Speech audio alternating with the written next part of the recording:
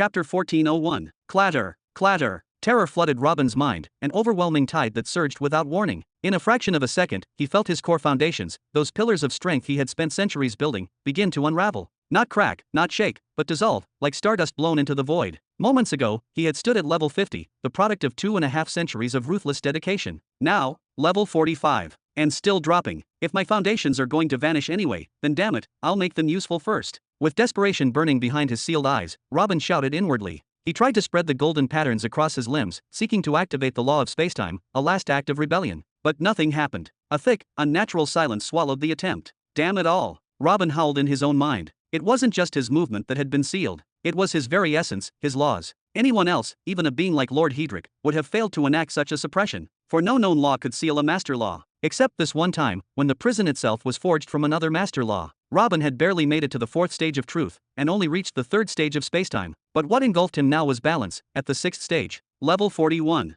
Level 37. Get. Robin's soul screamed in silence. Had he tried to scream aloud, his lungs would have imploded, not from agony, but from the pure weight of loss. This wasn't physical pain. This was erasure. The theft of hundreds of years of struggle, comprehension, and sacrifice, torn away like dried leaves in a cosmic storm. After his ascension, he had clawed his way from level 1 to level 44 over the course of 100 relentless years. He had ascended to the mid-belt still at level 44, and it had taken him another 160 years, battling against restrictions, against cosmic forces, against fate itself, to claw his way to level 50. Now all of it, was unraveling, as if time were undoing him. Level 18, level 15. With his soul backed into a corner, Robin reached out the only way he could. Nary, he cried inwardly. I need your help. I can't access the soul gates, so activate your gift. Anything to slow that cursed old man down. But, no answer. There was nothing but silence. Even the spiritual link that once bound him to Neri had been severed. The doors to his spiritual domain were sealed shut, locked from the inside and out. No thoughts in, no prayers out. Isolated, mute, powerless. And so, Robin exhaled, not with lungs, but with will. He crushed the rising panic, and simply let go. There was nothing more to be done. Not now. Not like this. With both his energy foundation and soul domain sealed, he was paralyzed in every conceivable sense. Even if he had been at full strength, would it have mattered? Could he, with all his powers in use, challenge a being like this? No. So then, what was left? Suicide? Some grand final act of defiance? No. His life was too valuable, too unique. It wasn't worth throwing away just to make a statement the universe would never hear. Level 3. Level 1. And then, nothing. A blank space. A sigh deeper than breath. A sigh born from the marrow of his soul. Robin's heart sank beneath the weight of despair. Even in his most brutal battles against Helen he had at least retained a thread of power. But now, even that had vanished. He was no longer a cultivator. He had become less than mortal. Good. The first step is complete. The blind elder's voice broke the air like a crack in glass. He drew in a slow, long breath, and the very air around him changed. It thickened. It compressed. It began to crystallize, as though reality itself were turning to diamond. His skinless muscles tightened. Strands of light danced along his body like angry comets. Now, we begin the second step, he said, his voice gaining force. To erase all remnants of the master law of truth from your body.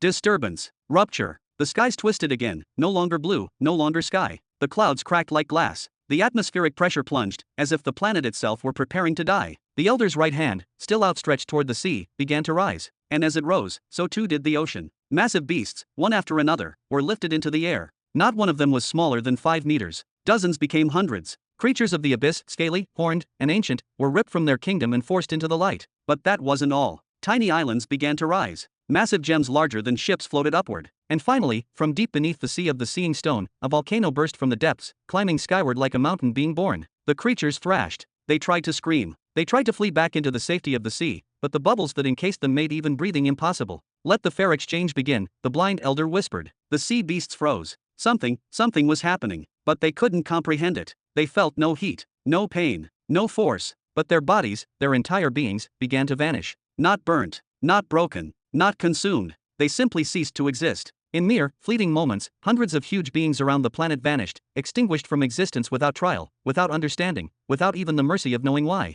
They did not know what crime they had committed, nor who had sentenced them, and they never would. The rising islands, the massive crystalline gems, the erupting volcanoes, and every arcane relic or mysterious structure pulled from the depths of the sea, all of it began to fade, dissolving like illusions at the edge of waking. One by one, they crumbled into nothingness. And soon, the skies were clear once more. Too clear. As if none of it had ever existed. And then, something changed inside Robin's bubble. Not a physical shift, not a breeze or tremor, but a cosmic violation, a bending of laws no mortal should ever feel. A sharp, blinding light ignited at the center of his abdomen, just below his navel. The glow didn't flicker like fire or shimmer like energy. It pulsed, steady and merciless, like a scalpel of divine will. Then it happened. Something so unthinkable, so wrong, that Robin's thoughts fractured. No, no, no, no. He felt the patterns of truth, those sacred golden runes that defined him, that labeled him as a wielder of a master law, begin to unravel. One by one, they faded from the walls of his energy-gathering center, their radiant shapes crumbling like ancient scripture under acid rain. These weren't just symbols. They were identity. They were proof. To lose them meant more than losing power.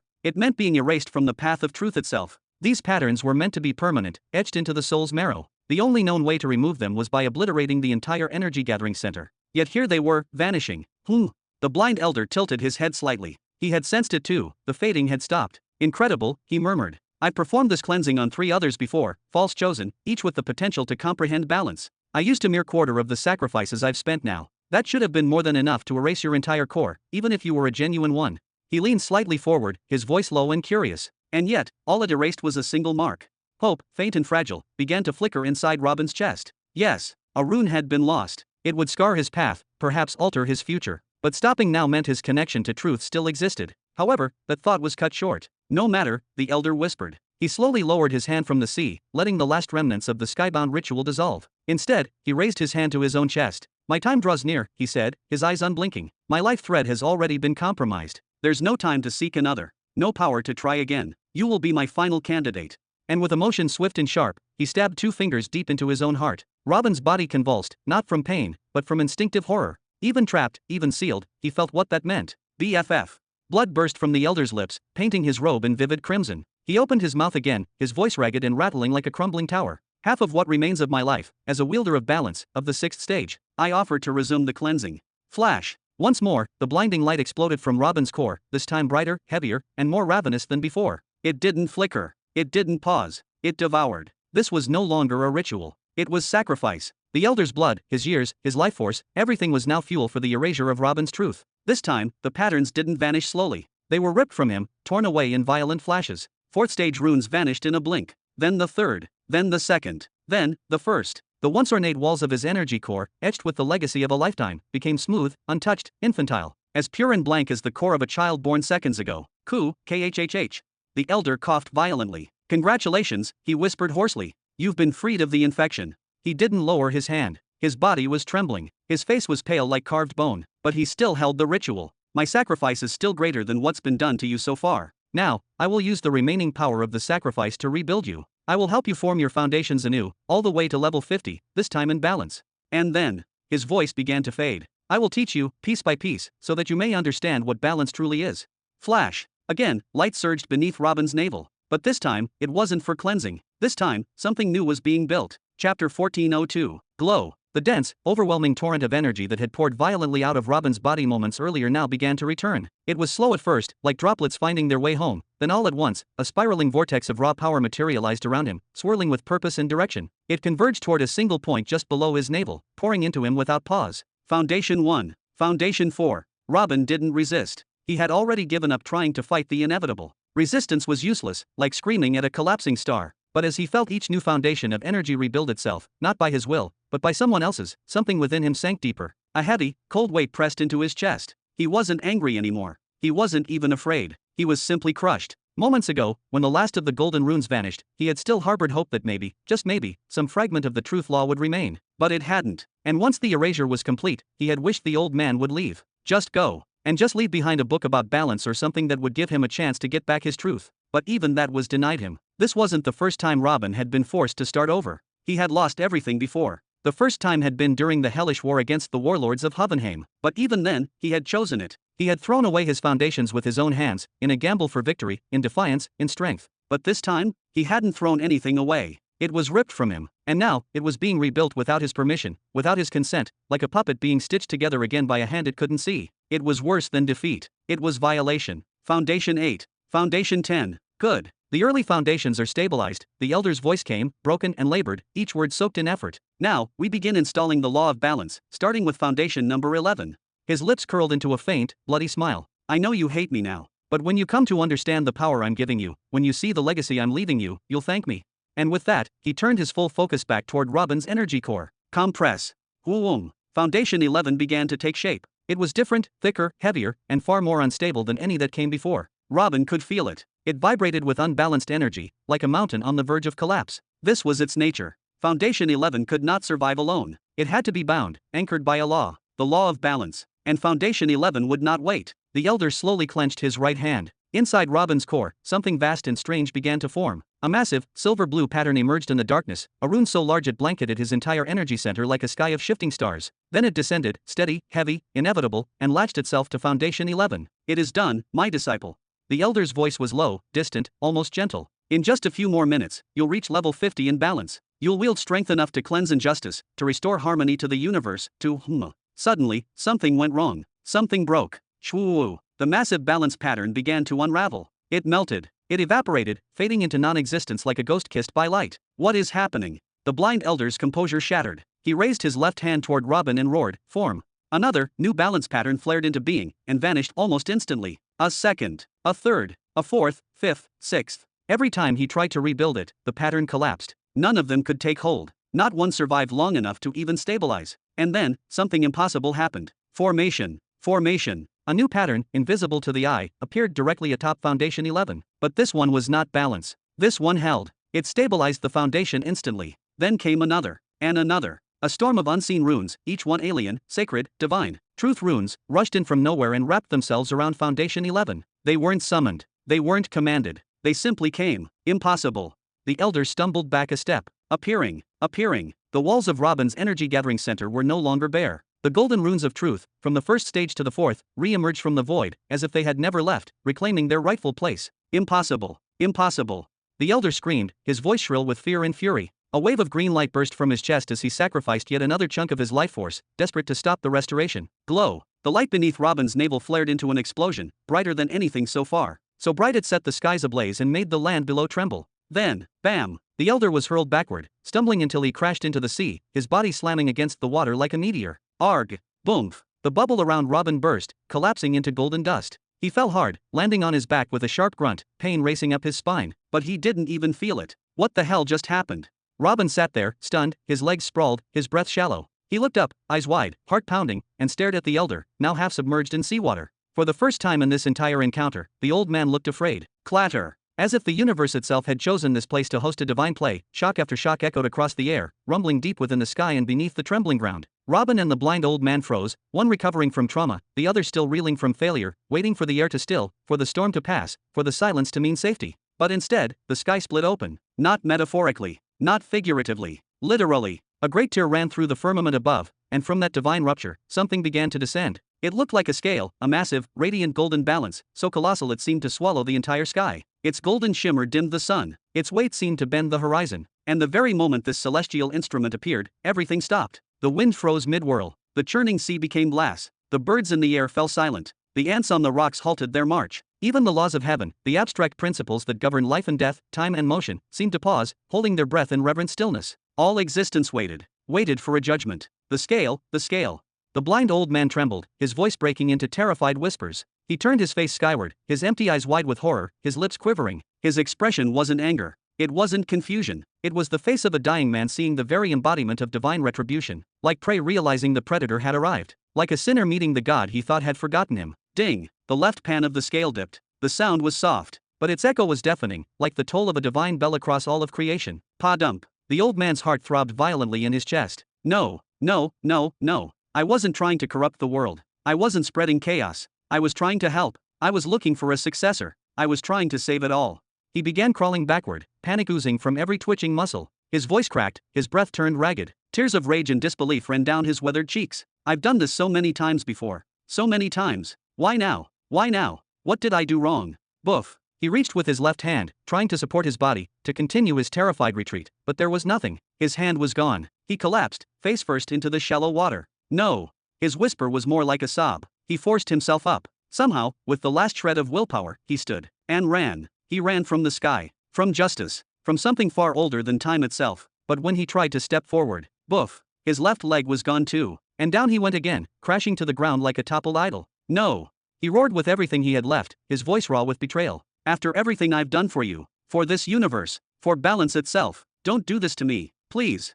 His body lay broken, his limbs severed, his strength abandoned him. He no longer tried to flee. Instead, he turned, dragging himself across the dirt, and lifted his face toward the heavens. Tears streamed down his face as he begged, "Please, no, don't do this. Don't end me like this."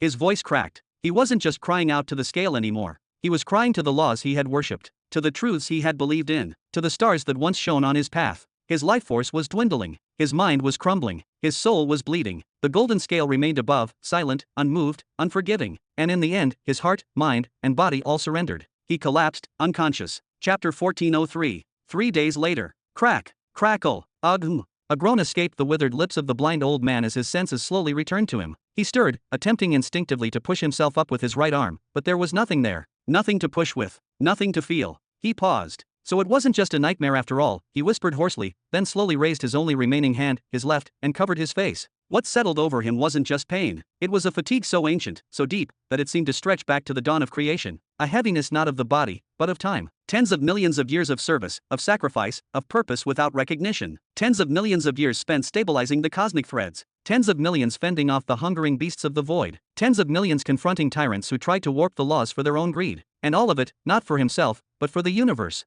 For harmony. For balance. And in the end, balance itself condemned him. What had gone wrong? He had offered half his remaining life, a sacrifice so vast it could split galaxies. This was half the life of the only user of the sixth stage master of balance to even exist, where each single day was equivalent to millions of years for almost everyone else. He had done everything correctly. He had ripped away the law of truth from Robin, utterly. At that moment, the boy had been left as pure as a newborn. Perhaps his green eye of truth would remain, just like the old man's did, but the essence of the truth law was gone. Or so he thought. It was only when he began to inscribe the patterns of balance into Robin's energy core that things fell apart. One after the other, his meticulously drawn patterns disappeared, as if the very world had rejected their presence. Then, the patterns of truth returned. Unbidden. Impossible. And before he could even speak a word, the golden scale descended from the sky, in silence, and judged him. It took his arm, then his leg, without warning, without mercy. Why? The law of balance had always been simple. If you sacrifice fairly, it accepts. If your intent is just, it remains silent. If your will is pure, it supports you. So why? Why did it feel, at that very moment, that truth itself had summoned balance? As if it whispered across the heavens, "Look what this man is doing to my chosen, deal with him." Crackle, crackle, The old man's senses sharpened. He heard that noise again, a soft, steady popping. The same noise that had pulled him out of unconsciousness. He extended his soul sense, weak but sharp, and his empty eyes widened. Ah!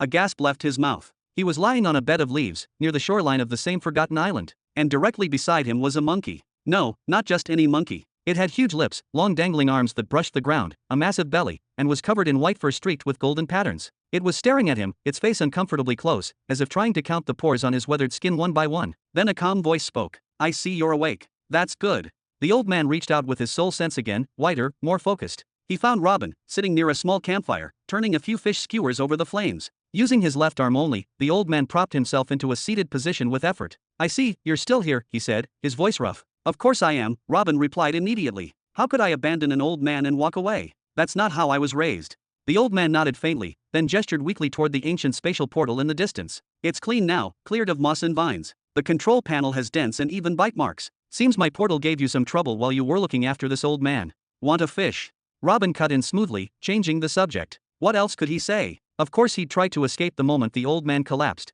But that portal, that cursed portal, refused to activate. There was nothing broken, nothing missing, it was simply locked. "I wouldn't mind a fish," the old man muttered, "but you'll have to remove the bones and spines. I've got no teeth left, as you can see." "Right away." Robin clapped his hands sharply, and from the waves emerged a white and gold crab, carrying a chunk of sea salt in its claws. Robin took the salt and began gently rubbing it across the grilled fish, smiling faintly. The old man blinked slowly. "This is the first time I've seen a soul master use their soul creatures in this way. Usually, soul creatures are summoned for battle, then returned to the domain to recover. But your creatures, they're different. That crab moves like it's alive. I can sense several landbound soul creatures roaming freely on this island, and others, airborne, circling the entire planet." He paused, confused. "They all feel independent, as if they're not just summons, but true life forms." Robin watched the crab skitter back into the sea to fetch more salt, then replied thoughtfully, Is there really a difference? I never really thought about it, to be honest." He looked down at the golden runes glowing faintly on his palm. "But maybe it's because my entire soul domain is only made of pure soul essence." "How did you manage to pull something like this off?" the old man asked without the slightest pause, his voice low but tinged with a curiosity that couldn't be masked. There was no doubt, he needed to understand. Soul essence. Only born from the capture and refinement of initial souls, souls that floated aimlessly through the vast, invisible currents of the world. These initial souls were so rare and elusive that even encountering one was an event worthy of record. That was the work of fortune, timing, and a spark of providence. Even soul masters who had honed their arts for millennia, masters with secret techniques passed down through blood and oaths, had no real control over them. At best, they could only increase the odds slightly, guiding their soul senses like fishing lines cast into the divine ocean. But even then, those odds were cruel. As a result, they still had to rely on the steady, ever-present flow of ordinary soul force. The difference between them was like the difference between thunder and a breeze. One shook the heavens, the other simply passed by. Normally, a soul domain with a capacity of 100,000 units would contain about 99,000 units of ordinary soul force, and maybe 1,000 units, if one was lucky, of soul essence. Even the elite among elites, with specialized techniques and affinity with soul currents, could only hope to reach a 20% ratio of soul essence to normal energy, and even that was seen as the mark of someone who had walked with dragons. Robin, however, had rewritten that balance entirely. It just so happens I created a decent technique to attract stray initial souls, he said, his tone casual, bordering on amused, as if he were talking about catching fish in a lazy river, not rewriting what most considered a universal norm. He turned his back to the old man, reaching down to adjust one of the roasting fish skewers. The firelight reflected off his focused eyes. Then I created another technique, one that allows me to retrofit and refine any point in my soul domain, converting it from ordinary soul force to pure soul essence. I repeated the process over and over, until I hit a 100% purity ratio in my domain. He paused, watching the flames, letting the silence emphasize the enormity of his words. Of course, I had some good luck along the way. My soul domain happens to have a rubber-like attribute, so absorbing and compressing energy is far more efficient. He offered all this information openly, not withholding much, at least not on the surface. He didn't bother mentioning the darker, almost forbidden nature of his soul-filling technique. No, that truth was better left buried, at least for now. Amazing. The old man breathed the word more than spoke it, shaking his head as if in awe or disbelief. He let out a long, weathered sigh, his voice cracking like an ancient scroll unraveling. Forget the master laws for a second. With a domain like that, you're already a prodigy among soul masters. Honestly, with proper time, your future would be limitless. Ha! Robin chuckled softly, still facing the fire. I'm not so sure about that. He grabbed the skewers by their edges, lifting two fish over the flames as heat shimmered in the air. Truth is, I'm not worried about limits. I'm worried I might not survive my current mission long enough to even reach the title of Royal Soul Master. Then, with a casual pace, he turned and approached the old man, his grin widening just slightly as he walked. Once close, he extended one of the roasted fish skewers, a particularly ugly-looking one, deformed, bloated, and charred in odd angles. Here you go. Sea dung fish. Boneless, spineless, morally questionable, and probably cursed. The old man blinked slowly, baffled by how hideous the fish looked. His lips parted to say something, but instead he looked up at Robin's face, seeing the flicker of amusement dancing in his eyes. You're still mad at me, aren't you? If you don't want it, I'll take it back, Robin replied flatly, holding out his hand again like a merchant retrieving unwanted goods. No, it's fine. The old man pulled his hand back quickly and took a hearty bite, the hot meat hissing between his toothless mouth. Truth was, he needed it. His body had been pushed to the edge of death. He'd sacrificed half his remaining life force, then another quarter trying to force the balance runes to stick. His condition was worse than he'd care to admit. Who knew when, or if, he'd ever have the strength to cook for himself again? By the way, he muttered between chews, trying not to choke on the fish bones he prayed weren't there. Robin responded absently, still struggling to take a bite of his own burning hot meal, blowing on it with mild frustration. The old man raised a weakened hand, gesturing vaguely right next to his face where a strange white and gold monkey was crouched, scratching its oversized belly and staring at them both with an unsettling intensity. Is that monkey going to be staying around for much longer? Chapter 1404. Will that monkey be sticking around for much longer? You mean Momo? Robin asked with a faint smirk, as though the answer should be obvious. You should be thankful he's here. Back when he was alive, he was a silent assassin. Now that he's a soul creature, his role has shifted. He's become a specialist in monitoring vital functions. If something had gone wrong with you, if your heart had stopped, if your energy collapsed, he would have alerted me immediately. I'd have come running. Robin waved his hand behind the bloated belly monkey. A white portal, glowing faintly with golden outlines, shimmered into existence behind it. The monkey took one step backward, eyes still locked on the old man with a steady, unreadable stare. Then another step, and vanished into the portal. Everything, the monkey's coloring, the portal's shimmering hue, was part of Robin's customized soul attire, rented through the Soul Society. He'd chosen a color scheme he liked, and applied it across all his soul manifestations, from gates to creatures. It monitors me to help, or to cheer if I finally drop dead, the old man muttered with a wry smile before biting into the fish again, the meat flaking easily despite its odd appearance. Don't phrase it like that, Robin replied, exhaling slowly. If you died, I'd be stranded here. Who else is going to get me off this absurd, sea-locked planet? He poked the fire with a stick and continued speaking, half to himself. I scanned the entire place, air, sea, energy lines. I didn't find a single beast taller than 3 meters. Not a single other island. Just water. Water for miles in every direction. But I did find signs of giant landmasses torn away. Chunks of earth the size of continents, just gone. Clearly, you were performing those sacrificial rituals long before I ever showed up. Then, with a light flick of his wrist, a cluster of ancient-looking spatial rings floated into view. As for this lone island, all I found were a few dried skeletons, clutching these rings. I assumed they weren't of any value to you anymore, so I took them. I hope you don't mind. He gave a short laugh and dismissed the rings with a gesture, placing them back into storage. With another bite, he continued, his mouth half full, voice a little more amused now. But I have to say, your taste in disciples? Impeccable. The wealth I found inside those rings, techniques, artifacts, treasures, suggests they were all powerful figures. Some must have been clan leaders or martial masters. I even found 3 planetary grade tools in the hall. The old man went still, then finally spoke. Each one I chose had a mind sharp enough to decipher the trials, to link the tests with the law of balance. They were all geniuses, born to merchants, nobles, warlords, kings. But in the end, none of them were destined to inherit balance. No matter how brilliant, no matter how noble, no matter how many levels I helped them with, not a single one was good enough to really handle it. His voice drifted. His eyes seemed tired. In any case, I have no use for that kind of wealth anymore. Keep it. It's yours. Thanks, Robin said without much warmth. But don't think this makes us even. I just picked up a few leftovers from your backyard. He pointed his skewer toward the old man, tone shifting. Speaking of which, what exactly happened back there?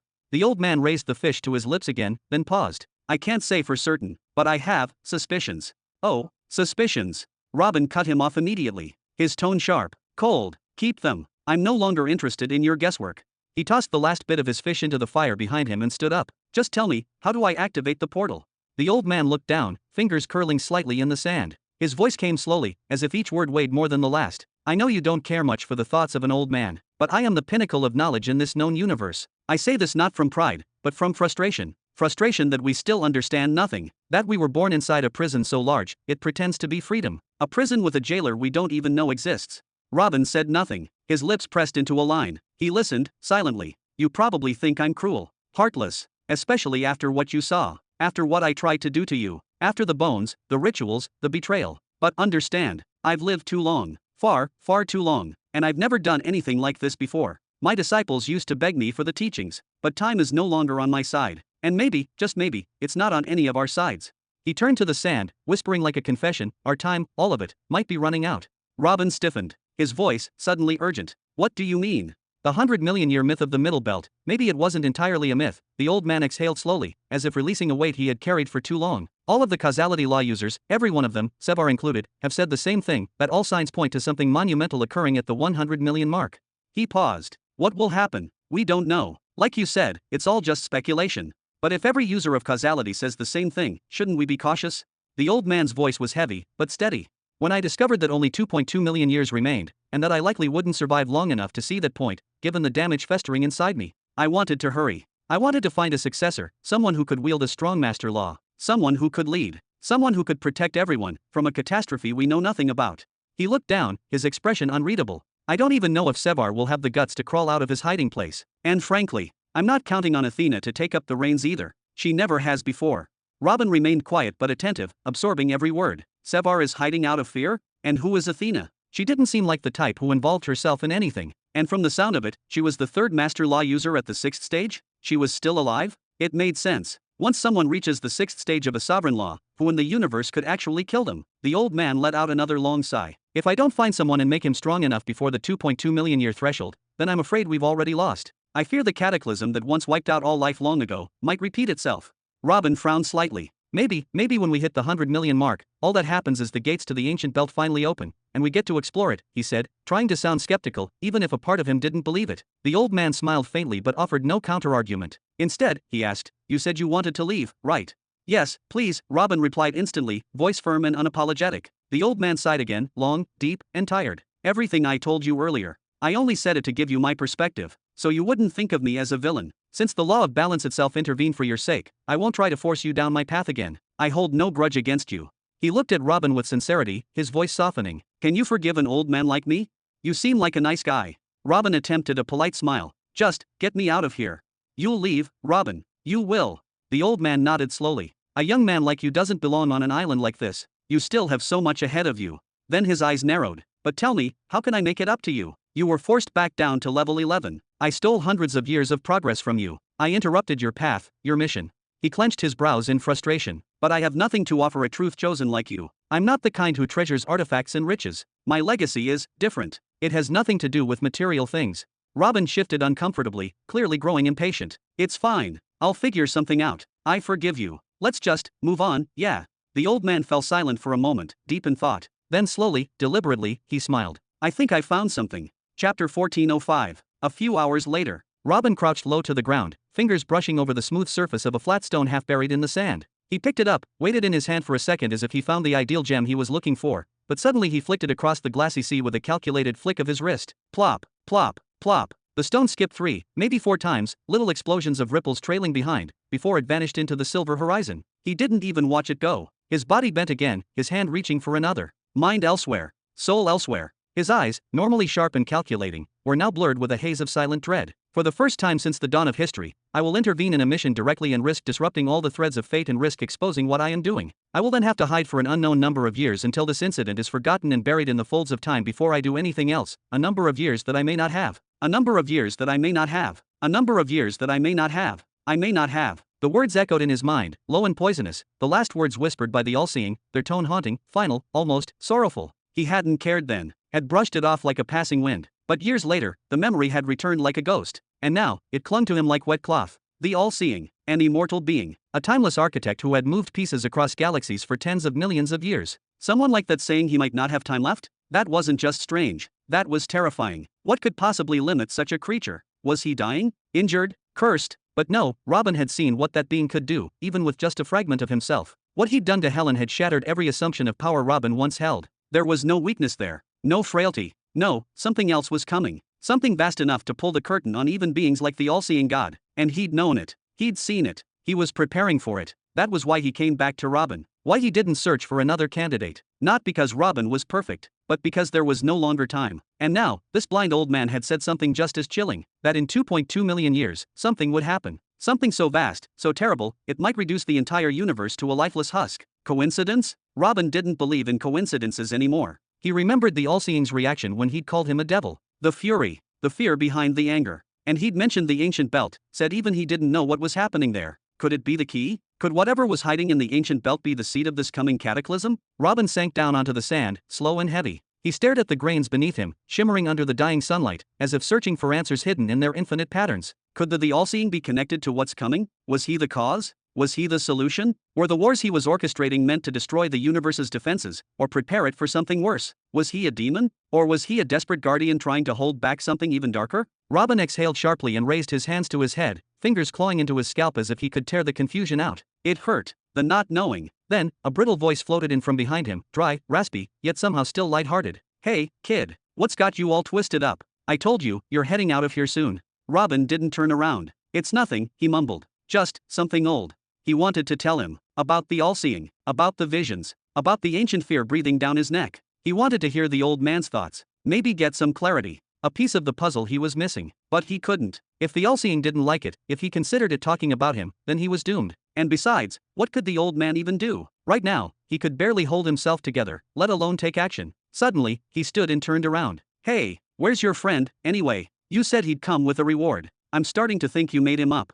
The old man sat with difficulty a short distance away, half buried in shadow, the tide licking at the sand behind him. He smiled faintly. Patience. You'll like your reward. Trust me. Robin narrowed his eyes at him, squinting as if trying to read something behind the old man's expression. Then his lips curled into a crooked smile. Tell you what, keep your damn reward. Just put me under your protection for a few thousand years. That'd be more useful. The old man didn't answer at first. He pretended to look down, slowly, tracing the outline of his withered frame. Then, with a soft exhale, he raised his head again and met Robin's gaze. I thought I was the blind one. His voice was quiet, almost a whisper. His body looked worse than ever. Skin stretched thin over jutting bones. One arm gone, one leg missing. His presence once radiated like a star, now it was barely a flicker. He was a man waiting to die. Do you want me to heal you? Robin asked suddenly, his voice low and genuine. Unlike Sevar and Athena, this person may be the only hope for facing the coming danger, but it doesn't look like he'll live to see that day. He may not even live to see tomorrow. No need to exhaust yourself, the old man murmured with a tired shake of his head. Direct transactions made through the master law of balance cannot be reversed. Once balance itself takes something, my limbs, my life force, it becomes law. Set in stone. Do you honestly believe that a law from the fundamental path of life, or even the path of living bodies, could undo what balance decreed? He paused, breathing slowly, as if every word cost him years. Perhaps, a long time ago, I would have tried calling on someone who wielded the master law of creation, but no such wielder has appeared in what feels like eternity, and I don't believe one will emerge in the scraps of time I have left. My fate is sealed. The matter is closed. Robin glanced back toward the sea, the golden light of dusk brushing across his face. Should he say it? Should he tell him? No. The old man might look fragile and worn now, like a candle in its final flickers, but he was still the same being who had nearly ripped the law of truth from his soul. The same man who had smiled while the patterns of Robin's existence were rewritten against his will. And as for the law of creation,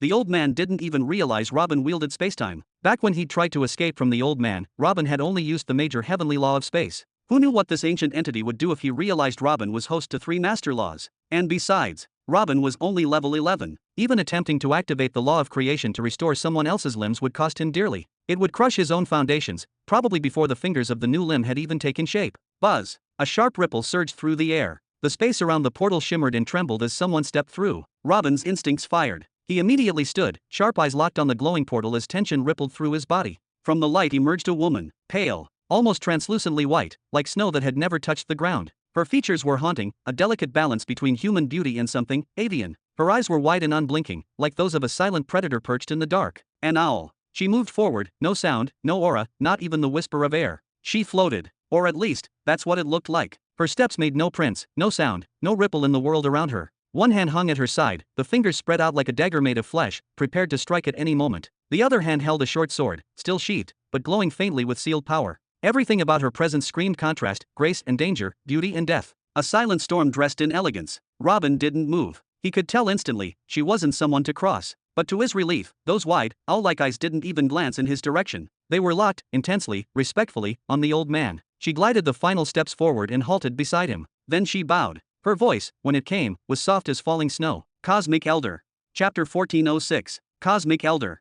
The newcomer bowed with unmistakable sincerity, both of her large eyes closing as she placed her free hand, graceful and precise, over her chest in a formal gesture of respect. The silence that followed was reverent, as if the world itself had paused to acknowledge the weight of her words. Aldera, you look well, the old man said, a ghost of a crooked smile creeping onto his worn, withered face. I haven't seen you since you were just a child. If I remember correctly, it was just before you took command of the Stellar Academy, wasn't it? I am well, Aldera replied, her voice calm and level, and the Academy continues to thrive under your blessings and divine protection, Cosmic Elder.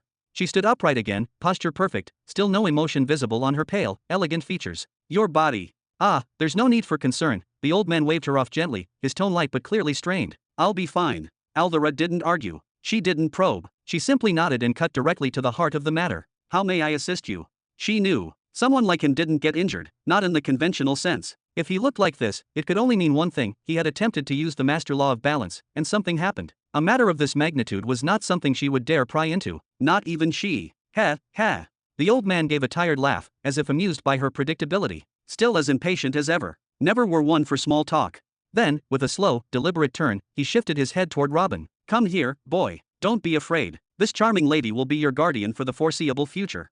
Guardian. Robin stepped closer, confused and clearly displeased by the choice of words. His brows furrowed tightly. The term didn't sit right with him. Who is he? Aldera finally looked at Robin, just once, a brief glance, but it was sharp enough to pierce through stone. Her large owl-like eyes narrowed slightly, then returned to the old man. Oh, let me introduce you two properly. The elder gestured to Robin with his one remaining hand. This is Robin Burton, a 4th stage truth chosen, though you probably know him by the title human. Then he turned to Robin and gestured toward the woman. This is Aldera, the current headmistress of Dawn Light Stellar Academy. She is the sole known wielder of the 7th stage of the fundamental law of repetition, and therefore, a monarch. Human. Aldera's expression shifted for the first time, only slightly, but enough to show that she was caught off guard. There wasn't a soul in the galaxy, not one with functioning senses, who hadn't heard the name. Human was already one of the most prolific truth holders in the history of recorded law. He'd only emerged a century and a half ago, and yet already, his name was spoken with reverence. He was the first being in millions of years to create a 5th stage martial art, and one with dual fundamental laws at that. Though he had yet to forge something of the 6th stage, the world had already hailed him as the next great truth chosen. Monarch of a fundamental law. Robin's jaw dropped. His eyes widened with disbelief. He knew that users of 7th stage laws were rare, but he also knew that those who ruled such laws were given different titles that signified just how unique their mastery was. There were 3. 1. Guardian, a title for any being who had reached the 7th stage in any law, whether it was a complementary, essential, or fundamental path, and whether it was a major or minor one. When someone was called a guardian of a law, it meant there were others who had also reached the 7th stage of that same law. For example, there were officially 3 guardians of the major fire law, each ruling over a different region of space. 2. Monarch, this was reserved for the only person in existence to reach the 7th stage in a given law. To be called a monarch of a law meant that no one else on record had matched their level. It wasn't just mastery, it was singularity. If Aldera was the monarch of repetition, then that law belonged to her alone. History was filled with bloodshed and conflict, guardians killing each other for the right to be named monarch. To be a monarch of a major fundamental law was one of the highest honors in existence. This was the pinnacle of individual power. 3. Behemoth, the rarest and most exalted of all, and the one with the most strict description. A being must have a monopoly over the seventh stage of a fundamental major heavenly law, and he must forge an artificial galaxy and unite an entire sector under their banner. So if a guardian of the fire law did something great like getting an artificial galaxy and unifying the sector, his title would remain a guardian. He would never rise to the status of a behemoth if he doesn't himself use the seventh stage of a fundamental major heavenly law. A behemoth wasn't just powerful on an individual level. They wielded military and economic might so overwhelming, they could crush entire factions without ever lifting a finger. They were powerful enough to elevate their children, their closest disciples, into becoming guardians or even monarchs themselves, though naturally, such disciples and children would master different laws, usually minor laws or unrelated ones, so as to not challenge the behemoth's dominion. To be at odds with a behemoth wasn't just a personal feud with someone who had mastered a major fundamental law to the seventh stage. It meant becoming the enemy of a colossal military-industrial conglomerate, one capable of obliterating you without their leaders so much as glancing your way. So when the old man referred to Aldera as a monarch of a major fundamental law, it meant she was, in theory, on the same level of personal strength as beings like Intiras or Zavaros. The difference? They ruled artificial galaxies. She didn't. She held no sector. And yet, being the headmistress of a stellar academy was a monumental title on its own. Even if she faced Intiras or Zavaros, she would still talk with her head held high. Robin and Aldera stared at each other for several long seconds. Each was analyzing the other. Each was weighing what this moment meant. "It's a pleasure to meet you." They both nodded in perfect synchrony. "Ha, ha." The old man smiled as he saw the mutual acknowledgement, then turned toward Aldera, his voice weak but firm. "My dear girl, I owe this boy a debt. I crossed a line and hurt him. I want to make it right. Will you help me do that?" At once, Cosmic Elder. "Tell me how." For the first time, Aldera turned her gaze fully toward him again. "This boy." The old man gestured toward Robin. "He said he wishes to become a royal soulmaster. Help make that wish a reality. Consider it done." Aldera didn't hesitate for even a breath. Had he asked her to relinquish her position, she would have done it without question. Then, turning to Robin, the old man gave his final instruction. "Go. Use the libraries of the academy for as long as you need, as long as you wish. Learn everything, and when you are ready to leave, leave. No one will stop you. That is my promise." Then, with a final, crooked smile, he asked, "Are you satisfied?" "Completely." Robin beamed. A grin spread across his face. An entire ocean of knowledge awaited him. How could he not be thrilled? The old man gave a final nod, his frail body sinking back down. He gestured toward the golden-rimmed gateway. "Go now. I need to rest for a while." Aldera bowed deeply once more, then turned, her silent footsteps gliding toward the portal. "Come." Robin took one last look at the old man, eyes filled with quiet gratitude. Then, with a wave of his hand, he opened multiple soul gates, summoning back all his soul creatures. With quick steps, he jogged toward Aldera. "I'm coming." Chapter 1407. Buzz. "We pay our respects to His Majesty the Monarch. We salute the honorable head of the Academy."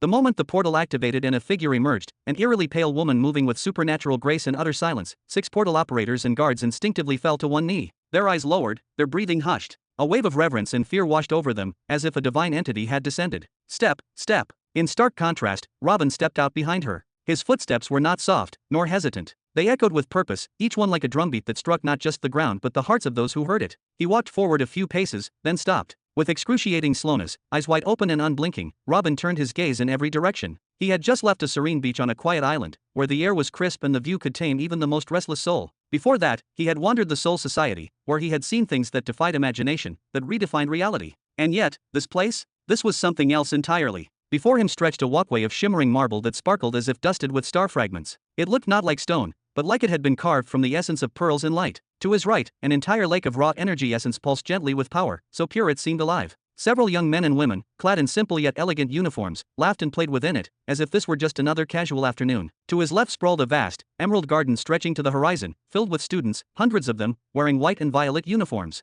But it was not just their clothing that stood out. The students themselves were a mosaic of diversity, featuring different races, skin tones, body shapes, and even different auras. It was rare to see even two who looked remotely alike. And they were not idle. Some were reading ancient tomes, others painting mystical symbols in the air, and some sparring in hand-to-hand combat so fierce it shook the grass beneath them. Ahead of them all stood several majestic buildings, each a sprawling architectural marvel. They were only a single story tall, yet so wide and beautifully crafted they could have easily served as the throne halls of emperors. Each one had its own distinct style. One was of glistening obsidian, another of twisting crystal towers, and a third blooming with vibrant vines that sparkled like stardust. Between these buildings danced small grass-like creatures, spirit birds, and fantastical beasts. They moved freely, as if they were part of the academy itself. Joyful, harmless, yet brimming with energy. And then, Robin blinked. Was that a rabbit? Yes. A white rabbit sprinting upright on its hind legs, holding a glass of juice, politely delivering it to a seated student. Robin let out a small laugh, shaking his head. Even the wildlife here had a purpose, a role to play in nurturing these students. What kind of place was this? He finally tilted his head upward, and his breath caught. Above him were not just stars or clouds.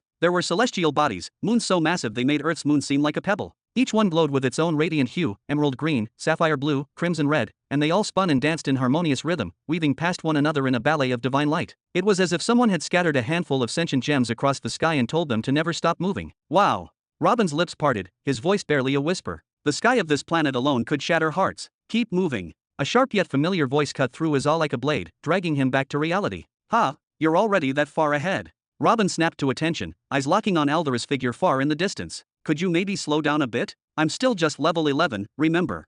Only after he began jogging to catch up did the portal guards dare to raise their eyes, curiosity burning in their chests. They tried to get a glimpse of this rare guest who had arrived alongside their supreme lady, something almost never seen. How are you only level 11? Aren't you a 4th stage law wielder? Aldera asked without inflection, but a trace of disbelief leaked through her typically emotionless face. I was a martial emperor, but the cosmic elder had a different opinion. Robin sighed deeply as he finally reached her side. That's why I'm here, I suppose.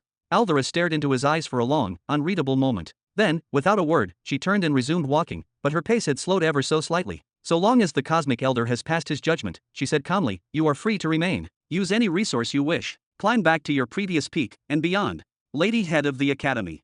Your Majesty. As they walked through the academy grounds, the students began to notice. One by one, they paused their activities, their eyes widening as they recognized the woman in violet robes. Books were closed, fists unclenched, and conversations silenced as all of them bowed deeply in unison, their voices trembling with respect. Robin noticed that they were not just bowing to her. They were all looking at him, confused, curious, and whispering silently to one another. Thank you for your generosity, Monarch Aldera, Robin said, slightly breathless as he tried to match her steady, commanding pace. You seem to have quite a deep connection with the cosmic elder. Was he perhaps your master in the past, or someone you served under?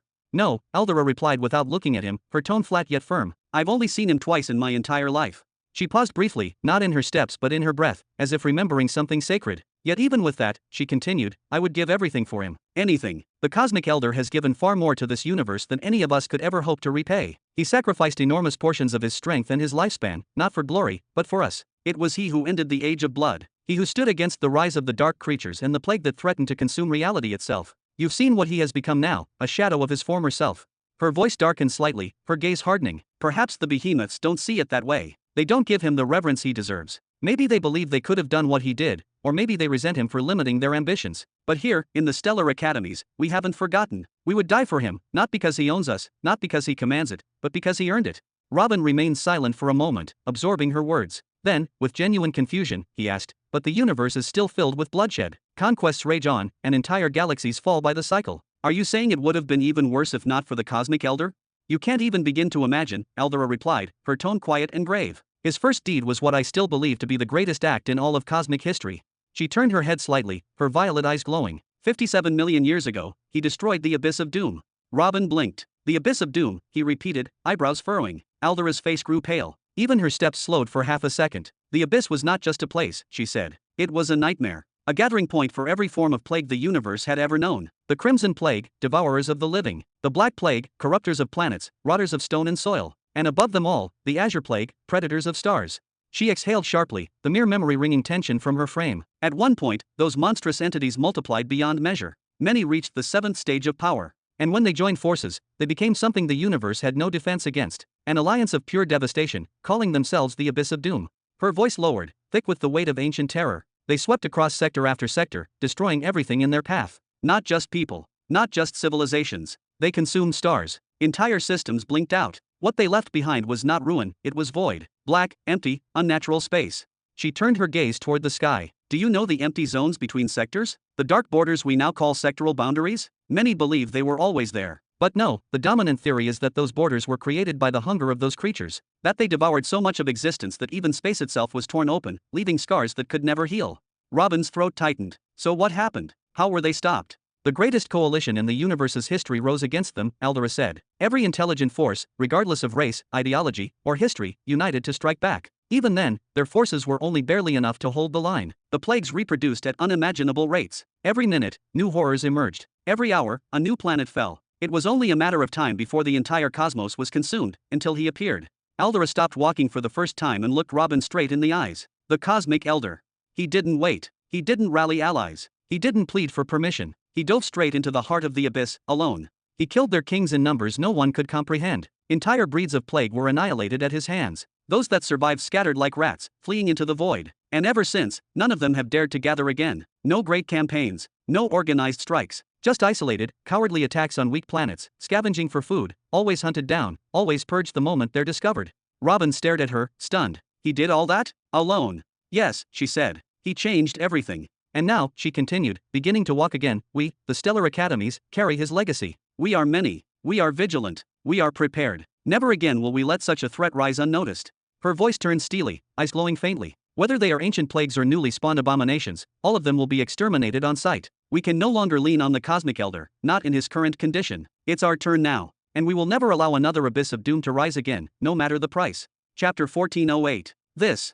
Robin's eye began to twitch slightly, a subtle tremor forming in his gaze. Such events truly took place in the universe's ancient past? He had spent countless hours, years even, digging through knowledge in the Soul Society. He had paid dearly in time, effort, and coin, especially in the domain of plagues, their types, their evolution, and the infamous cleansing wars between plague creatures and the Stellar Academies. Yet despite all that, not once did he encounter even a whisper of something called the Abyss of Doom. No, not once did he encounter something even close to a war of that magnitude. How could something so cataclysmic, a war that split the cosmos in two, simply vanish from history? There could only be one explanation, the Cosmic Elder himself. He must have erased it. Not from spite, but from purpose. To prevent mass panic, to stop fear from spreading like wildfire across the stars, or maybe, just maybe, to hide his own identity, or something even deeper and older than that. According to Aldera, some of the Plague Kings, monsters at the 7th stage, still existed. They didn't die. They hid. And they were out there now, in the cold, quiet darkness of the cosmos, waiting for him to die. It all made sense now. No wonder Helen and Renara panicked when plague creatures appeared. No wonder the academies declared such unyielding war upon them. No wonder their hatred was laced with ancient terror. The Stellar Academies weren't just reacting. They were remembering. They were afraid. Any planet that becomes food for the plague isn't just a victim, it's a breeding ground. A cradle where future kings may evolve, where future monarchs may rule. Then how many are there now? How many more would have been born if the plague had been allowed to grow unchecked, if the academies hadn't hunted them down, confined them, purged them with fire and fury and sacrifice? Robin shuddered. Even he, a man who had tamed and commanded legions of plague creatures under his control, had to admit it. This siege must never stop. Perhaps, without it, the stars themselves would have been consumed by now. It's reassuring, Robin forced the words out, stretching a thin, uneasy smile across his face. It's clear now just how revered the Cosmic Elder truly is. And still, the fact that he summoned you personally, and not someone else, that says something. You must hold a special place in his regard, Monarch. Aldera didn't even blink. She continued walking, her posture as disciplined and perfect as ever. That's not correct, she said. The Cosmic Elder likely summoned me simply because I happen to be the head of the largest and most capable academy in this sector. If he were at one of his other sanctuaries, on another planet in another sector, he would have summoned the master of that region instead.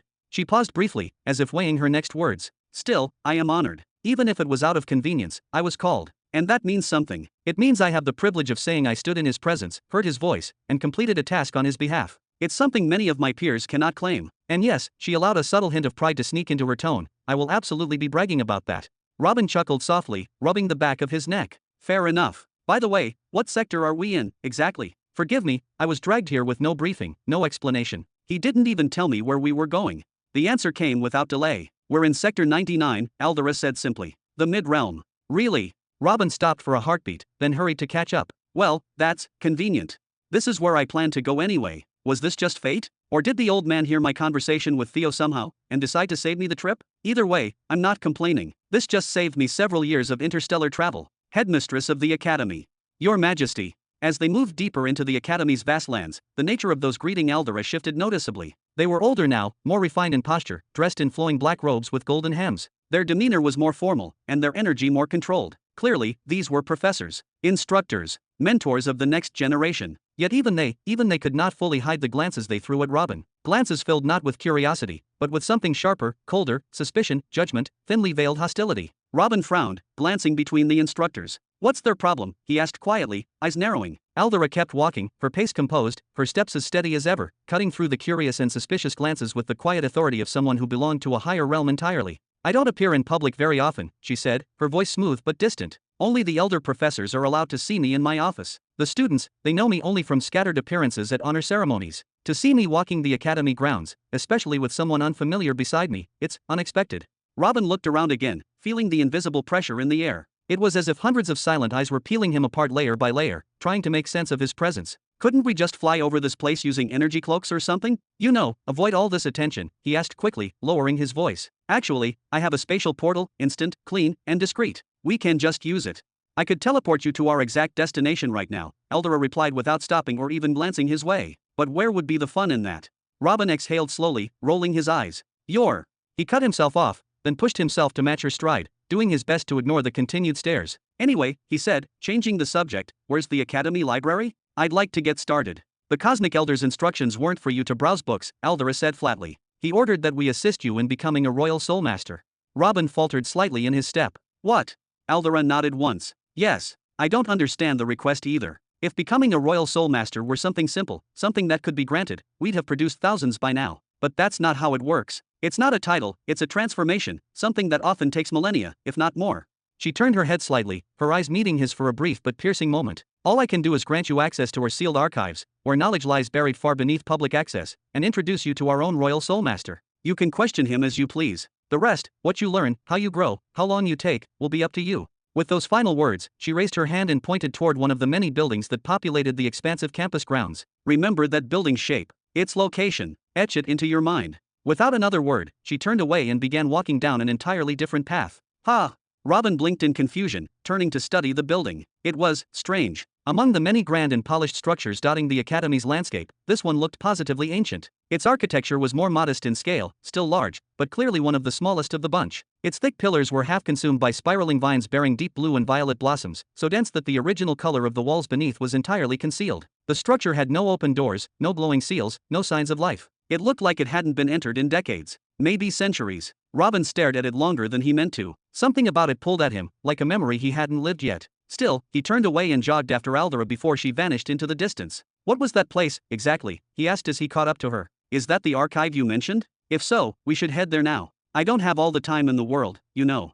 That, Eldora said, glancing back briefly. That's a teaching hall. She adjusted her pace as she spoke, the folds of her royal cloak trailing behind her like drifting starlight. All of our professors are intellectual titans, geniuses beyond compare in their respective fields. Each of them holds immense prestige within this sector and beyond. Inside the academy, their word is law. Outside it, they are feared and revered alike. Even if their students are the children of sovereigns or overlords, they must bow their heads before their teachers. She gestured to the various other single-story structures spaced across the campus. Each one of those halls belongs to a specific professor. Personalized, sacred. Professors don't go to students. Students come to them. The halls operate on the professor's schedule. Lecture dates, topics, everything is dictated by the master of the hall. It's a system built on respect and earned authority. There was a quiet pride in her voice now, the faintest smile teasing at her lips. Robin gave a few small nods. That's pretty impressive, he said, throwing one last glance over his shoulder at the vine-covered hall. But what's that got to do with me? You'll need to remember where your own hall is, obviously. Robin turned sharply toward her, confused, then froze in place. A rare, almost imperceptible smile appeared on Eldora's face. It was the kind of smile that didn't come from amusement, but from the quiet satisfaction of delivering a surprise blow. Because as of today, she said gently, you are officially a professor of the Academy. Chapter 1409. A professor at the Dawnlight Stellar Academy, the most powerful independent force in Sector 99. Not bad, wouldn't you say? Eldora continued walking without pause, her voice as composed as ever. As for your specialty, you are free to choose whatever field you prefer. Ha! Robin's face was overtaken by sheer disbelief. Wait, what? Is there some kind of misunderstanding going on here? Who said I wanted to be a professor, or that I even have time for something like this? The Cosmic Elder's request is an order to me, Eldora replied coolly. But very few people in this academy are even aware of his existence, let alone his involvement. You, a complete stranger, suddenly seen walking beside me, entering restricted buildings, meeting with a Royal Soulmaster, it would raise far too many questions. She gave him a faint, knowing smile, one that barely tugged at the corners of her lips. The only reasonable cover is to make you a professor. That way, I can personally authorize your presence and handle any special treatment you receive. Robin blinked a few times, stunned. She was serious. No need to worry, Eldora added. Being a professor here is hardly demanding. All of our instructors have personal lives and ongoing research of their own. You will fit right in. I still don't get it, Robin muttered, furrowing his brow. She is the head of the academy. Can she not just bend the rules? Fine, but don't expect too much from me. One lecture, she said, raising one elegant finger. Just one, whenever you find the time. That will suffice. She entered a particularly ornate building, its entrance engraved with luminous runes that shimmered faintly as she passed. Come, I will introduce you to your guide. From now on, he will assist you around the academy. Robin arched a brow. What about you? Don't be greedy, Aldera replied smoothly, still walking. This conversation we are having right now? It is the longest I have had with anyone in thousands of years. I have more important things to attend to. I hope you understand. Oh, I feel very honored, Robin muttered under his breath, attempting a smirk, but his lips barely moved. This woman, she is only giving me this attention because of the Cosmic Elder. The moment she leaves, I will just be another level 11 outsider surrounded by people who don't even believe he exists. Still, at least being labeled a professor might afford him some protection, and maybe even some status. We have arrived, Aldera finally said. She placed her hand on a modest wooden door. The moment her palm touched it, a cascade of glowing runes surged across its surface like living veins of light. Then, click, the door opened with a soft, resonant hum. This is the library. This. Robin raised a skeptical eyebrow. It looks a bit small for a library. He didn't finish the sentence. His words got caught in his throat the moment the door creaked fully open. Before him lay an entirely different world, a world made of books. Endless rows of bookshelves, each extending farther than the eye could see, stretched out like cosmic rivers of knowledge. Hallways beside hallways, all varying in width and impossible height, spiraled into the horizon and beyond. Robin instinctively looked up and froze. The shelves rose so high they vanished into the sky itself. He could see clouds drifting lazily between towers of books. He turned his head to the left, then to the right, no visible end. Just corridors of knowledge, each more massive than the last. It was like standing in the heart of a living galaxy made entirely of wisdom. Incredible, Robin whispered. Is this the knowledge the Dawnlight Stellar Academy has accumulated over the years? Aldera stepped in beside him, her voice calm and reverent. Not exactly. While the Academy has contributed significantly over the millennia, this collection spans far beyond us. It includes knowledge gathered from all living races, collected over tens of millions of years. Anything deemed valuable, we copy it, preserve it, and store it here. She gestured toward the infinite halls. Here, you don't search for books. You imagine. Let your mind wander. Release the deepest, wildest corners of your imagination. Whatever you seek, there is a good chance you will find it. Robin didn't respond. He had already wandered a few steps into the nearest corridor, completely entranced. His hand hovered over the aged leather spines of a few thick volumes. His eyes scanned titles like a starving man at a banquet. There was hunger in his gaze, pure, undiluted intellectual hunger. Aldera watched him for a few seconds, and for the briefest moment, a soft, barely noticeable smile graced her lips. Then she called out, Valtar. At your command, Monarch Aldera. The reply came instantly, as though the voice had been eagerly awaiting the moment its name would be called. Whoosh! A shadow suddenly appeared before Aldera, swift and silent. It looked like a young man, no older than 20, with wild, untamed hair and large, bright eyes. He wore no clothing, but his body, sleek, metallic gray, was completely covered in intricate blue and black engravings, pulsing faintly with energy. Anyone who looked closely would realize immediately that he wasn't made of flesh. He was entirely crafted from metal. Robin's attention snapped away from the books he had been exploring. His entire focus shifted toward the newcomer. Taking a few curious steps forward, he began inspecting him with the keen eyes of a master craftsman. Incredible, what magnificent craftsmanship. Oh, are you part of a spatial array system? The true beginning empire hasn't even come close to this level of technological refinement. Who is this individual, Monarch? The mechanical voice asked. It was Valtar, his tone synthetic, but unmistakably sentient. This is Professor Robin, Aldera replied flatly. From this moment forward, he has full unrestricted access to the entire library. The entire library. Valtar echoed in surprise. But nearly 80% of the archive requires specific clearances. Each section is sealed with its own level of authorization. All of it, Aldera repeated, her tone unyielding. She followed the words with a single nod to confirm. He is not to request permission from administration. He may access any book, any wing, at any time. You are to assist him fully whenever he arrives. Valtar turned his shimmering gaze toward Robin, who, at that very moment, was leaning forward and inspecting the underside of Valtar's arm like a child discovering a new toy. Understood, Valtar said after a pause. Aldera's eyes shifted across the vast library. Where is Shad Dad? He is here, yes. He's currently in the middle of aisle 459, Monarch, Valtar replied promptly. Would you like me to summon him?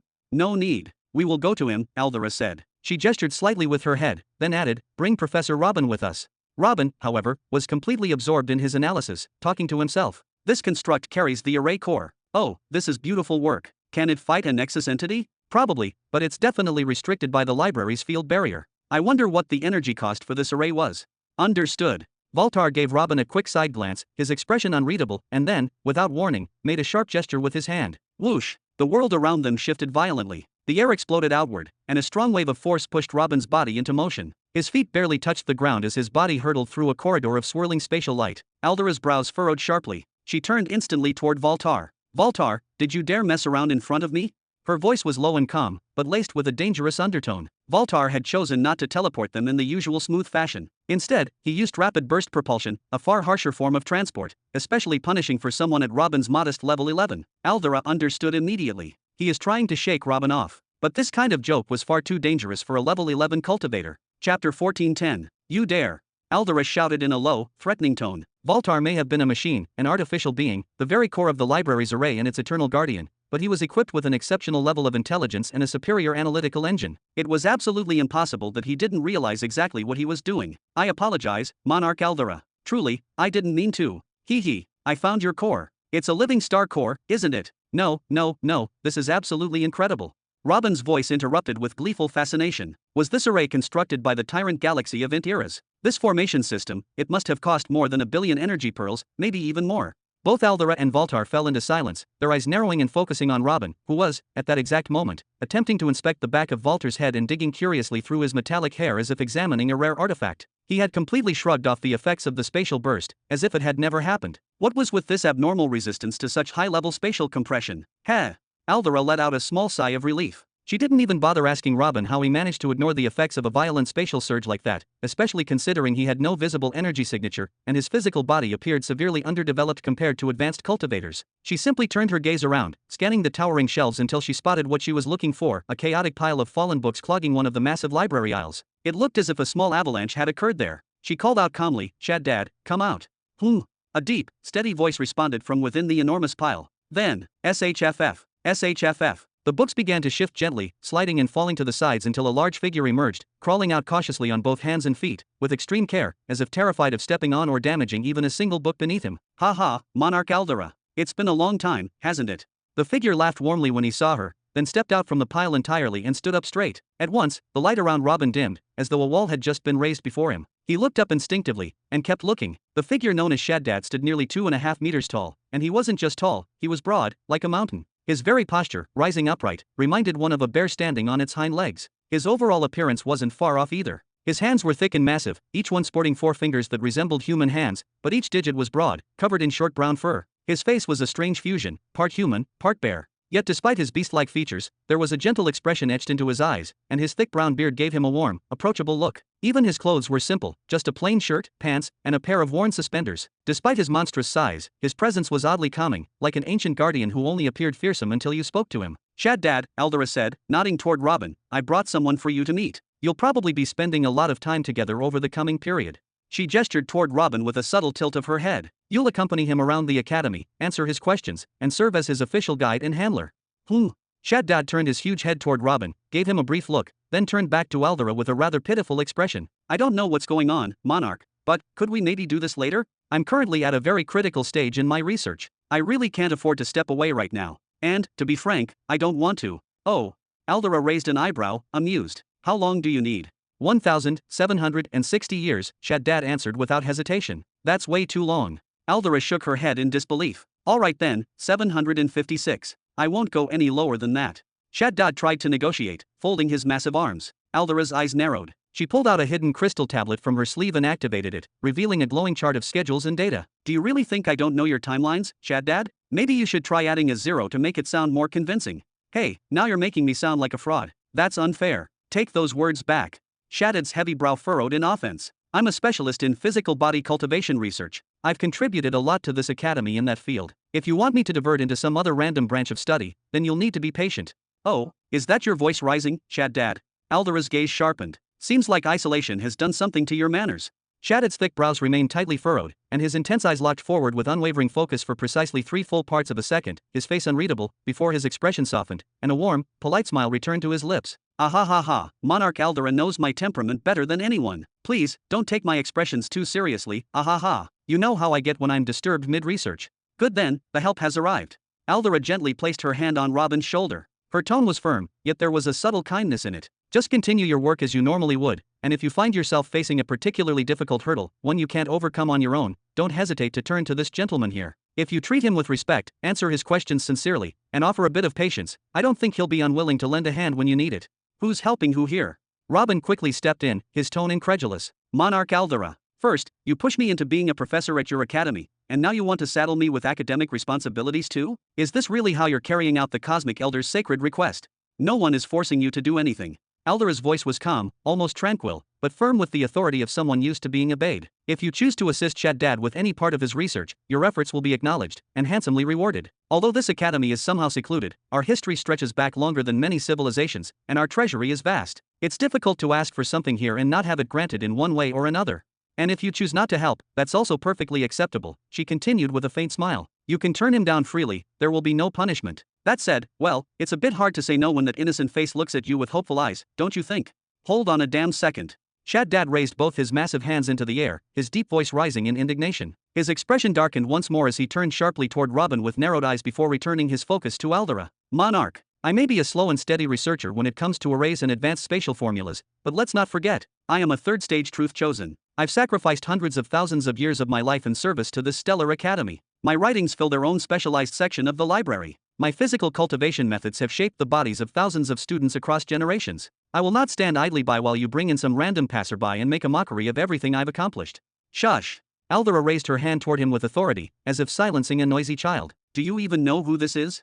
Still boiling with indignation, the massive bear-like scholar growled, who could he possibly be to help me? Ha! Human! Yes! Instant silence. The beast's anger was extinguished in an instant. His face turned from fierce indignation to pure confusion, then shifted once more to frustration. You didn't have to hold on to the example so literally, he muttered gruffly, looking aside. An explanation or even a warning would have sufficed. Aldera sighed softly, rubbing her temple. He is human, you oversized fool. He's the very same one you've spent the last 100 years glorifying, singing his praises to every visitor and student. And the very first thing you do when you finally meet him is scream in his face. Chapter 14:11. You dare.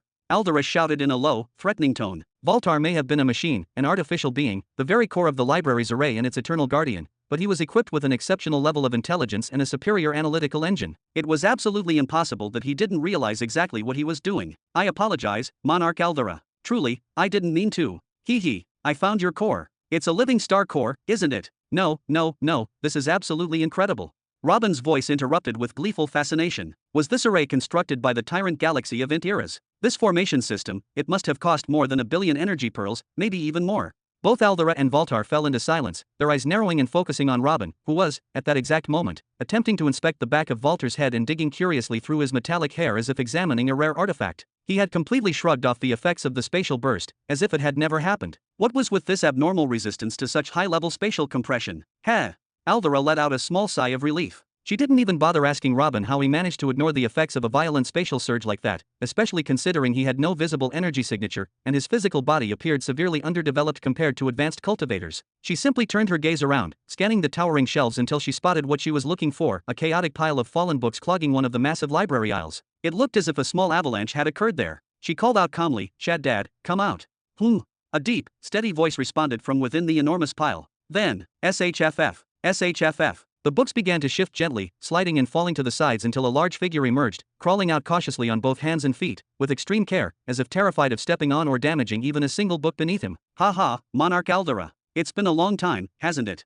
The figure laughed warmly when he saw her, then stepped out from the pile entirely and stood up straight. At once, the light around Robin dimmed, as though a wall had just been raised before him. He looked up instinctively, and kept looking. The figure known as Shaddad stood nearly 2.5 meters tall, and he wasn't just tall, he was broad, like a mountain. His very posture, rising upright, reminded one of a bear standing on its hind legs. His overall appearance wasn't far off either. His hands were thick and massive, each one sporting 4 fingers that resembled human hands, but each digit was broad, covered in short brown fur. His face was a strange fusion, part human, part bear. Yet despite his beast-like features, there was a gentle expression etched into his eyes, and his thick brown beard gave him a warm, approachable look. Even his clothes were simple, just a plain shirt, pants, and a pair of worn suspenders. Despite his monstrous size, his presence was oddly calming, like an ancient guardian who only appeared fearsome until you spoke to him. Shaddad, Aldera said, nodding toward Robin, I brought someone for you to meet. You'll probably be spending a lot of time together over the coming period. She gestured toward Robin with a subtle tilt of her head. You'll accompany him around the academy, answer his questions, and serve as his official guide and handler. Shaddad turned his huge head toward Robin, gave him a brief look, then turned back to Aldera with a rather pitiful expression. I don't know what's going on, Monarch, but could we maybe do this later? I'm currently at a very critical stage in my research. I really can't afford to step away right now. And, to be frank, I don't want to. Oh. Aldera raised an eyebrow, amused. How long do you need? 1,760 years, Shaddad answered without hesitation. That's way too long. Aldera shook her head in disbelief. All right then, 756. I won't go any lower than that. Shaddad tried to negotiate, folding his massive arms. Aldera's eyes narrowed. She pulled out a hidden crystal tablet from her sleeve and activated it, revealing a glowing chart of schedules and data. Do you really think I don't know your timelines, Shaddad? Maybe you should try adding a 0 to make it sound more convincing. Hey, now you're making me sound like a fraud. That's unfair. Take those words back. Shaddad's heavy brow furrowed in offense. I'm a specialist in physical body cultivation research. I've contributed a lot to this academy in that field. If you want me to divert into some other random branch of study, then you'll need to be patient. Oh, is that your voice rising, Shaddad? Aldera's gaze sharpened. Seems like isolation has done something to your manners. Shaddad's thick brows remained tightly furrowed, and his intense eyes locked forward with unwavering focus for precisely 3 full parts of a second, his face unreadable, before his expression softened, and a warm, polite smile returned to his lips. Ah ha ha ha, Monarch Aldera knows my temperament better than anyone. Please, don't take my expressions too seriously, ah ha ha. You know how I get when I'm disturbed mid-research. Good then, the help has arrived. Aldera gently placed her hand on Robin's shoulder. Her tone was firm, yet there was a subtle kindness in it. Just continue your work as you normally would, and if you find yourself facing a particularly difficult hurdle, one you can't overcome on your own, don't hesitate to turn to this gentleman here. If you treat him with respect, answer his questions sincerely, and offer a bit of patience, I don't think he'll be unwilling to lend a hand when you need it. Who's helping who here? Robin quickly stepped in, his tone incredulous. Monarch Aldera. First, you push me into being a professor at your academy, and now you want to saddle me with academic responsibilities too? Is this really how you're carrying out the Cosmic Elder's sacred request? No one is forcing you to do anything. Aldera's voice was calm, almost tranquil, but firm with the authority of someone used to being obeyed. If you choose to assist Shaddad with any part of his research, your efforts will be acknowledged, and handsomely rewarded. Although this academy is somehow secluded, our history stretches back longer than many civilizations, and our treasury is vast. It's difficult to ask for something here and not have it granted in one way or another. And if you choose not to help, that's also perfectly acceptable, she continued with a faint smile. You can turn him down freely, there will be no punishment. That said, well, it's a bit hard to say no when that innocent face looks at you with hopeful eyes, don't you think? Hold on a damn second. Shaddad raised both his massive hands into the air, his deep voice rising in indignation. His expression darkened once more as he turned sharply toward Robin with narrowed eyes before returning his focus to Aldera. Monarch, I may be a slow and steady researcher when it comes to arrays and advanced spatial formulas, but let's not forget, I am a third-stage truth chosen. I've sacrificed hundreds of thousands of years of my life in service to this stellar academy. My writings fill their own specialized section of the library. My physical cultivation methods have shaped the bodies of thousands of students across generations. I will not stand idly by while you bring in some random passerby and make a mockery of everything I've accomplished. Shush! Aldera raised her hand toward him with authority, as if silencing a noisy child. Do you even know who this is? Still boiling with indignation, the massive bear-like scholar growled, who could he possibly be to help me? Ha! Human! Yes! Instant silence. The beast's anger was extinguished in an instant. His face turned from fierce indignation to pure confusion, then shifted once more to frustration. You didn't have to hold on to the example so literally, he muttered gruffly, looking aside. An explanation or even a warning would have sufficed. Aldera sighed softly, rubbing her temple. He is human, you oversized fool. He's the very same one you've spent the last 100 years glorifying, singing his praises to every visitor and student. And the very first thing you do when you finally meet him is scream in his face. Chapter 14:12. Who? As Robin realized that his surroundings had changed, a long, relieved sigh escaped his lips. This might be the first time I've ever felt genuine danger from someone, yet not a single trace of hostility. What a bizarre creature. Aldera offered a subtle, enigmatic smile. That's what happens when you take someone from a hot-blooded race, one known for its volatility, and you isolate them in prolonged, solitary retreats. Years pass, and he becomes so unaccustomed to interaction that he loses all control over his emotional expressions and reactions. And yet, his heart remains pure. She then tilted her head slightly and added with a glint in her eye, as for his power? Remarkable. Robin nodded thoughtfully, his gaze distant. I noticed. His aura is overwhelming, dense, forceful, like a tidal wave pressing against the soul. And yet, his cultivation realm is still a sage. Is all of that raw power truly from the body path? He had half a mind to analyze Shaddad thoroughly using the Eye of Truth, tracing the energy lines from his scalp to the soles of his feet. But something held him back. He didn't want to risk activating the eye in front of either of them. If they saw the golden hue shimmer across his gaze, they might start asking questions. And Robin was still haunted by his conversation with the Cosmic Elder. You're absolutely right, Aldera confirmed, nodding with quiet pride. Physical cultivation has been Shaddad's singular obsession ever since he was a child. His race, though born with immense physical power, chose to abandon their natural gifts. Like most other species, they shifted toward internal energy cultivation, and it led them to near extinction. She paused, her expression hardening. Shaddad took that history personally. He vowed to find a way to restore the honor of his people, to reclaim the strength that once defined them. And through relentless effort, he made stunning progress at a very young age, no less. Enough progress to alter the foundations of body cultivation itself. His results were so impressive that the Law of Truth itself acknowledged him. Robin lowered his gaze and nodded slowly several times. Another man who had reached his achievements not by chasing the law, but by walking a path so honest and resolute that the law chose him. He was likely one of those false chosen the Cosmic Elder had spoken about, individuals who were acknowledged not because they sought power, but because they deserved it. No wonder he was still stuck at Tier 3 despite his age. Recognition of truth could not always be measured in levels. Then suddenly, something clicked in Robin's mind. Wait, hold on. His brows shot up. There's a body cultivation path? Since when? Why has no one ever mentioned this? To his knowledge, there were only 4 recognized cultivation paths, 1 based on the soul, and 3 that centered around manipulating internal energy. Even when he was within the Soul Society, where knowledge was practically worshipped, he'd never once heard mention of a 5th. Aldera, ever graceful, stepped toward one of the few chairs in the room and sat down. She crossed one leg over the other with elegant indifference and folded her hands in her lap. That might have been an error in wording on my part, she said calmly. You could call it an incomplete path, an auxiliary path, or perhaps a path that cannot yet be walked in full. Her gaze turned sharp and focused. Every stellar academy has its own interpretation of this path. Some refer to it as the last hope of humans. Others consider it the only chance for all low-affinity races to compete for cosmic dominion, a way for the weak to rise, when the heavens deny them energy and soul. Can I ask for more details? Robin took 2 steps forward and sat down across from her, leaning in slightly. Is it really necessary? Aldera sighed with subtle weariness, like a teacher tired of repeating what no one really cared about. Just wait until you meet Shaddad again. Ask him directly. He'll give you a comprehensive explanation, from beginning to end. But I don't know when that will be, Robin pressed, his tone firmer now. And now that you've brought it up, it's lodged in my mind like a thorn. I won't be able to focus on anything else. Can't you at least give me a brief overview? Just a summary, like, what exactly is preventing it from evolving beyond its current stages? Aldera's calm demeanor didn't falter. She wasn't moved by his curiosity. The reality was simple, the cosmos had moved on without a 5th path. No one cared about the struggles of lowborns or powerless races. Sure, as an academic, she might be expected to support research into forgotten systems, but that didn't mean she cared. She wouldn't campaign for it, she wouldn't fight for it, and she certainly wasn't going to lobby for a research budget just because someone might resurrect the path someday. She looked around the dimly lit room, as if seeking an excuse not to answer. But eventually, she gave in with a shrug. Why not? A short summary won't kill anyone, and it might even help pass the time. Then, with her usual scholarly tone, she began, the body cultivation path does exist, up to stage 6. Not only that, but the road to stage 7 has already been paved. It only lacks the final connections. She looked directly into Robin's eyes. Shaddad is currently at stage 5 within this path. That means, purely in terms of physical power, he possesses strength on par with a world cataclysm entity and does not fall behind. What? Robin exclaimed, his voice rising in disbelief. The revelation struck him like a thunderclap, rattling his thoughts. Wait, are you saying the path is actually complete? If that's the case, then how is it possible that I've never even heard about it before?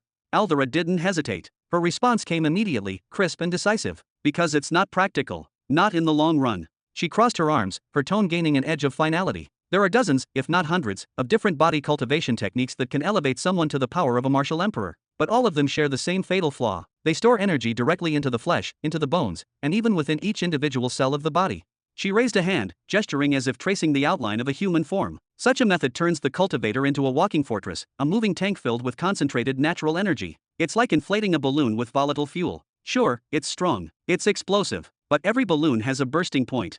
Then her eyes narrowed. And in the case of humans and near-human races, their biological structure simply cannot handle enough energy to push them past level 50. It's a hard limit that no one has ever overcome using those methods. Robin nodded slowly, processing her words with growing clarity. She had described the body-strengthening divine tattoo system in exact detail. That ancient and risky technique functioned by flooding the body with raw energy, but at great cost. It made perfect sense that others before him had discovered it. After all, with so many intelligent minds across the stars, it was inevitable. And clearly, some had refined it far beyond the crude versions he had seen. He also realized if those enhanced methods drained planetary resources the way the tattoo method did, they would have been banned, or even erased from history, long ago. What she was saying lined up with reality. And as for the limits she mentioned, they weren't exaggerations. There was only one person in known history who had reached a level equivalent to level 50 using a broken body cultivation path, Halak. An anomaly. A natural monster. Someone whose cellular capacity for energy was beyond comprehension. Aldera didn't wait for him to speak. She continued, her tone steady and informative. Roughly 15 million years ago, a great truth chosen named Tamarin made a groundbreaking discovery.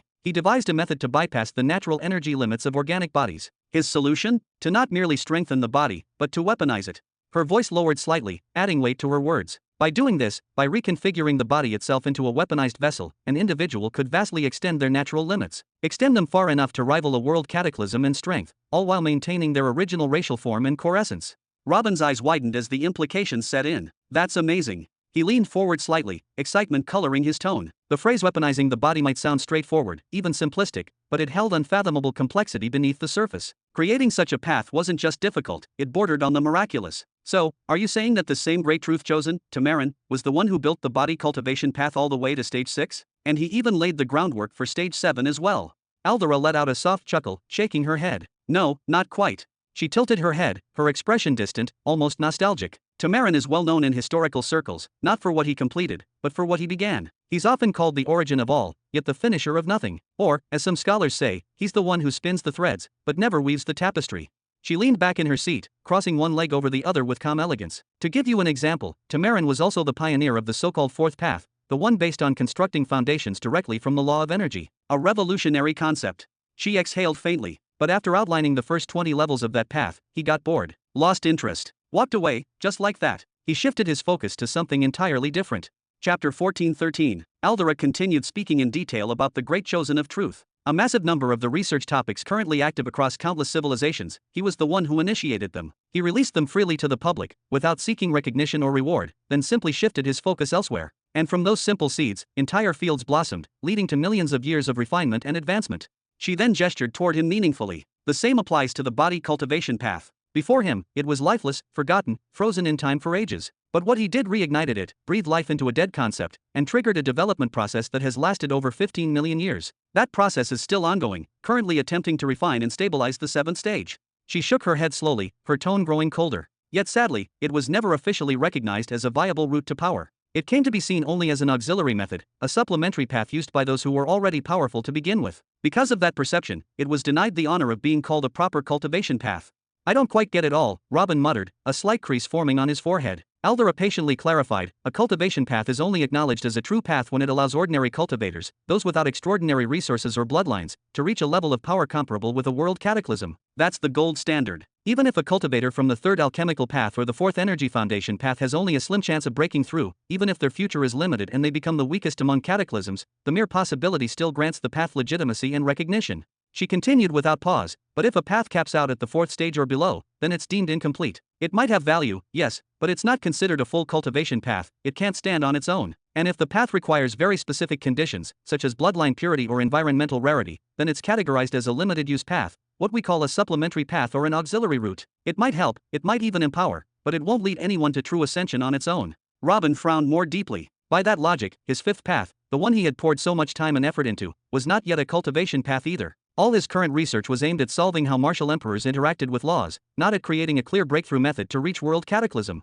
He had never considered what it would take to push someone from that path into the next realm. Even if he succeeded in solving every detail, his path might still end up labeled as incomplete. After a quiet pause, Aldera resumed, now, regarding the body path specifically, the arming method created by the Great Truth Chosen, Tamarin, was nothing short of genius. It allowed complete cellular restructuring, turning a mortal body into something divine. But the cost was astronomical. To achieve such a transformation, the practitioner had to bathe in a highly potent solution infused with dozens of ultra-rare elements, each one harvested from dying stars, void storms, or the remains of long-dead titans. And to succeed, they had to absorb the entire bath in one go, leaving not even a single drop behind. It's a one-time procedure, but the price? Even among the children of behemoths, perhaps only a favorite son or daughter, blessed with absurd wealth, could afford it. And let's not forget, she added, those behemoths' children usually possess fundamental laws that grant power directly. They have no need to walk the body cultivation path in the first place, so the method becomes obsolete before it's even tried. So it ended up being treated as nothing more than a supplement, Robin said with a resigned sigh, nodding slowly. An auxiliary power boost for those already strong, nothing more than an enhancer.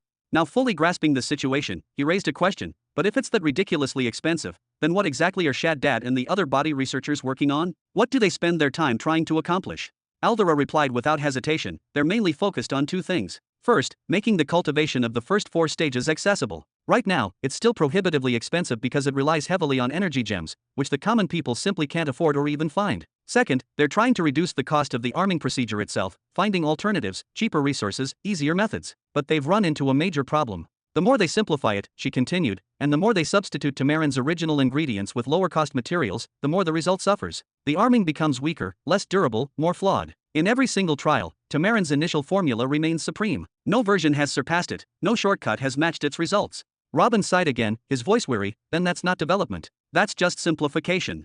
Maybe, but at the very least, they maintained the same structure of bathing and arming, and managed to formulate a sixth-stage bath. Naturally, I don't even need to point out, it's several times more expensive than the fifth-stage version. At current rates, collecting the ingredients for a sixth-stage bath wouldn't cost less than 10 billion energy pearls. That's the bare minimum. 10 billion. Robin nearly sprang to his feet, his eyes wide with disbelief. Even an emperor ruling over a 1,000-year-old empire wouldn't be able to afford something like that. Perhaps only legendary figures like Lord Morval and those of his stature could entertain the thought, and even then, they'd likely dismiss it as impractical. Aldera gave a slow, understanding nod. Shaddad's contributions in this domain are nothing short of remarkable, especially within the first 4 stages. He didn't just imitate the method of the great truth chosen, Tamarin, he embraced it fully and began implementing it right from the first stage. And since the first 4 stages don't require godlike physical transformation, the arming materials needed were far cheaper than the energy gems typically consumed for cultivation at those levels. She lifted one finger, her tone growing instructional. That approach didn't just reduce the gem consumption, it also shielded the body from constant saturation by raw energy.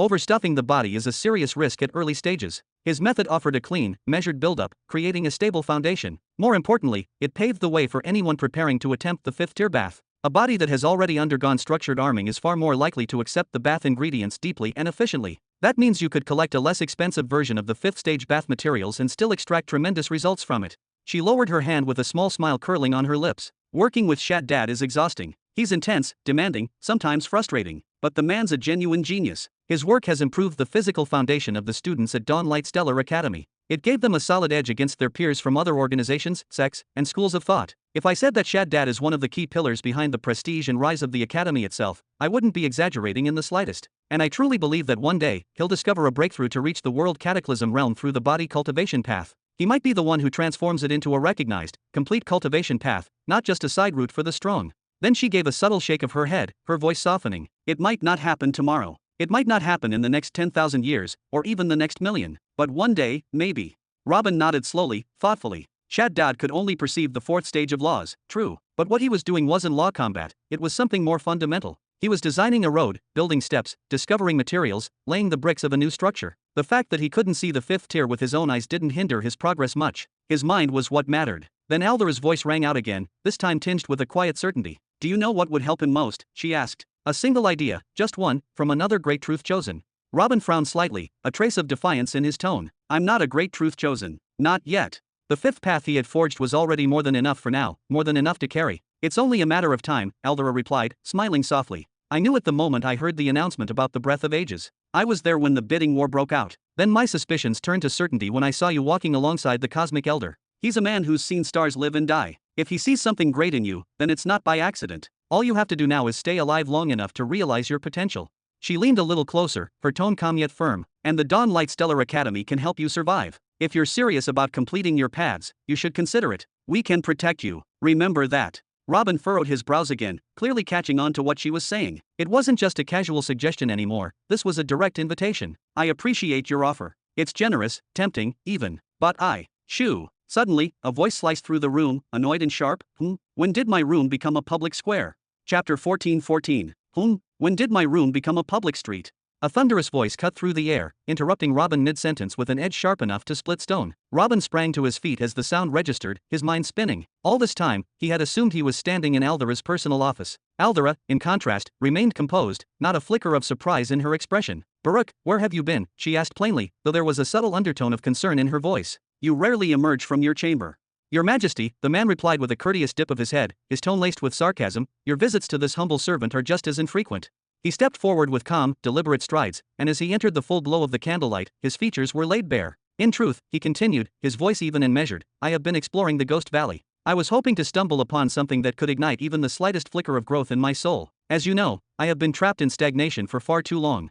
He stood roughly the same height as Robin, but his presence felt heavier, thicker, like standing before a mountain in human form. His skin was a deep obsidian black, threaded with glowing blue strands that shimmered across his face, neck, and the backs of his hands. His eyes were pools of dark sapphire, bottomless and calm, while his hair was braided into a single thick plait that draped behind his back like a rope of woven midnight. His features were sharp, angular, each line cut with deliberate force. The way he looked at Robin, like a predator sizing up an intruder, spoke of silent, tightly leashed fury. Aldera nodded solemnly. Pushing one's power further inside the boundaries of the Purple Soul domain is no easy task, she said. But even so, do you not think wandering through the Ghost Valley might interfere with the path you have chosen? It is a realm of unpredictable madness. Even for someone of your experience, it is a reckless risk.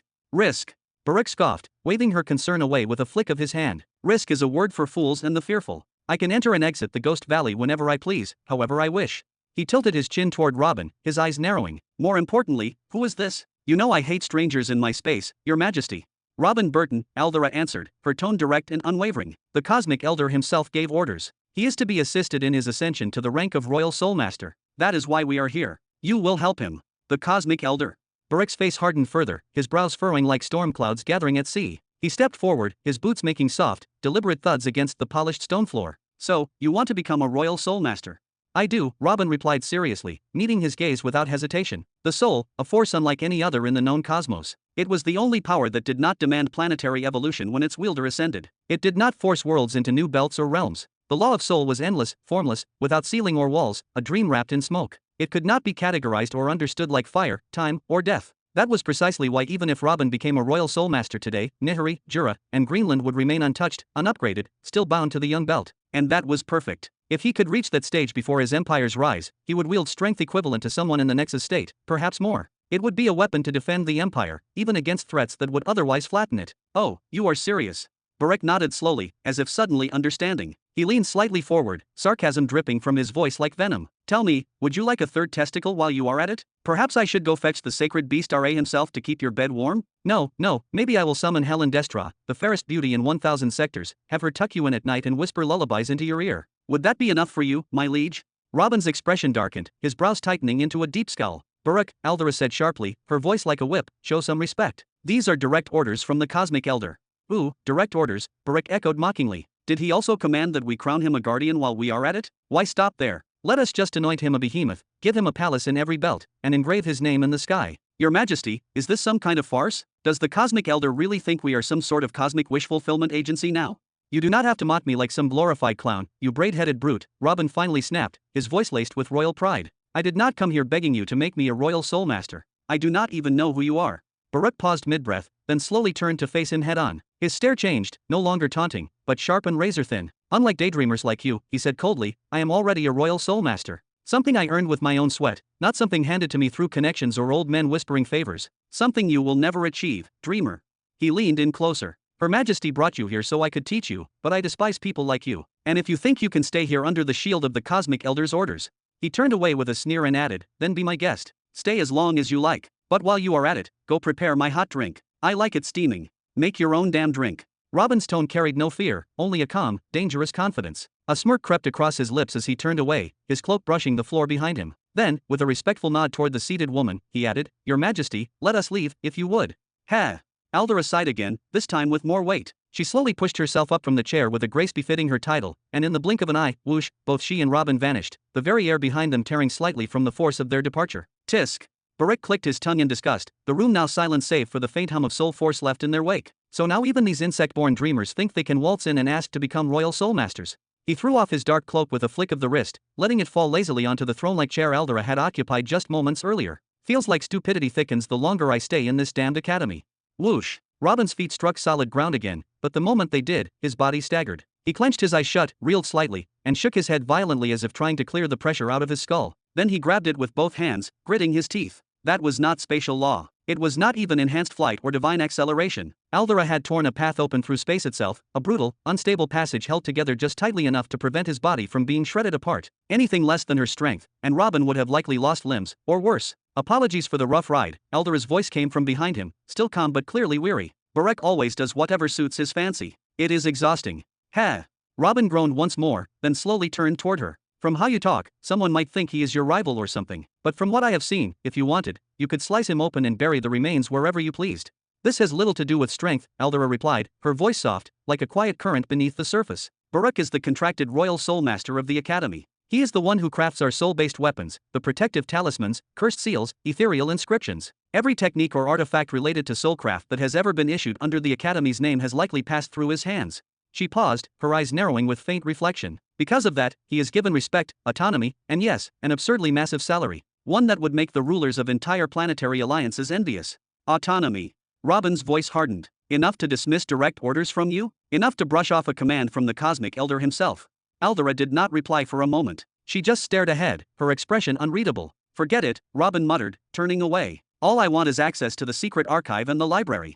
I never asked for anyone to teach me. No one is qualified to be my teacher anyway. Beneath the surface of his words, a storm still raged. Robin's pride, wounded and raw, boiled within him like molten ore. He had not expected reverence, but that insult from Barek still burned. And yet, another thought crept in. A quiet question that refused to go away. Do royal soul masters really hold this much sway? Even a monarch could not command one freely? And more than that, a contracted soul master? Had this star-class academy, this sprawling institution of ancient might, not produced even one royal soulmaster from within its own ranks? So this is the reality, Robin thought grimly, his eyes narrowing. This path will not be easy. He clenched his fist tight, so tight his knuckles turned pale, not from fear, but from resolve. Chapter 14-15. Faced with Robin's arrogance and his rather audacious declaration, Aldera let out a subtle smile. No one deserves to be your teacher when it comes to the master law of truth. I will agree with you on that one, she said calmly, but there are still many things we can teach you here. I just hope you will keep an open mind and accept advice from those who may be better than you in a specific field. So far, I have not met anyone who fits that description, Robin scoffed, waving dismissively. All I have seen are people who just happened to be born before me. He folded his arms, then added with a smirk, he called me a dreamer, huh? Fine by me. I like taking things personally. Ha! A light chuckle escaped from Aldera, soft but sincere. You are quite something, Robin Burton. I do not know what you think you will gain from a handful of books, but I would personally love to see a new royal soulmaster rise within this academy. You will have my full support, no question. I am not part of your academy, Robin said flatly, his brows drawing together. You could be. Aldera tilted her head slightly, her tone gentle but firm. With a single word from you, the Dawnlight Stellar Academy would offer you lifetime protection. Even Burke would be forced to protect you, whether he liked it or not. Trust me, if he knew you were human, his treatment would have been very different. I have no need of anyone's flattery. Robin waved strongly, then looked away, his gaze hardening. And besides, I am already part of another force. Oh. Surprise flashed across Aldera's face. I was not aware. Another stellar academy? No, a planetary empire, Robin replied with a half-embarrassed smile. One I founded myself, back in my younger years. It is small, barely worth a glance from someone of your status. A famous researcher and a planetary emperor? Now that is an interesting combination.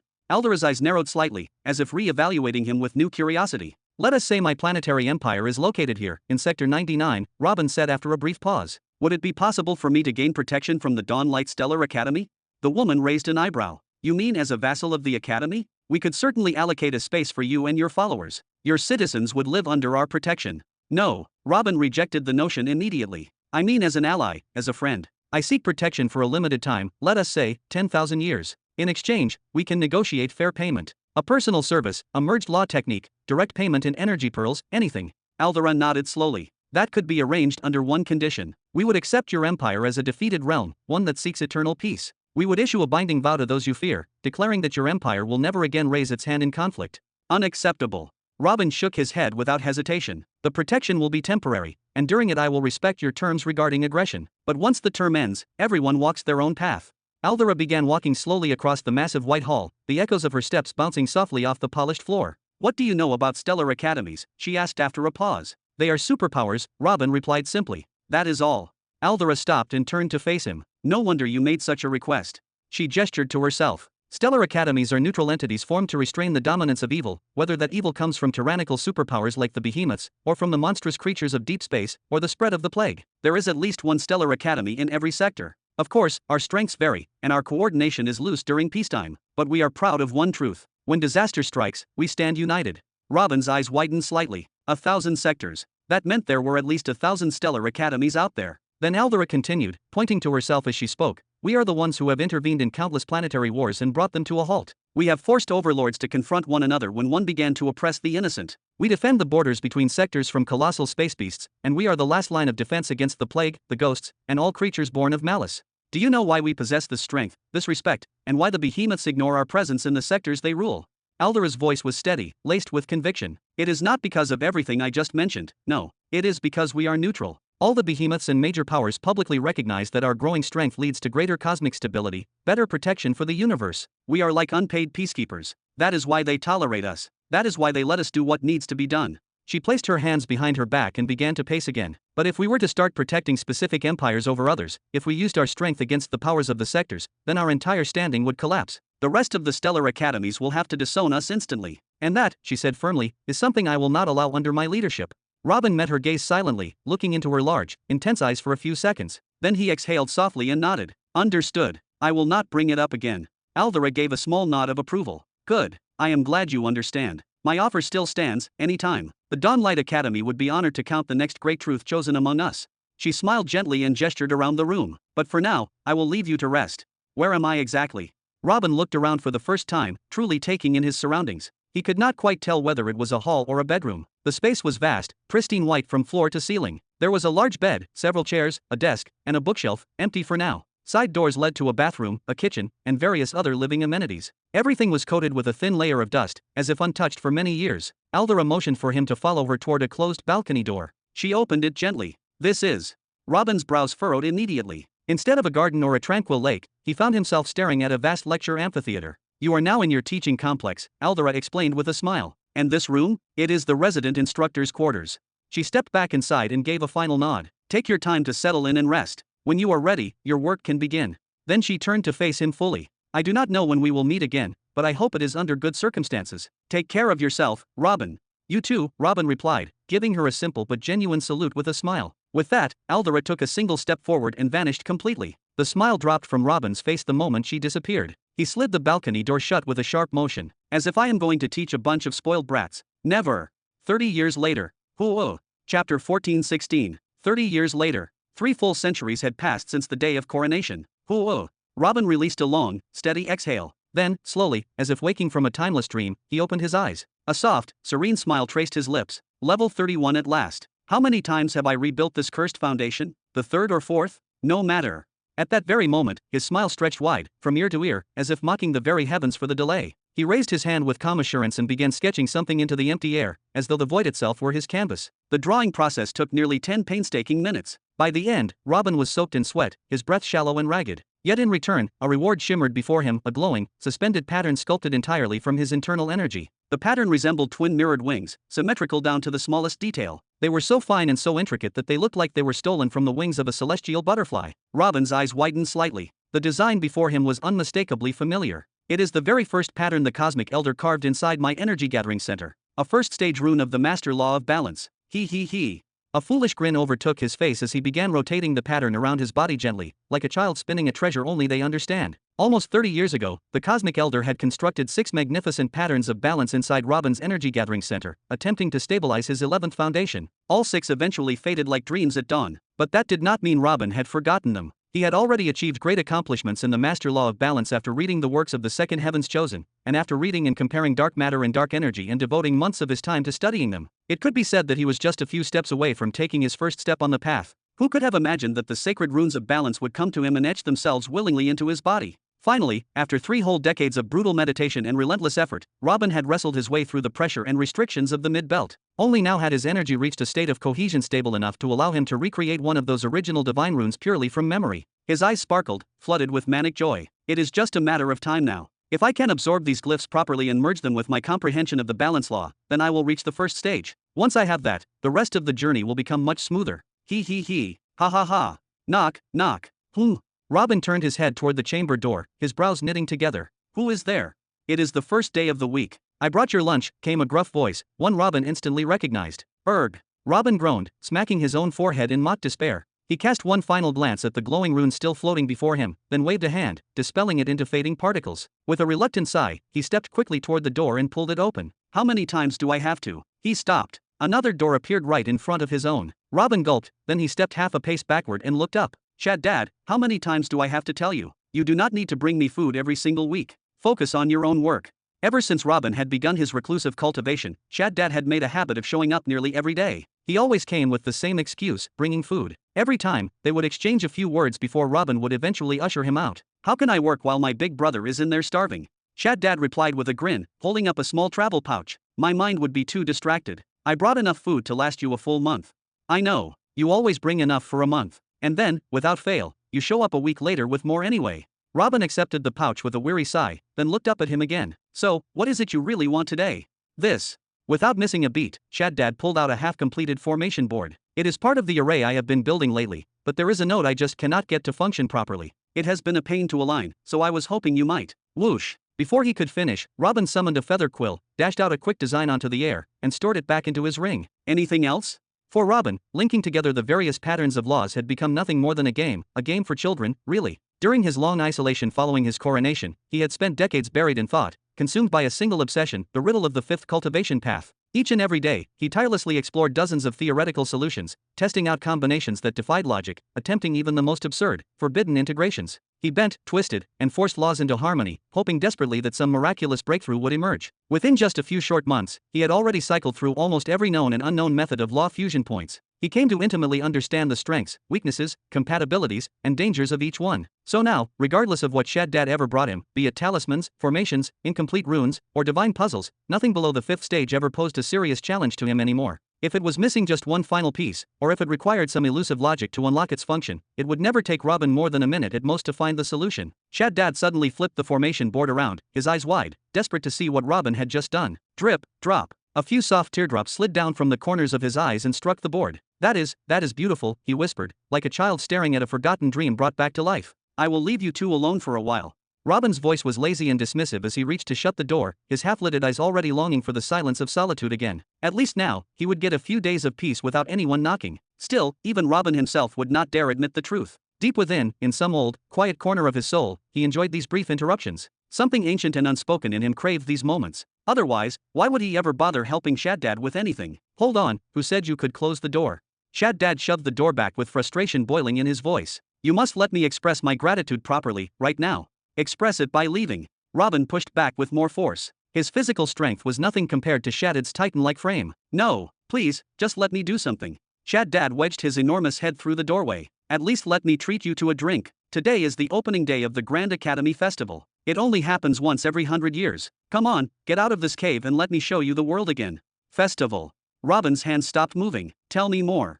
Shaddad's lips curled into a warm, triumphant smile. Finally, he had been given a chance. It is a full week of events, held only once every century. During that week, all the instructors return, no matter how far they have gone, and they get to watch their students compete against others. The top 3 teams of students receive generous rewards, treasures, artifacts, even special training sessions. And the top 3 teachers? They are honored with gifts from the academy elders themselves.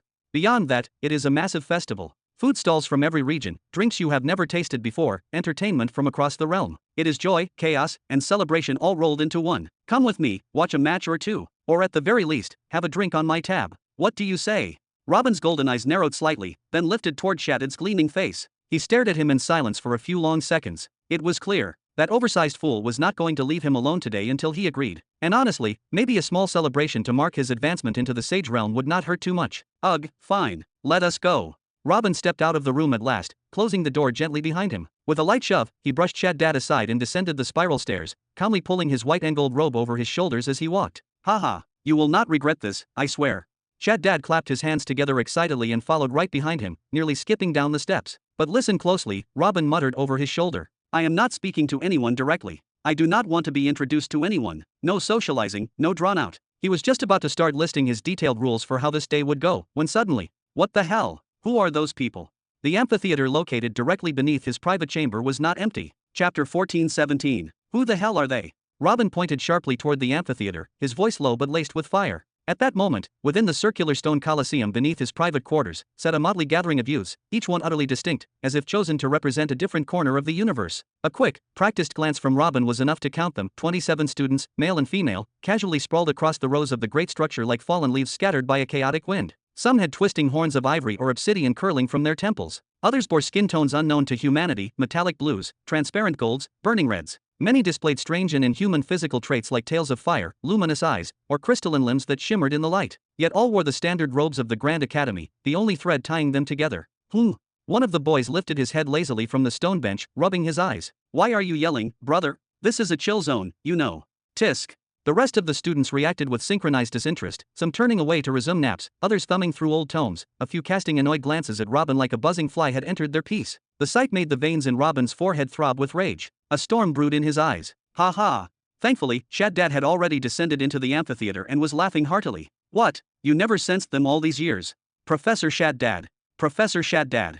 The moment the massive half-bear reached the floor, the students all snapped upright like soldiers. Back straight, hands clasped neatly behind their backs, chins high. A synchronized greeting followed, clearly drilled into them as a formality and a mark of discipline. Shaddad, what exactly is going on here? Robin's brows tightened. His sharp eyes flitted sharply from one student to another, filled with suspicion and rising irritation. The students exchanged quick glances, silent yet loud with meaning. Who was this human who dared to address Professor Shaddad by name, bare, informal, and sharp in tone? Had he no fear? Did he not value his life? Each of them was a direct heir to planetary monarchs, bearers of ancient bloodlines, or offspring of renowned interstellar clans. Every student had paid fortunes in wealth and favor just to study within these hallowed halls, yet even they would never dare speak to a professor without the utmost reverence. And yet, contrary to all their expectations, Shaddad kept the same gentle smile on his furry face, showing no anger and no surprise. Ha ha. Don't worry about them, he said softly. If you are worried they tried entering your quarters, forget it. No student here would be reckless enough to try infiltrating a professor's chambers. Everyone in the academy knows better than to poke that bear. He gently clapped Robin on the shoulder. Come, come. I will explain everything. Let us talk over something warm. Robin clenched his jaw, took one last glance toward the students, then turned and exited the amphitheater, his footsteps echoing with restrained fury. Ha! Shaddad exhaled deeply, watching his brother disappear through the gate. Then he spun on his heel with a far more menacing look on his face and barked, "What the hell do you think you are doing, you lazy brats? Go train, practice, meditate, fight a wall if you have to, just stop embarrassing yourselves, and stop embarrassing your teacher while you are at it." Without waiting for a reply, he turned and stomped after Robin. Phew! Only after Shaddad left did the tension in the amphitheater dissolve like mist in the sun. What was that all about? Was that really our instructor? He left again. What a waste. Whatever. Not my problem. Within moments, the reader returned to his book. The napper resumed snoring. The circle of indifference closed once more. Professor Robin Burton's building. Robin came to a sudden halt the moment he stepped through the outer gate of his tower. There, on the side wall, hung a large engraved sign, bright, clean, and utterly offensive. Annoyance surged across his features like a rising tide. His voice tightened. Why is this sign here? Why does it have my real name on it? Why are the doors wide open like a public inn? Why has the facade been cleaned up and remodeled like all the other faculty buildings? Did I agree to something I was not even aware of? Before beginning his secluded cultivation, Robin had sealed his chamber with a layered sound barrier, extended his spiritual sense to the edges of the apartment, and shut out the entire world. He did not care what happened beyond that invisible wall. His focus, his entire soul, had been locked on the study of balance patterns and the rapid ascension of his cultivation realm. But now, it seemed that the world had moved on without asking for his permission. Maybe Her Majesty the Monarch forgot to mention you were officially appointed as a professor, Big Brother Robin.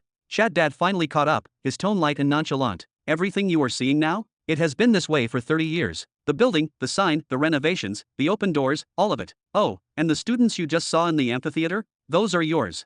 Mine. Like my students. Robin's tone was equal parts shock and disbelief. How can I possibly have students when I have never even announced the intention to give a single lecture? I have not held a single class, not even once.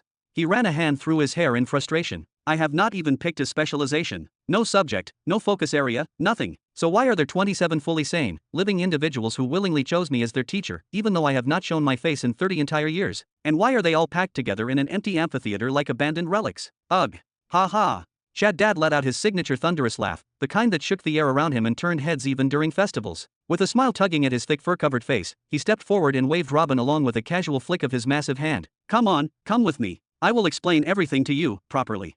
Robin gave the amphitheater one last sharp look. The students, those supposed disciples of his, were already dozing off again, as if nothing had happened. He scoffed under his breath, tisk. Then he turned and followed Shaddad, his steps heavy and irritated. Swoosh, crack, crack. Up above, the skies of the academy exploded in dazzling fireworks, cascading in waves of light and sound. So many were fired off that the vibrant colors and thunderous echoes drowned out even the view of the stars and nearby celestial rings. It was hard to tell whether one was still on a planet or floating in a celebration between worlds. The massive garden adjacent to the teaching halls had been completely transformed. It now bustled with the energy of a true festival, vibrant stalls selling food, trinkets, potions, and games. And manning every one of these stalls were students in festival garb, shouting and smiling, hustling to attract customers. Shaddad led Robin toward one stall in particular, one with a neat setup and several wooden chairs out front. He gestured politely for Robin to sit down, then leaned forward and shouted cheerfully, 10 family-sized sandwiches and 2 hot drinks, right here.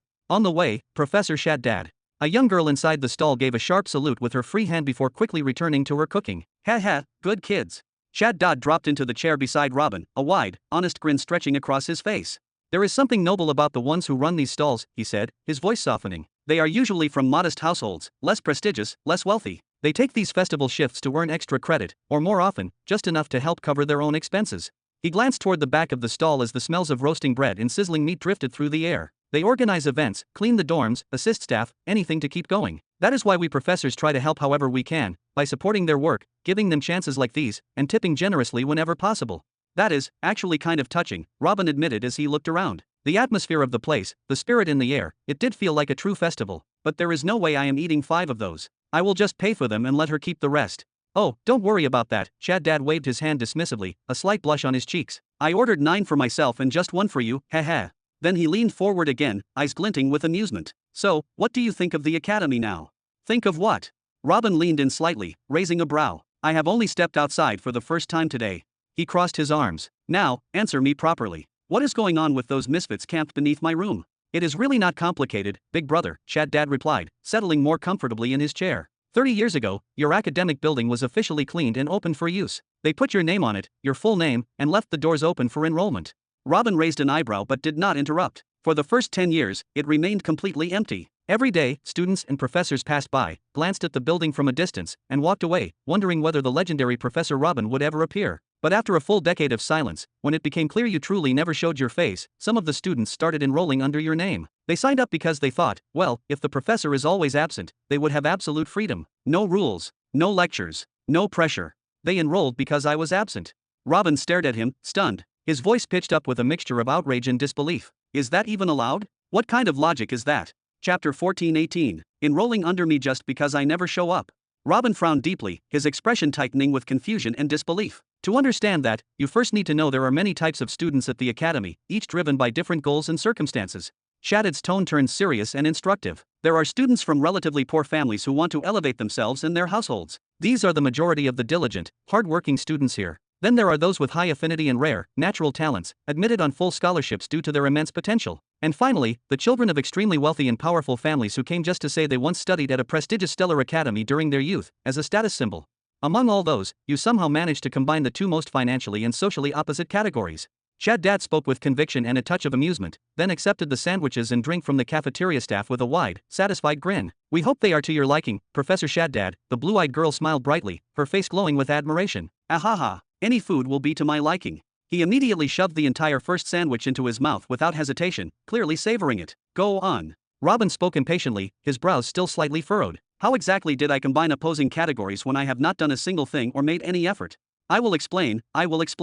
Shaddad struggled to swallow the large bite of sandwich before continuing. First, let us talk about the poor students. They barely afford the academy fees. Those fees only cover their stay on campus, their basic living costs, and limited access, about 20%, to that legendary library where you saw me earlier, and a few public lectures every now and then. But if they want instructors, personal training, or direct guidance, well, each teacher has a fixed subscription fee, based on their status. The value of this subscription is either determined by the teacher themselves or set by the academy based on that teacher's historical performance, experience, and success rate with past students. The more famous and effective the teacher, the more expensive their yearly subscription. Take Professor Baruch, for example. His fee is higher than the academy's tuition itself, even though he only shows up once or twice a year to give a single lecture or host a session.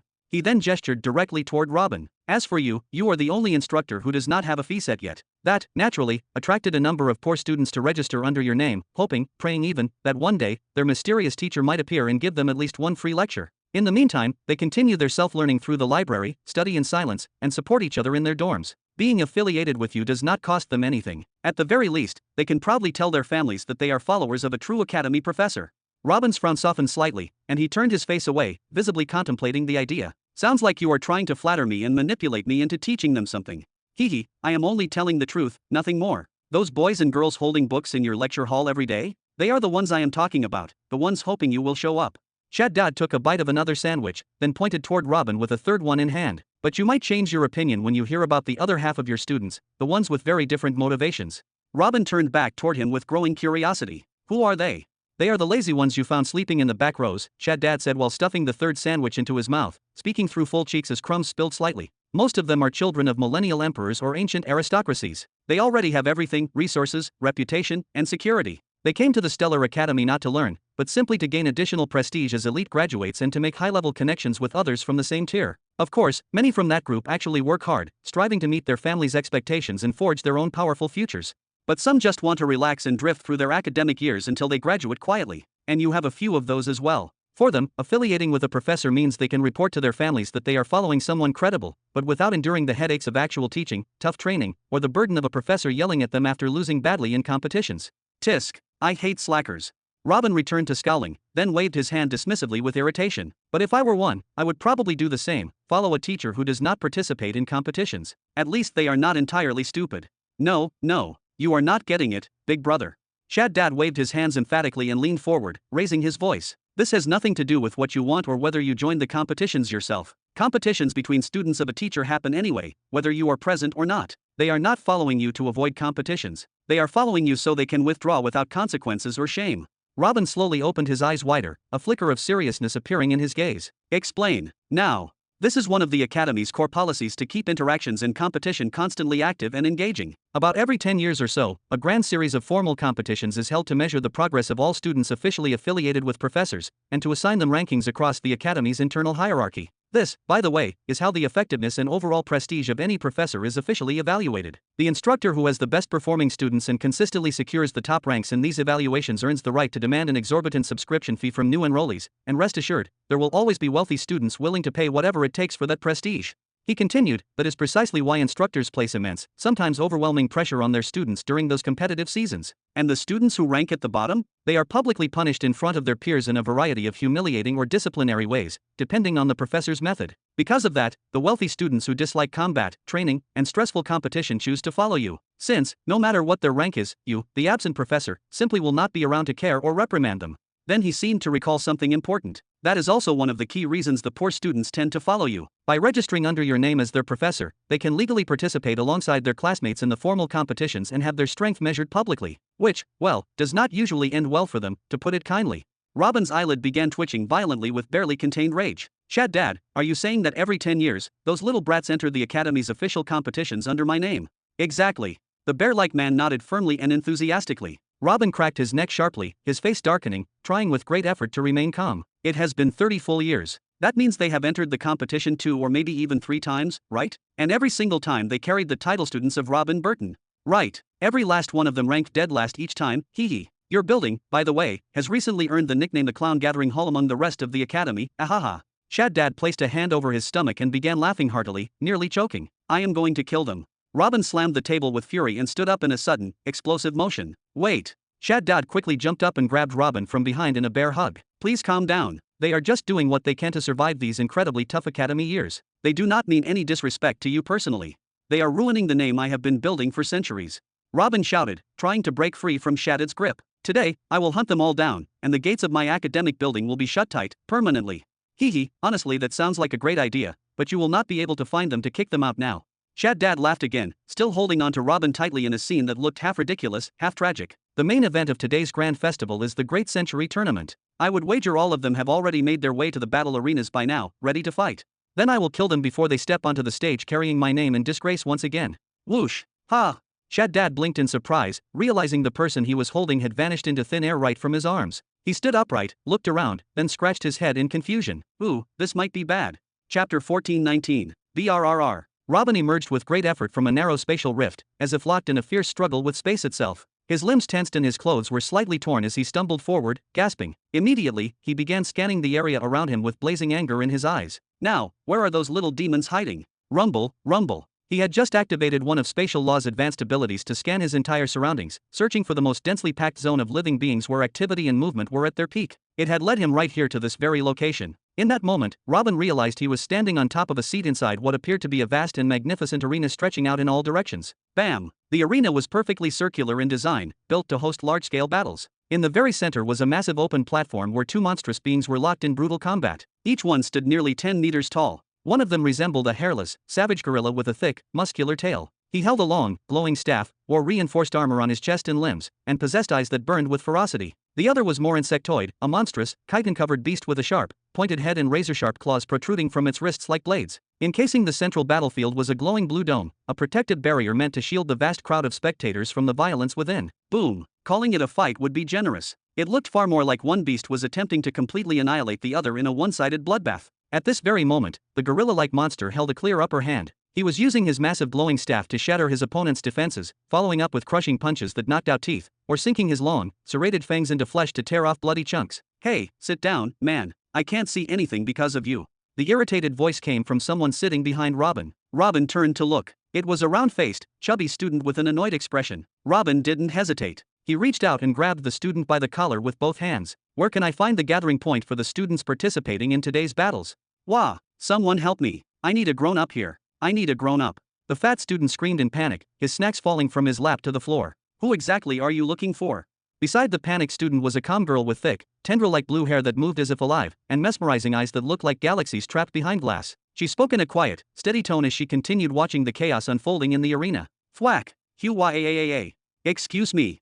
Robin turned toward her, ignoring the deafening shouts and roars of the crowd around them. Which group of competitors are you looking for? Each professor's students gather in a different section. Whose students do you want? She asked again, her voice as serene as ever. Robin released the fat student's collar and turned toward her with clenched teeth. I want the students of Professor Robin Burton. Professor who? She raised a single eyebrow. Her tone didn't carry any sarcasm, making it clear she genuinely didn't recognize the name. A vein throbbed violently on Robin's forehead. He gritted his teeth and, with visible struggle, forced the words out. I want the students of the clown gathering. Oh, then you won't have to search very far. The girl gave a soft nod, then pointed toward the arena. It's their turn now. What? Robin turned quickly, his eyes wide. The monstrous brawl still raged on in the center, and he almost spun back to the girl to shout, but then he noticed something. On one side of the battlefield, a mature-looking man stood shouting at one of the beasts, clearly instructing and coaching him with military precision. His energy was intense, and he was clearly yelling at the beast that was already dominating the fight. The other side was completely deserted. No instructor, no guide, no presence at all. Do I even need to ask? A bad premonition stirred in Robin's chest. The one with the insect-type beast blood, that one is part of the clown gathering, the girl said flatly, casually pointing toward the creature. I don't know what you plan to do, but I doubt he's free to talk right now. Maybe wait until the fight ends. At this rate, he will be the one who wins. Robin clenched his jaw tight, frustration burning in his veins. Yet, he sat back down slowly, defeated. Those two monstrous beings before him were students, and he was fairly sure one of them had just been casually loitering in his academy building earlier today. This wasn't the first time Robin had encountered students with highly concentrated beast bloodlines that allowed them to morph into partial or full beast forms. He had personally witnessed Pathor once transform into a terrifying replica of the legendary Durgar. Of course, this kind of transformation required not only extremely dense beast blood, but also an exceptional level of innate talent. Even so, it was considered the pinnacle of the second cultivation path, the grandest goal and greatest dream for anyone who walked that path. Crack! Just then, the gorilla beast struck his opponent in the mouth with a crushing blow from his glowing staff. Boom! The insectoid creature stumbled backward several steps. Blood gushed from his mouth like a waterfall. By now, most of his fangs had been shattered or knocked out completely. Looks like it's finally coming to an end, Robin said as he cracked his neck, preparing to intervene and prevent the next match from beginning. If not for the risk of causing a scandal or drawing unwanted attention, he would have already leapt down and torn the two apart. But then, step. Robin narrowed his eyes, alert. The insect-like beast had not fallen as expected. Against all odds, it had managed to stay upright, barely holding itself together, summoning every last drop of strength it had left. Then, with a primal shriek, it lunged forward. Caw! You're only delaying the inevitable, you miserable clown. The towering gorilla-like beast sneered with contempt, fully exploiting the advantage of his superior weapon. Bam! He struck with unrelenting force, smashing his glowing staff directly onto the claw of his insectoid opponent. Without hesitation, he surged forward and rammed his shoulder into the creature's chest, putting all his massive weight behind the blow. The strike was more than enough to completely halt the opponent's momentum, causing the insect-like beast to recoil, curling up in pain for a fleeting moment. That moment was more than enough for the gorilla monster to press his assault. In an instant, he raised his luminous staff high once again, then brought it down with terrifying precision on the weakened side of the claw. Crack! With a brutal twist from the left, the force of the impact sent his opponent flying backward across the arena. The beast hit the ground hard, crashing onto its back with a violent thud. Ooh! That must have hurt like hell. The crowd erupted in wild reactions at the resounding crack of the shattered claw. Some spectators gasped, others cheered, while a few winced at the brutal display. Ha ha ha! The gorilla beast threw his muscular arms into the air, holding the glowing staff triumphantly. His chest puffed out, pride surging in his voice. That pathetic clown didn't even scratch me. I want a real challenge. Give me another one. Another one. Another one. The arena thundered with the echo of the crowd's chant, feeding the victor's ego. Robin's face contorted with frustration and bitter disbelief as he watched the humiliating display unfold. Could no one in the crowd see the effort the boy had put in? Was there no sense of honor? No shred of compassion or basic respect for someone who gave his all? Tisk. Just then, something unexpected happened, something that quickly recaptured the attention of everyone present. The insectoid beast, broken and battered, began to stir. With agonizing slowness, he pulled himself upright, raising his long, tattered left claw in front of him defiantly. Then, in a frail, trembling voice, he shouted, I'm still here. Tisk. The gorilla beast lowered his staff slightly, narrowing his eyes. Are you seriously trying to provoke me into finishing you off? Well then, congratulations, you've succeeded. The glowing staff in his hands began to expand rapidly, doubling in both length and thickness until it radiated with violent power. With deliberate menace, he began spinning it over his head, the rotation growing faster by the second, faster and louder, creating a powerful vortex of intimidation as he prepared to unleash his final, decisive blow. Bear witness, all of you gathered here. Today, I will. Boof. He didn't get the chance to finish. His opponent collapsed before he could move, slumping to the ground unconscious. This time, he was completely out cold. The insectoid beast's monstrous body rapidly began to shrink, shifting form until it returned to a more normal, human-sized physique. Humph, a clown through and through. The gorilla beast chuckled dismissively, then once more lifted his radiant staff to the cheering crowd. Glory to the proud and unmatched students of Professor Farkin. Ha ha ha.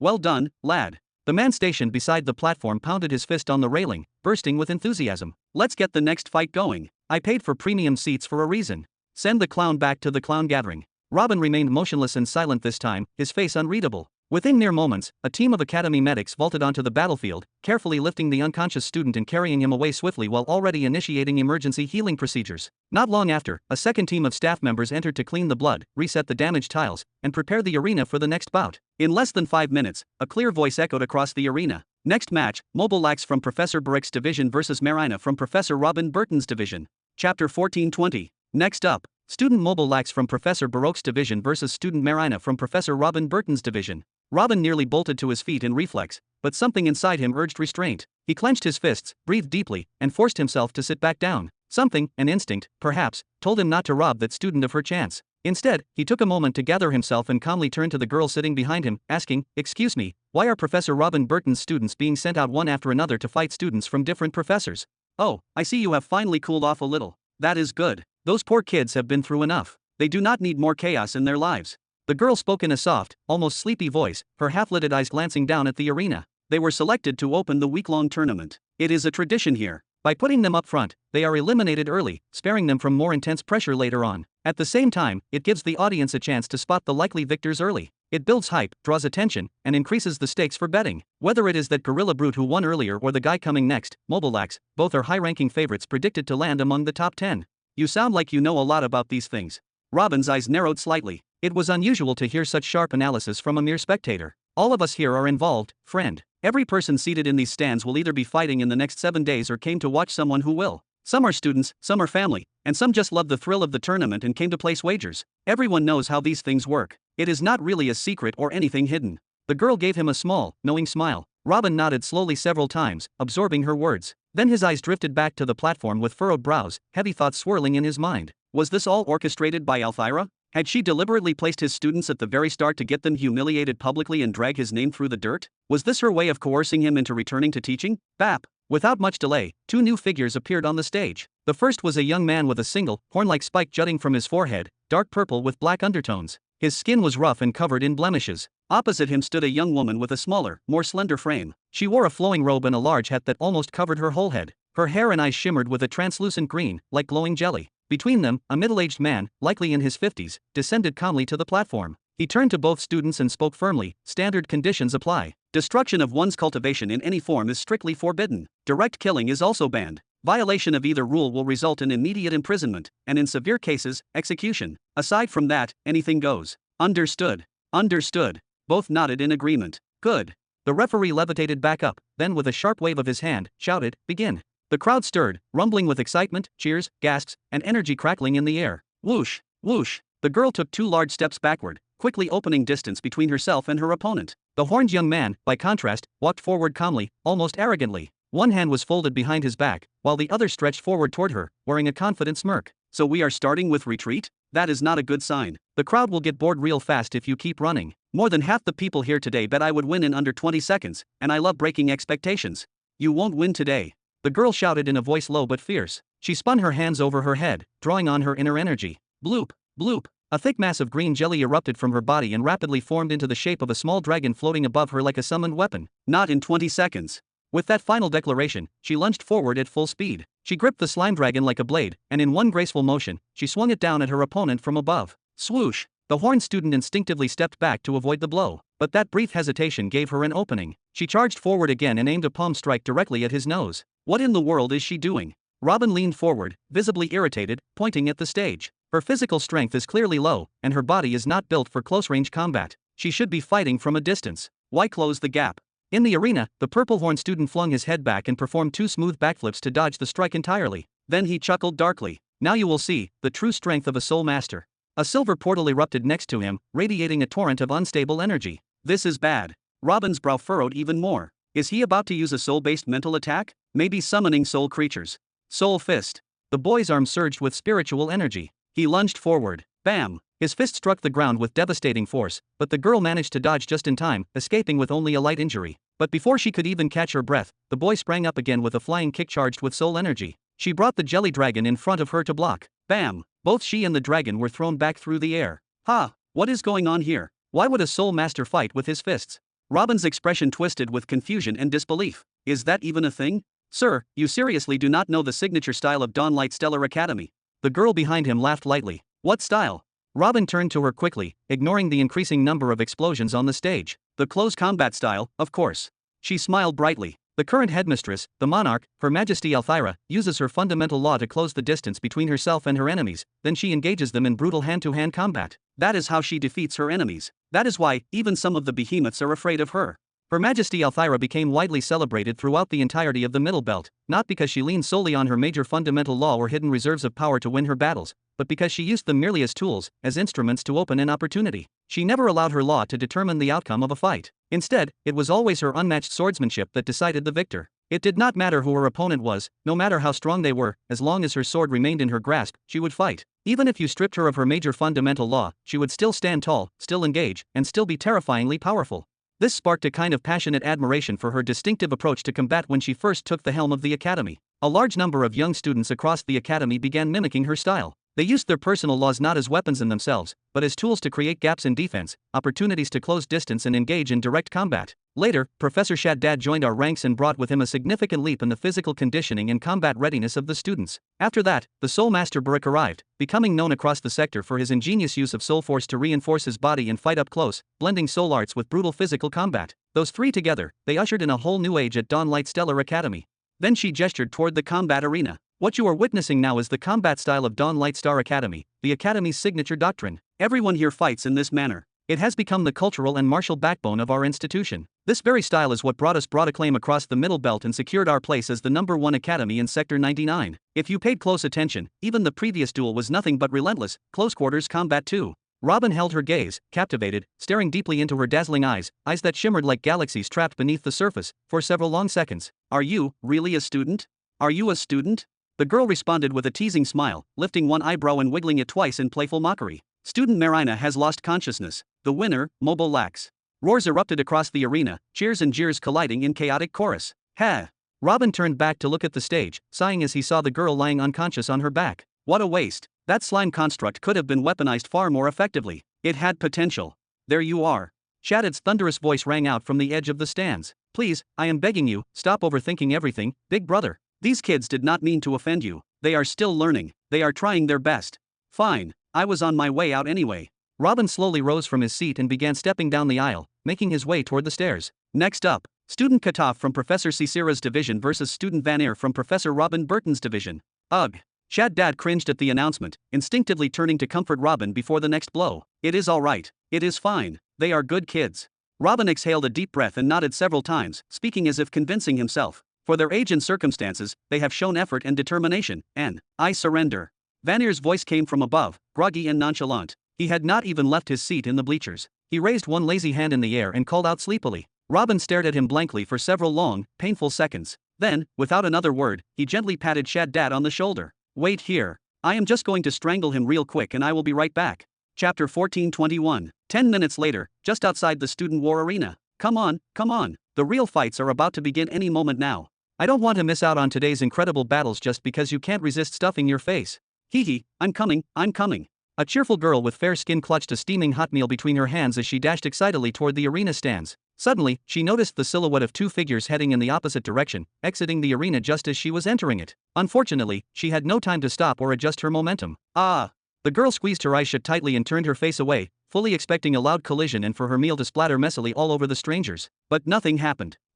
She cautiously opened one eye, then both, blinking in confusion when she found no one standing in front of her. She looked left, then right, but saw nothing. Still puzzled, she shrugged with both shoulders, thinking she must have imagined the entire thing, and continued running forward toward the stands. Shaddad turned to glance back over his shoulder, spotting the girl as she disappeared into the crowd. He then jogged forward to catch up with Robin, who was walking calmly ahead with both hands folded behind his back. How did you do that? You just disappear when you want. Shaddad exclaimed, baffled. You escaped from me at the sandwich stall earlier in the exact same way, and this time, you even brought me with you. It's simple, really, Robin responded in a quiet, composed tone, though his eyebrows were slightly furrowed with thought. It's the third stage space path.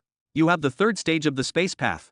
Shaddad's eyes widened almost to the size of saucers in disbelief. Yes, don't you? Robin paused in his step and glanced back at him, raising one brow with mild curiosity. With that eye of yours, you should be able to see up to fourth stage laws. Things don't work like that. Shaddad shook his head and exhaled with a sigh. With my eye, I can perceive most complementary laws and a large number of basic essential ones. But I do struggle with a few. As for fundamental laws, I can barely perceive any pattern at all. The only one I've managed to catch glimpses of is the fundamental law of the living body. He then looked skyward and let out a chuckle, as though mocking his own limitations. Ah, if only I could freely see all those elusive fundamental laws, I'd flood the entire academy with them and build the most powerful army the universe has ever seen.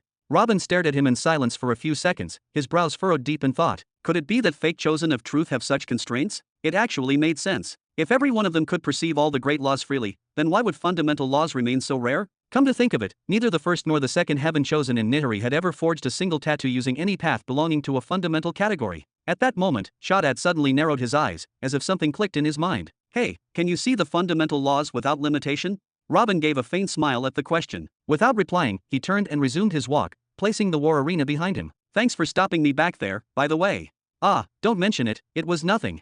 Shaddad's expression softened once again, returning to his usual warm demeanor. You really looked like you were about to kill that boy. It was honestly terrifying. I'm the type who cares a lot about his reputation, that's all, Robin muttered with a sigh. I'm the kind of man who'd rather carry the fearsome image of a murderous tyrant than ever be remembered as a failed teacher.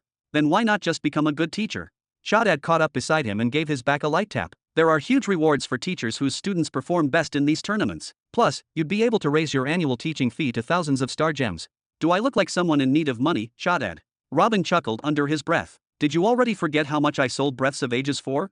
The bear-like man stared dreamily up at the sky, temporarily lost in a trance of fantasy and desire. Just recalling those 12 billion pearls made his imagination run wild with visions of all the limitless inventions and luxuries he could create with that kind of wealth. But then, suddenly snapping back to reality, he looked at Robin again. All right, forget about the money. What about the kids themselves?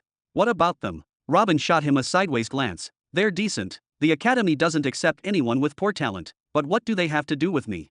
Not them personally, those behind them, Shaddad reminded him, then let out a low chuckle. Each of those students comes from a powerful background. Even the poor ones usually hail from multi-planet empires that control no fewer than 15 worlds. 27 students means 27 different powers within Mid-Sector 99. That means if you ever step foot on a planet belonging to any of those 27 factions, you'd be treated with respect. And if those students truly grow to admire and respect you, one of those forces might even shelter you if you ever fall into serious trouble.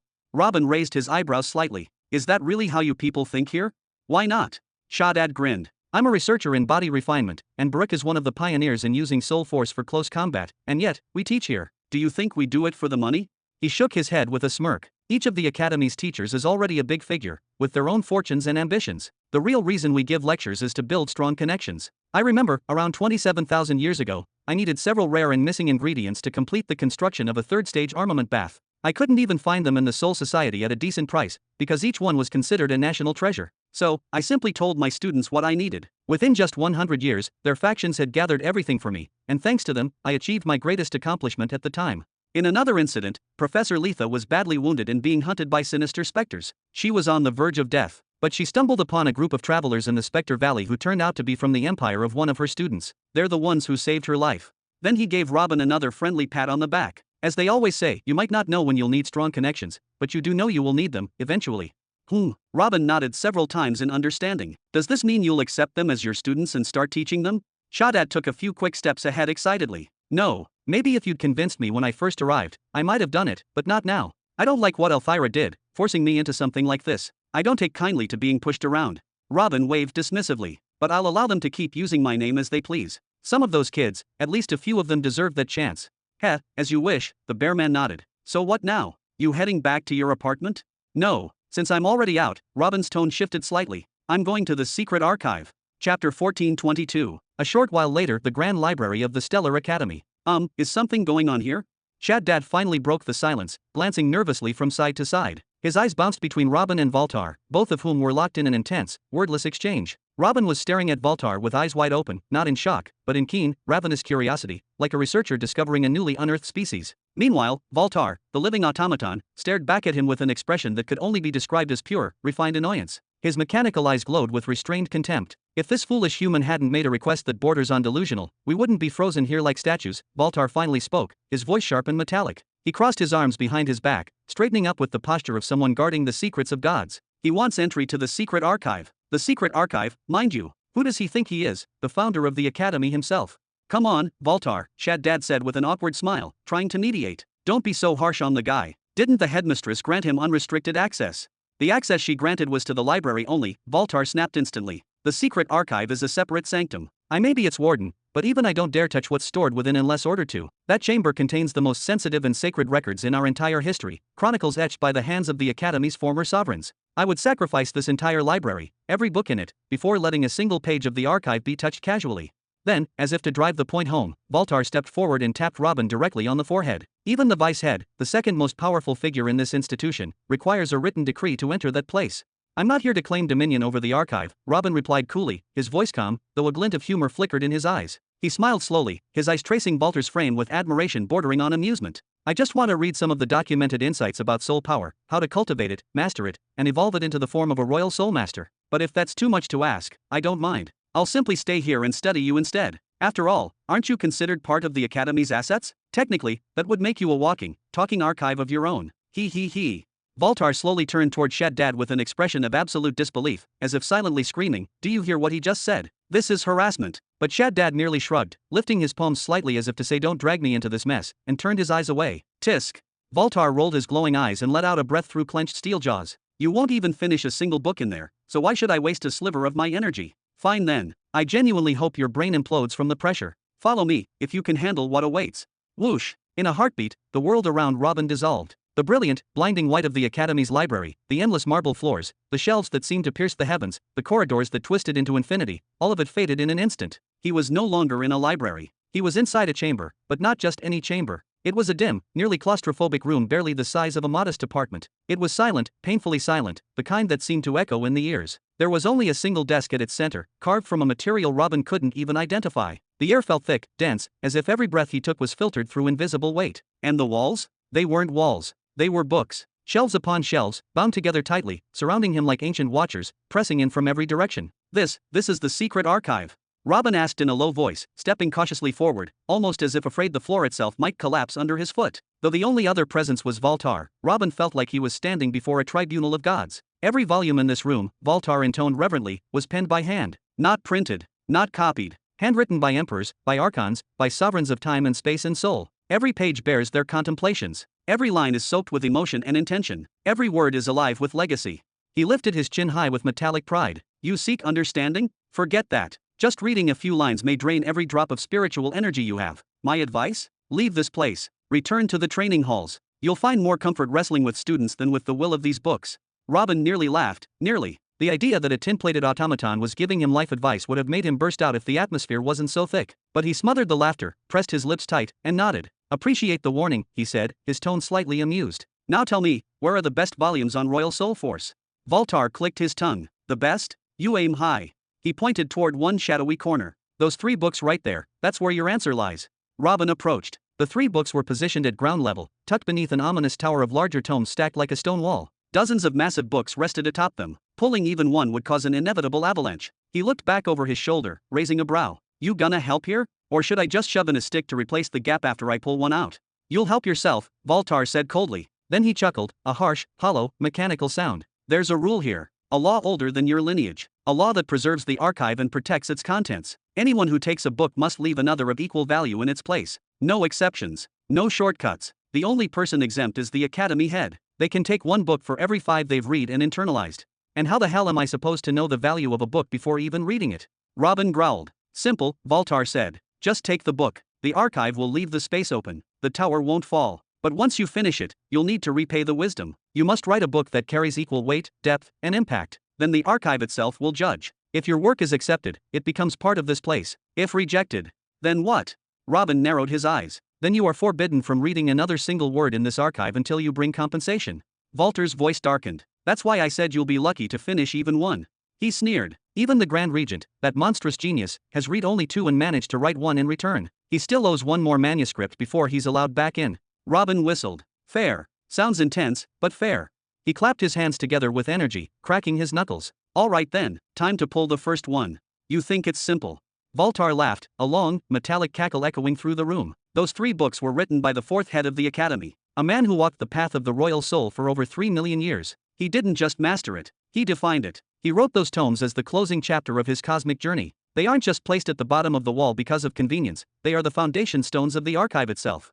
He smirked. If I were you, I'd try one of the lighter volumes on top. Maybe after 10,000 years of study and effort, you'll manage to write a book that's half as worthy as those. Bam! Robin didn't wait. He reached down and yanked one of the 3 cornerstone volumes from the bottom row without hesitation. The moment he touched it, the weight, both physical and spiritual, slammed into him like a mountain falling from the sky. The book was massive, towering, bound in black, engraved with symbols that shimmered with dormant power. It took both his hands to hold it, and even then it felt like he was carrying a child forged of iron. But Robin didn't flinch. He didn't stagger. He drew in a long, deep breath. His expression didn't show fear, only excitement, anticipation, hunger. With slow, steady steps, he carried the book to the desk, laid it down gently, and opened the cover with reverence. "Thanks for the guidance, Tin Can," he said softly, eyes gleaming as he began to read. "You may leave me now. I have work to do." Chapter 1423. 35 years later. Robin continued reading slowly, agonizingly, painstakingly slow. So slow, in fact, that he would linger on a single word for 2, sometimes even 3 full seconds before daring to move on to the next. It was not because he needed extra time to understand or analyze. He was not reflecting deeply on metaphors or unraveling complex arguments. No, it was simply because he could not. He could not read any faster, not with that damned, cursed tome burning through his brain like molten metal. After what felt like centuries, he finally read the last word on the last line of the final page. Robin closed the heavy, ancient cover with the kind of reverence reserved for forbidden relics. Then, he just sat there in complete stillness. A few long moments passed. His face had gone pale, almost ashen, and exhaustion clung to him like a second skin. His entire expression seemed locked in a fierce inner battle, as if he were wrestling some invisible force threatening to tear him apart. And then suddenly, yug! Robin dropped to the ground, collapsing like a broken tower, and began to vomit violently, uncontrollably. Yuig! It did not stop. Not quickly. Minutes passed as everything he had eaten, every bit of food, every drop of water, and even some blood, was wrenched from his body in wave after agonizing wave. When it was finally over, Robin wiped his mouth with the back of his sleeve, slumped against the book-lined wall, and sat there like a man broken in both body and soul. He began to mutter through gritted teeth. "That, filthy, disgusting, bastard." Each word cracked louder than the last, until his final curse erupted like thunder from his throat. Boom! A shimmering portal appeared beside him, white as fresh snow, rimmed in radiant gold. 2 humanoid soul creatures emerged immediately. Without hesitation, they began cleaning the mess, working swiftly and precisely, gathering the foul contents into a gleaming bucket crafted from pure soul force. Then, pop, Robin flicked his fingers, and with a brief spatial technique, teleported the bucket away. It reappeared a moment later in the distant gardens of the academy, falling directly on a group of unfortunate girls, soaking them in a most unexpected, unwanted rain. Cough, cough. Robin choked slightly, watching his soul creatures vanish back into his spiritual domain, followed quickly by the bucket. The golden-edged portal closed behind them with a soft hum. Robin shut his eyes and focused on regaining his breath. That book, that hideous, brilliant, soul-breaking book was a masterpiece. It was not just a guide. It was an ancient weapon of insight, forged to reveal the origin of soul power, and most notably, the true mechanism behind the instantaneous shift from white soul energy to silver. It also explained why that transformation happened at all, something Robin had never been able to truly grasp despite centuries of practice and contemplation. Now, after spending more than 3 decades inside that cursed archive, he understood more about the foundation of soul force than he ever had before. This was not the work of some veteran cultivator or aging sage. No, this was the product of a monster, an absolute ruler of the path. Robin could feel it. He had felt it in his bones, in his soul, in every painful second for 35 relentless years. If there is a hell, I hope you rot in it, sideways, burning in every direction. Robin screamed, lifting his hands skyward in fury. It was so obvious now. The writer of this book had been forced to produce it. Likely, he had read something rare and invaluable from the archive and was bound by law or oath to repay it in kind. So what did he do? He poured every single drop of insight and wisdom from his entire lifetime into one soul-shattering tome. The result? A book so dense and powerful, it deserved to be hailed as a divine artifact, not just a mere volume in an archive. But because he was obligated, the author left behind a malicious curse, a hidden toll on any who dared to read it. Not just a curse of the body, but of the soul. Every word felt like a dagger, every paragraph like walking barefoot across a field of shattered glass. Voltaire had not lied. When he said Robin would burn through energy with every few pages, he was actually being generous. Robin could barely read a single page before being drained completely. And still, he pressed on. Because with each word he finished, with each idea he wrestled into his soul, he understood just how priceless this knowledge was. So he endured. 35 entire years, given not to battle, not to cultivation, but to reading. And in the process, he gained more than just knowledge. He gained an iron resolve. He gained resistance, a shield forged through agony against curses of the highest tier. Whoa! Robin exhaled long and hard, finally casting his gaze toward the 2 remaining books still resting in the archive's sacred vault. They sat silently, ominously, 2 more monstrous tomes, each said to rival the one he had just finished. If the first had unveiled the origin of soul energy, and the transition from white to silver, then the second book likely explored silver soul power in its entirety. And if fate smiled on him, it might even reveal the moment of ascension to royal purple, soul energy at its peak. Tisk! Robin spat the last drop of blood in his mouth, then rose unsteadily to his feet. He lifted the colossal book from the desk with great care and carried it back to its original place on the wall. Whoosh! The empty space in the stone shelf accepted the tome at once. A click echoed out softly, and the wall returned to its unbroken, eternal stillness, like it had never been disturbed. Robin stared at the book beside him for a long moment, then reached out toward it. Buzz, bam, ouch. Instantly, he found himself slammed against the opposite wall, his entire body trembling as if struck by lightning. Whoa. Hee, cheating will not work here. One book per person. Hee, at least finish the one you already. As if that was not enough, Voltar appeared in the room, smirking mockingly at him, but his grin vanished quickly when he noticed the book Robin had taken had already been returned to its place. He turned back to him in surprise. Did you give up or what? I finished it. That old man's grudge was not nearly enough to stop me. Robin used both hands to help himself stand. And I will finish the other 2 books too, whether that arrogant bastard or your metallic ass like it or not. First of all, I do not believe you finished it. Second, you make it sound like His Excellency the headmaster was trying to prevent people from reading his book. No, if he wanted that, he could have placed a curse so strong it would make reading impossible. What he really wanted was to make you grasp the depth of the person who wrote those words, to make you take your time and truly appreciate the effort. Then Voltar laughed and gestured proudly around him. All these books carry the same style. Every book testifies to the greatness of its author. Here, the Soulforce tomes strike your soul domain directly. The historical records make you feel tiny, like a bug under pressure. Every volume is steeped in power and authenticity. It forces your respect. No, Robin scoffed, pulling out a thick book from his spatial ring. The first person to write something in here wanted to bully those who came after. Then everyone who got bullied took their frustration and used it to create books just as difficult, maybe worse. Not a single one of them tried to break the cycle of pride and abuse. And you know what? I am a petty person, and I do not plan to break it either. Haha, and what exactly do you think you are doing? You really think that book of yours will be accepted into the archive? Even if it is, do you believe it can leave the kind of impression made by monarchs and guardians? Watch me. Robin placed the thick book on the desk and opened it to the middle. The entire thing was written in his own handwriting. This was the original manuscript of one of his works. Then, he raised both hands above it, and something strange began to happen. Whoa! Golden tattoos emerged across Robin's arms and back, strange, shifting patterns that moved rapidly under his clothes, climbing up his neck. Then, an ancient and mysterious power began to gather in his palms, forming glowing runes in the air above the book. These runes slowly descended onto the pages, covering every one of them, until they sank into the paper and disappeared. Voltar furrowed his brow deeply. Then, with a confident smirk, Robin picked up the book and tossed it at Voltar. Here, let us see how many people can read this after I am gone. And with that, whoosh, Robin vanished from the room. Chapter 1424. What an absolute lunatic. Voltar muttered with a sinister chuckle as he continued to stare at the spot where Robin had vanished just moments earlier. To think, to truly believe, that one could compose a book worthy of standing shoulder to shoulder with the sacred and ancient texts of the secret archive, that alone was pure madness. But to assume he could even embed traps inside such a book, curses so subtle they would target soul links and higher beings like guardians and monarchs? That was not just delusion, that was calculated lunacy. An ambition bordering on heresy. Now then, what delightful nonsense have we here?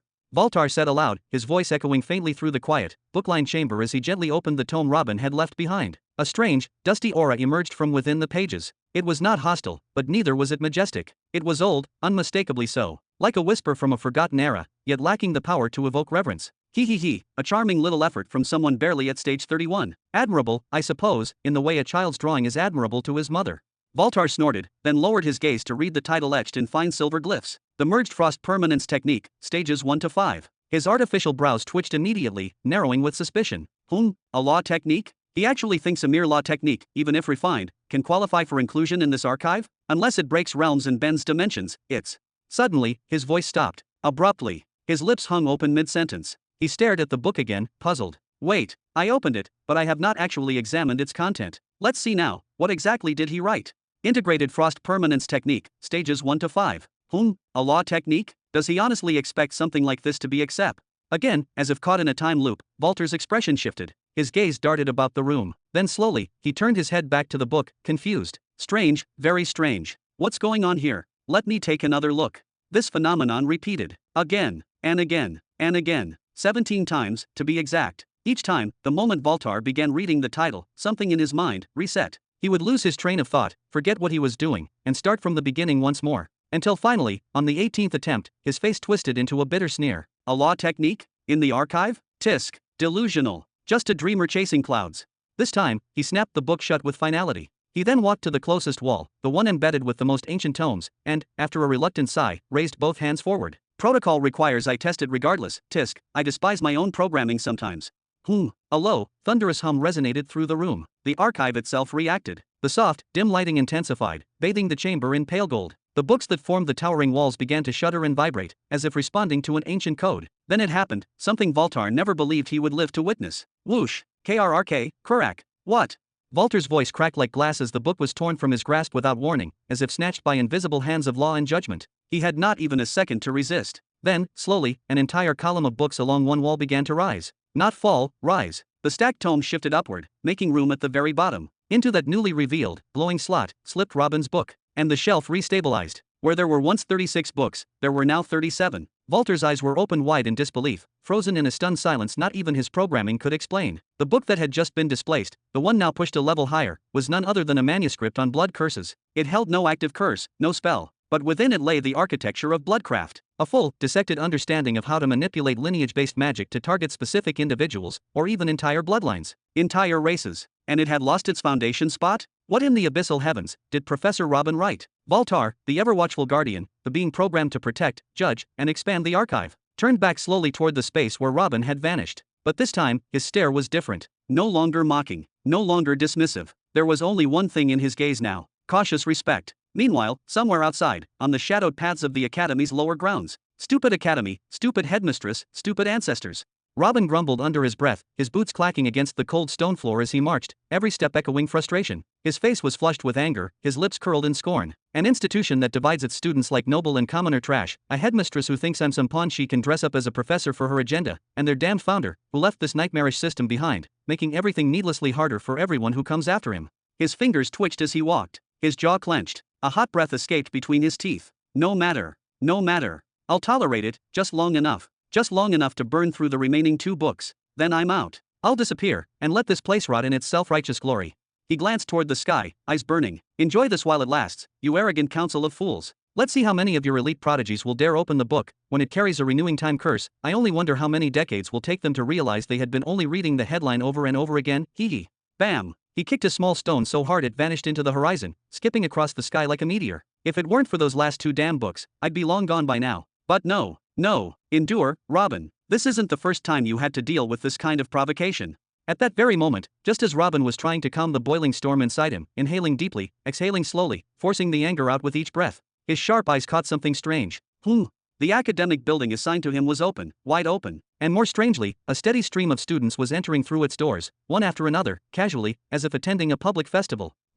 Robin's face twitched. He instantly stopped his breathing exercise. The attempt to soothe himself evaporated like mist under a flame. With a sharp pivot and quickened steps, he moved toward the building, his eyebrows still locked downward like the wings of a hawk mid-dive. His posture was calm, but his aura whispered of thunder barely contained. More of them? Ugh, fine, sit down already, all of you. Robin froze just before stepping inside, his movement halted by a familiar voice. Shad Dad. The tone was unmistakable. Exhausted. Frustrated. Stretched thin. Robin moved quietly to the side, pressing his back against the outer wall, and tilted his head to listen. The words drifting out of the half-open door carried a mix of panic and reluctant authority. Young men and women, please stop telling your friends about what's happening here. Shadid's voice cracked a little. This isn't just a problem for me. My official students, the ones who paid their dues and enrolled properly, they'll file complaints if they discover I've been giving lessons for free to you. He paused, voice dropping as if pleading to reason. And as for you all, if this keeps up, the Academy will fine me and you heavily. Heavily. You think they'll let freeloaders walk away just because you smiled nicely? Don't worry, Professor Shaddad. One of the dozens of students seated inside the small lecture theater shot back eagerly, voice firm and loud. We won't breathe a word of it. That's exactly what you said last month. Shaddad's palm smacked against his forehead with an audible slap. And now look, you've doubled again. His voice rose in disbelief. There are so many of you, I don't even know if this is a class or a protest. I'm starting to wonder if I should even continue at all. He let out a sigh, deeper this time, then straightened his back and raised his voice once again, tone now laced with bitterness. I told you this on day 1. I said it plainly. I only agreed to teach to fill the void left by Professor Robin Burton's absence, just enough to help you perform well and stop dragging his name through the mud. There was a long pause. Then his voice grew heavy. And yet, over 30 years have passed. 3 full martial cycles. I've watched the sun rise and fall on you for decades, and still, barely any of you have improved. A hush fell over the room. Then, from the back, a soft voice broke the silence. A girl in a blue hat, seated awkwardly between 2 larger students, hesitantly raised her hand. She looked around once, then again, and then spoke, barely louder than a whisper. That's because, we're not body path specialists, Professor. None of us have ever undergone a proper weaponization session. And what's your point? Shaddad barked immediately, slamming his palm down on the lectern in front of him. Didn't I teach you the bear combat form? Didn't I demonstrate the one-palm killing technique? Or were you sleeping through those too? He jabbed a finger toward the class. His eyes glowed with irritation. If you weren't students of Big Brother Robin Burton himself, I swear, I would have submitted an expulsion request for every last one of you. Then he exhaled. loudly, forcefully, and waved his hands back and forth like swatting flies. Whatever, enough whining. He stepped to the front, lifted his chin, and raised his voice with a flash of authority. Today, we're covering an offensive skill. Write this down, the bear's embrace. Are you ready? Yes, Professor. Dozens of voices replied together, too quickly, too cheerfully. Their faces strained with forced smiles. They knew the truth, they likely wouldn't learn much today either. But a free lesson was still a lesson. Better than nothing. And just as Shaddad opened his mouth to speak again, a voice rang out from the entrance. Calm, but cutting through the air like a knife. Hold it. Chapter 1425. Hold it. The voice was not loud, but it carried a weight far heavier than volume. It surged through the interior of the academy building like a focused blast of pressure, quiet, yet thunderous, causing the very atmosphere to shift. Shaddad spun toward the entrance, brows drawn in fury, face twisted with irritation. He was more than ready to lash out, regardless of who dared to interrupt. Even if it was another teacher, even if it were an elder. But the instant his eyes landed on the one at the door, his rage melted into delight. Big brother. His voice shifted instantly from a defensive roar to a joyful call. Big brother. Did he just say big brother? Wait, who on earth would Professor Shaddad, that iron-willed, fire-tongued instructor, call big brother? You're new, right? I've only heard him use that title once. Only for one person. That's our true instructor. Wait. Within a blink, every single student turned toward the entrance, eyes wide, jaws slightly parted. Anticipation filled the room like fog, and those who had not heard the stories before were struck silent by what they saw. A man. A human. One whose presence did not scream power at first glance, no blinding aura, no crashing pressure. Yet somehow, none of them could look away. He looked to be in level 31, but even that seemed misleading. Big brother, you're out. Finally. Shaddad rushed forward like a soldier seeing his commander return from the dead. You were in there so long I thought that book's aura had erased you entirely. He chuckled, half nervous, half relieved. I was going to Voltar every week just to ask about you. Even he said you might stay in there for 70 more years. Robin did not smile. His expression remained unreadable, his voice level and cold. What exactly is going on here, Shaddad? Did I ever authorize you to teach those unruly children in my absence? Shaddad flinched like a boy caught stealing bread. He hesitated, then rubbed the back of his neck sheepishly. I remembered what you said that day about your name, about how it shouldn't be tainted by this place. His voice was softer now, quieter. I thought about it, you were right. When people call you the Sixth, it would be a shame to have this place stain your legacy. He looked down for a moment, then met Robin's gaze again. Maybe I can't change the monarch's orders, or reverse the system, but I could help in small ways. I thought, if I could keep your name out of the dirt, even just a little. Robin was silent. Then he exhaled, a long breath escaping between slightly parted lips. His fury was melting. The words may not have been perfect, but the sincerity behind them could not be denied. He could not stay angry. Not at that. I left the archive because I need something from you. His voice steadied, regaining its usual focus. How long until you finish this lesson of yours? Half an hour. Just 30 minutes. Shaddad's voice lit up again, his face almost glowing with hope. Wait for me in your quarters. I'll come as soon as I finish. There's so much I want to ask you about. Robin shook his head. No need. I've had more than enough solitude for a lifetime. Without another word, he stepped past the crowd of stunned students and toward the teacher's seat. He sat, crossing one leg over the other, exuding quiet authority. I'll observe from here. Haha, even better. Shaddad beamed with pride. This was his chance. His big brother would witness his method, his growth, his discipline in action. He turned to the center of the sparring courtyard nestled between the lecture stands and the professor's platform. Then he pointed at someone near the back. Vainer, get down here. Me, again. A sleepy voice groaned from above. A red-haired youth lazily lifted his head, eyes half shut, lips curled in annoyance. He moved sluggishly, as if still half dreaming. His physique was well built, muscles thick and balanced. His skin was lightly tanned, almost human, but if one looked closely, very closely, faint traces of scales shimmered along his cheeks and neck, only visible when the light hit just right. Robin's eyes narrowed. He knew this one. That was the boy who surrendered mid-fight, the one who walked off without hesitation. You're the strongest here. Shaddad's voice cut through the tension. The one with the highest endurance. He pointed directly at Vainer. As long as you keep trying to hide in this class, I'll keep dragging you to the front. Tisk.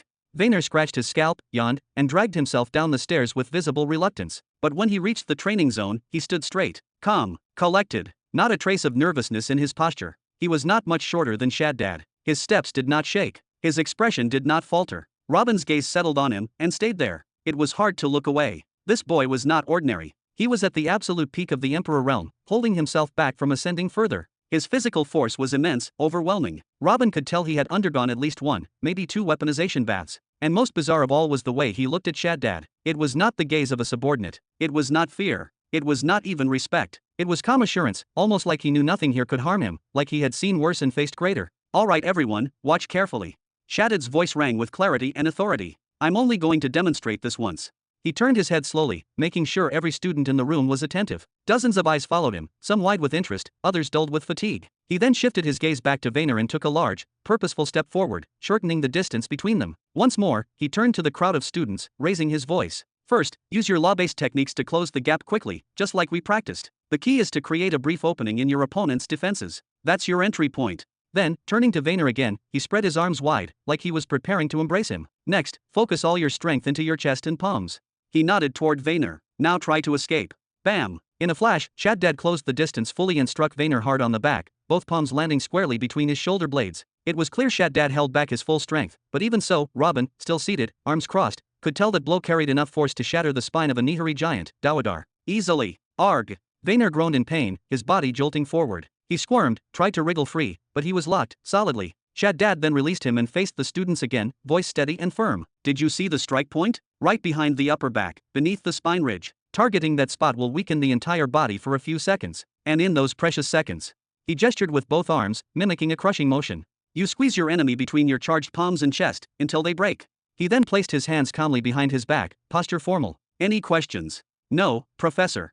The students responded in unison, though their faces betrayed something else, confusion, concern, or perhaps mild fear. A few of them exchanged uncertain glances. Tisk, tisk, this'll ache for the rest of the day. Vayner muttered as he stretched his arms lazily, like someone trying to wake up from a long nap. He turned, dragging his feet as he headed back to his seat. But just as he was about to sit down, Shaddad's voice snapped like a whip. Where do you think you're going? Wait right there. You'll be helping the others learn the move. Yawn. Vayner cracked his neck, unbothered, then strolled back to his previous position. He shoved one hand into his pocket and sighed. All right, let's get this over with.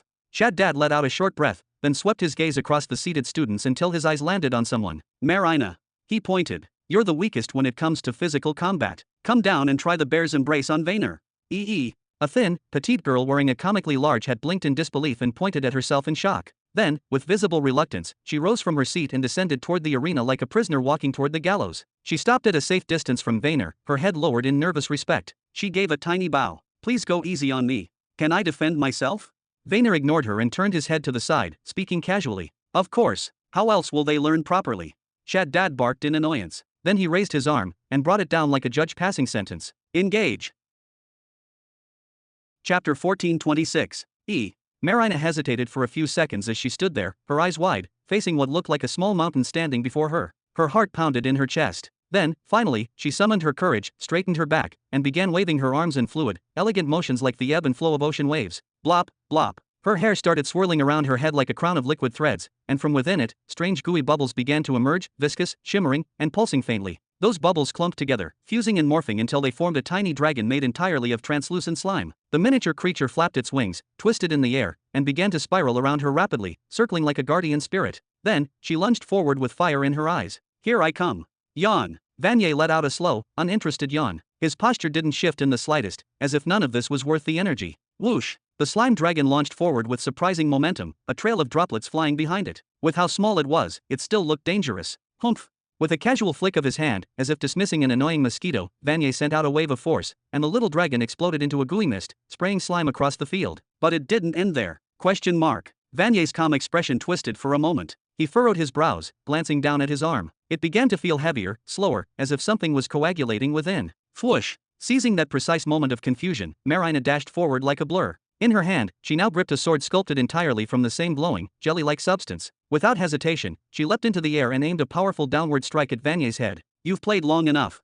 Vanier's other arm darkened rapidly, its color turning into a deep, almost black hue, before he launched it upward to counter. Suddenly, his aura exploded outward. It multiplied, intensified, no longer just strength, but a bloodthirsty presence, suffocating and heavy, one that could make even veteran warriors step back. But Marina didn't flinch. She gritted her teeth and brought her slime sword down with all her might. Bam! Her sword shattered on impact like glass under pressure, yet, just as quickly, the goo slithered back together in midair, reforming between her fingers. She swung again, relentless. This time, Vanier didn't allow any delay. He slashed forward with his arm like a beast's claw, aiming directly at the girl's chest. But Marina, now just a breath away, stepped backward with uncanny precision, narrowly dodging. She countered instantly, striking low at his leg. The black aura vanished from his arm and surged down into his leg in the blink of an eye, blocking her strike with practiced ease. Then the energy returned to his arm as he twisted and slammed his elbow toward her ribs. She spun to the side like a dancer mid-battle and slashed at his neck with her slime sword, fast and focused. Robin's brows slowly furrowed as he watched with intensity. These two, they were supposed to be from the Clown Assembly, a name that evoked ridicule and mockery, yet here they were, showcasing close combat proficiency beyond anything he'd seen.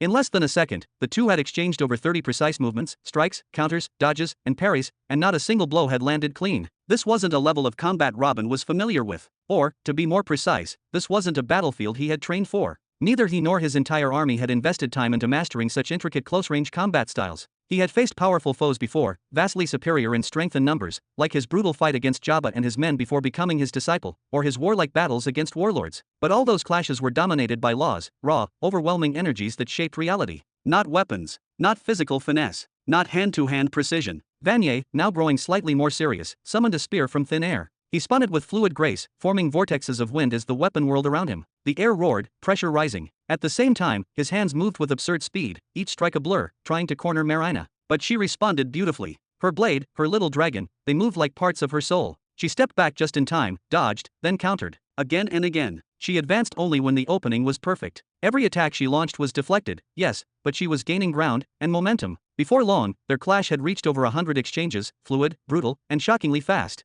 Even the so-called clowns of the Star Academy can fight like this, Robin thought, eyebrows twitching slightly. Even his children, trained from youth, didn't have this kind of fluidity, this mastery over footwork, timing, and weapon manipulation. Hi-ya! Suddenly, the girl let out a loud, battle-fueled cry. Using her dragon, she struck Vanier's final arm, entangling it momentarily. Then, slash, her blade struck his leg, numbing it. Bam! She slammed the ground beneath her with her heel, creating a shockwave to launch herself forward, arms wide open, energy converging into her hands and chest. As she charged for the final move, the bear hug. Shadad's eyes widened with pure excitement. His hands clapped together in a burst of joy. But, bam! The bear hug connected, but not quite as planned. Marina found herself face-first into Vanier's abdomen, her hands awkwardly pressed against his rear. Her face flushed crimson, her eyes glossy with shame. Slowly, trembling, she looked up, only to see a massive fist descending. Bam! Ouch! Every student immediately looked away. Even Shaddad raised his hand to shield his eyes. That punch had to hurt like hell. Marina! Shaddad shook his head, shouting furiously, "What the hell are you doing?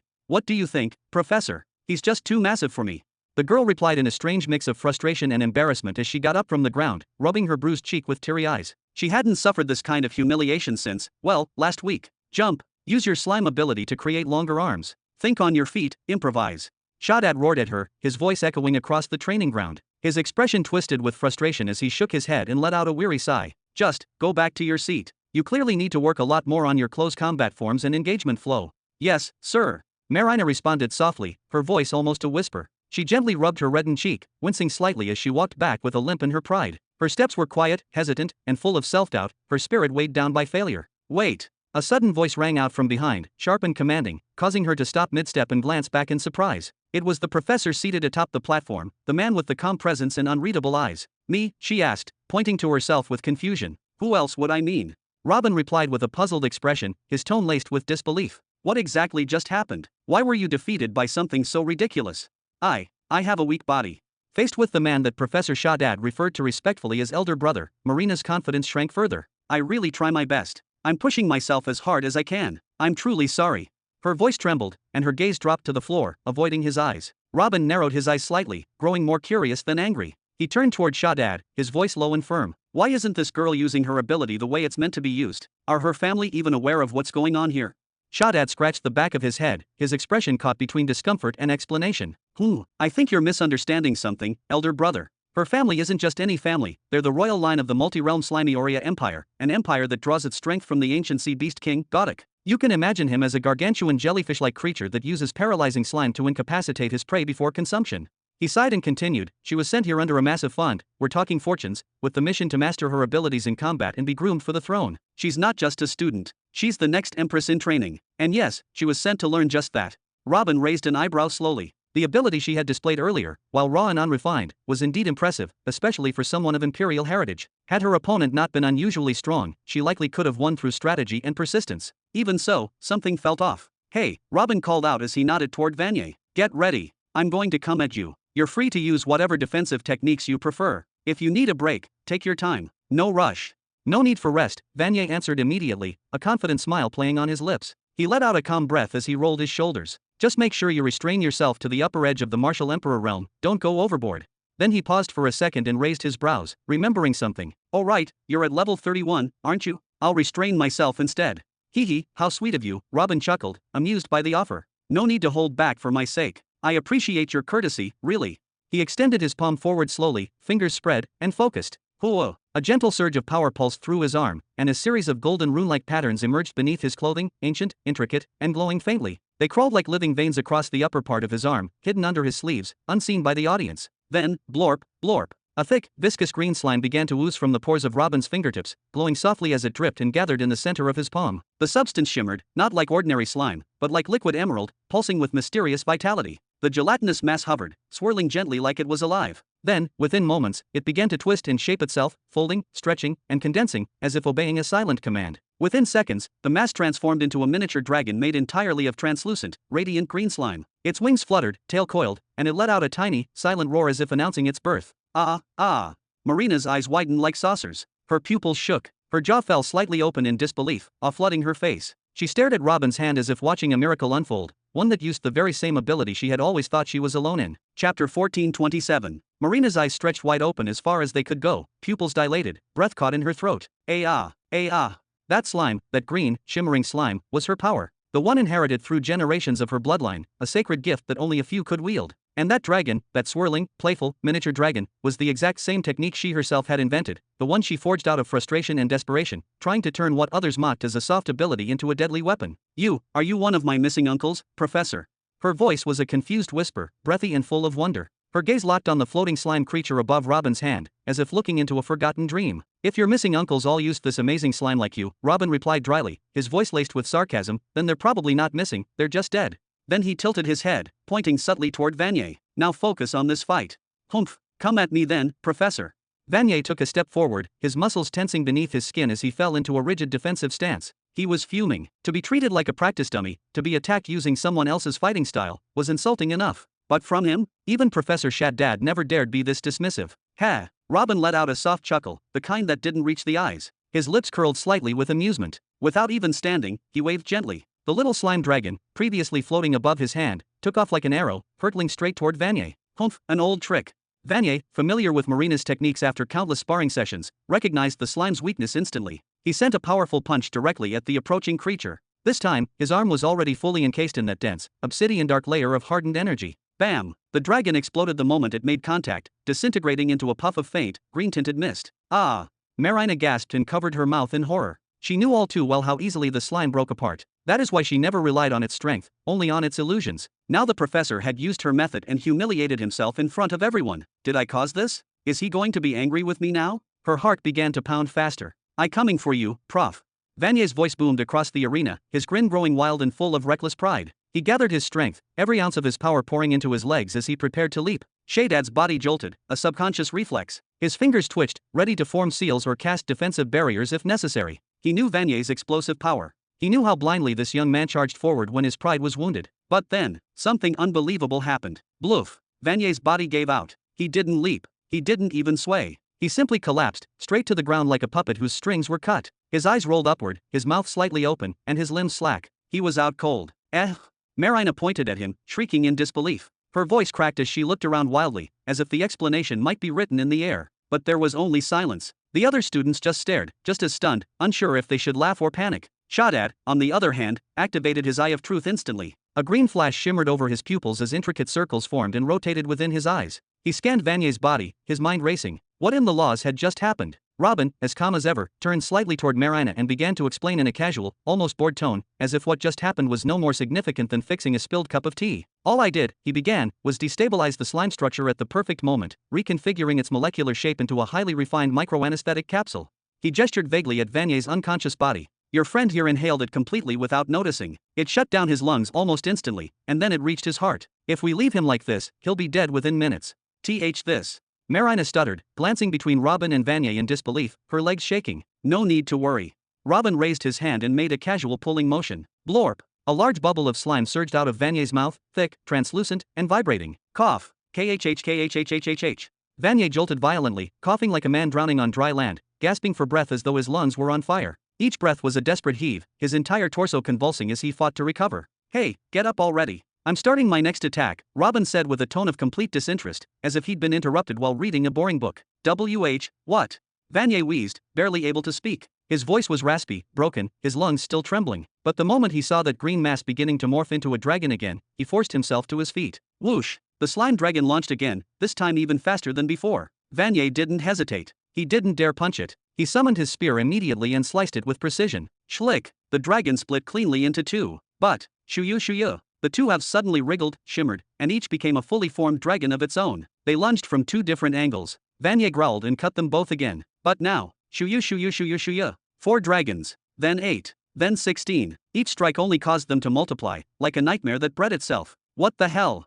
Vanier began retreating instinctively. Then he jumped, right into the stands, dodging between students. He was terrified of breathing that toxic mist again. And now, he feared attacking them too, afraid the number would keep growing. He was hunted. And the dragons were multiplying like a plague. Eventually, he found himself cornered, trapped, pinned in one of the far ends of the arena, his back to the wall, surrounded. More than 60 miniature green dragons, no larger than a fingertip, hovered around him in a tight, circling formation. Panic carved itself onto his face like a mask. Then, Robin waved his hand gently. In an instant, the dragons spun in reverse, merged, and reformed into a single swirling mass, hovering again above his open palm. Robin turned his gaze to Marina, a gaze that had not shifted away from her for even a second during the entire fight. His voice was calm, almost teacher-like now. The first technique required extremely precise understanding of the law, down to the smallest molecular reformation.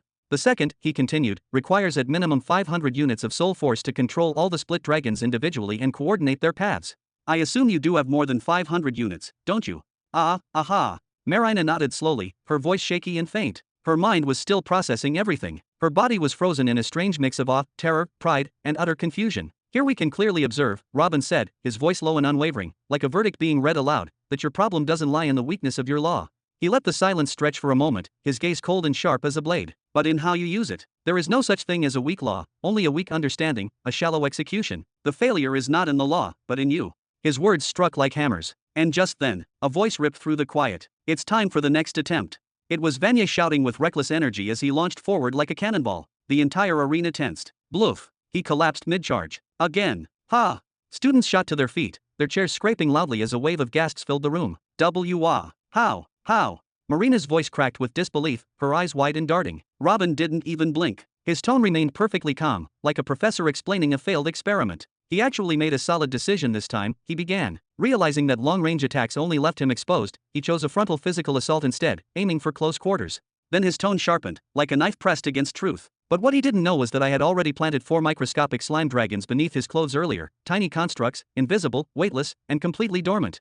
A pause. A deep breath. They had already entered his bloodstream, lying in wait, broken down into particles smaller than dust. And the trigger? A single hostile thought. The moment he decided to attack me, they activated.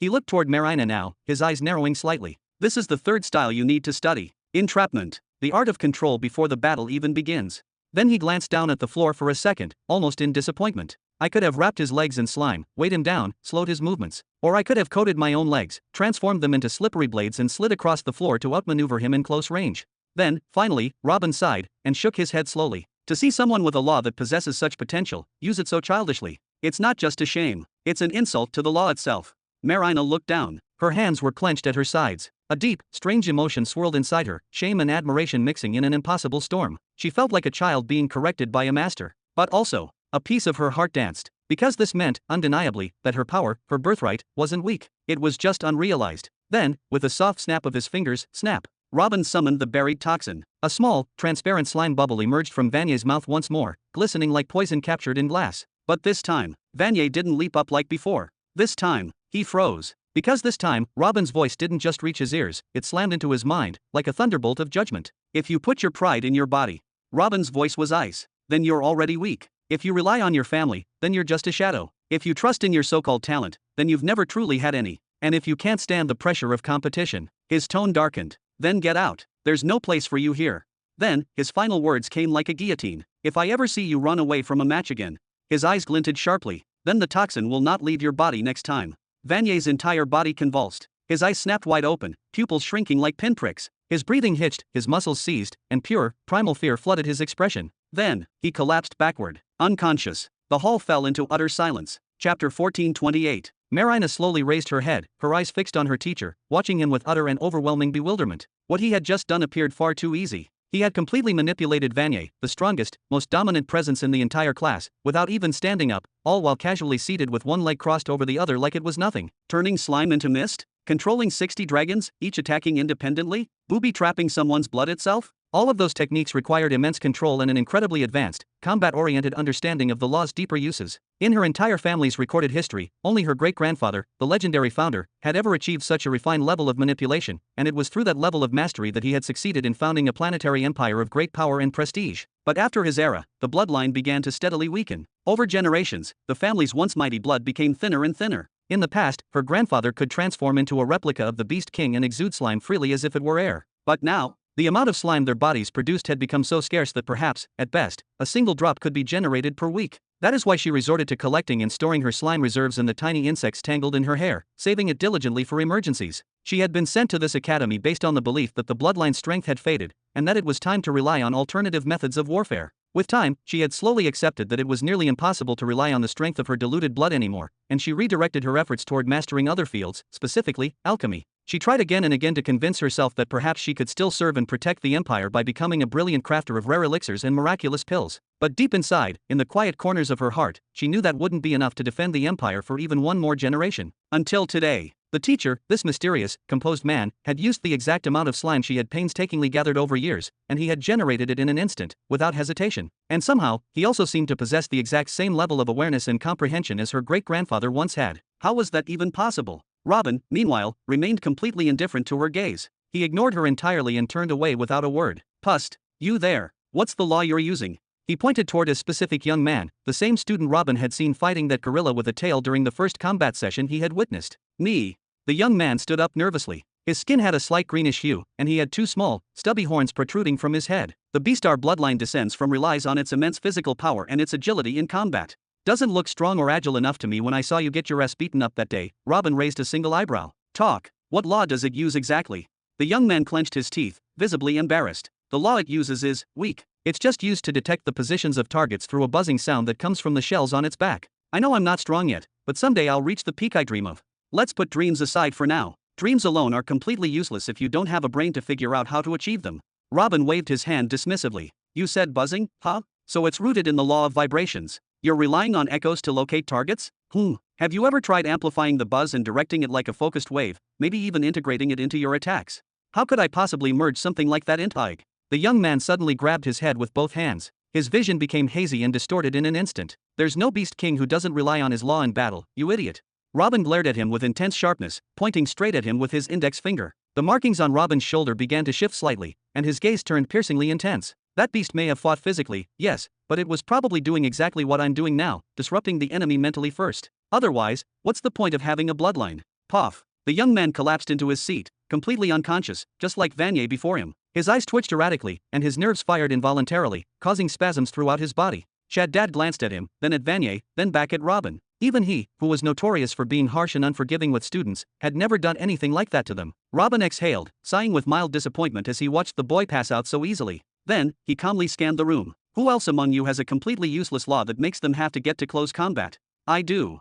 A girl stood up. Her skin was a deep, rich shade of red, similar to the hue of the infernal demons. "The law I inherited is blood rush. My body can handle sudden, high-velocity blood flow that temporarily boosts my physical strength, but it's extremely limited in use. It forces me to rely on close combat all the time. It's like a cheap stimulant that you could buy for 10 pearls. Completely useless if I want to fight with my own hand." Arg. Puff. The girl clutched her head for a few painful seconds, and then blood burst from her ear. She immediately fell unconscious. "Ah!"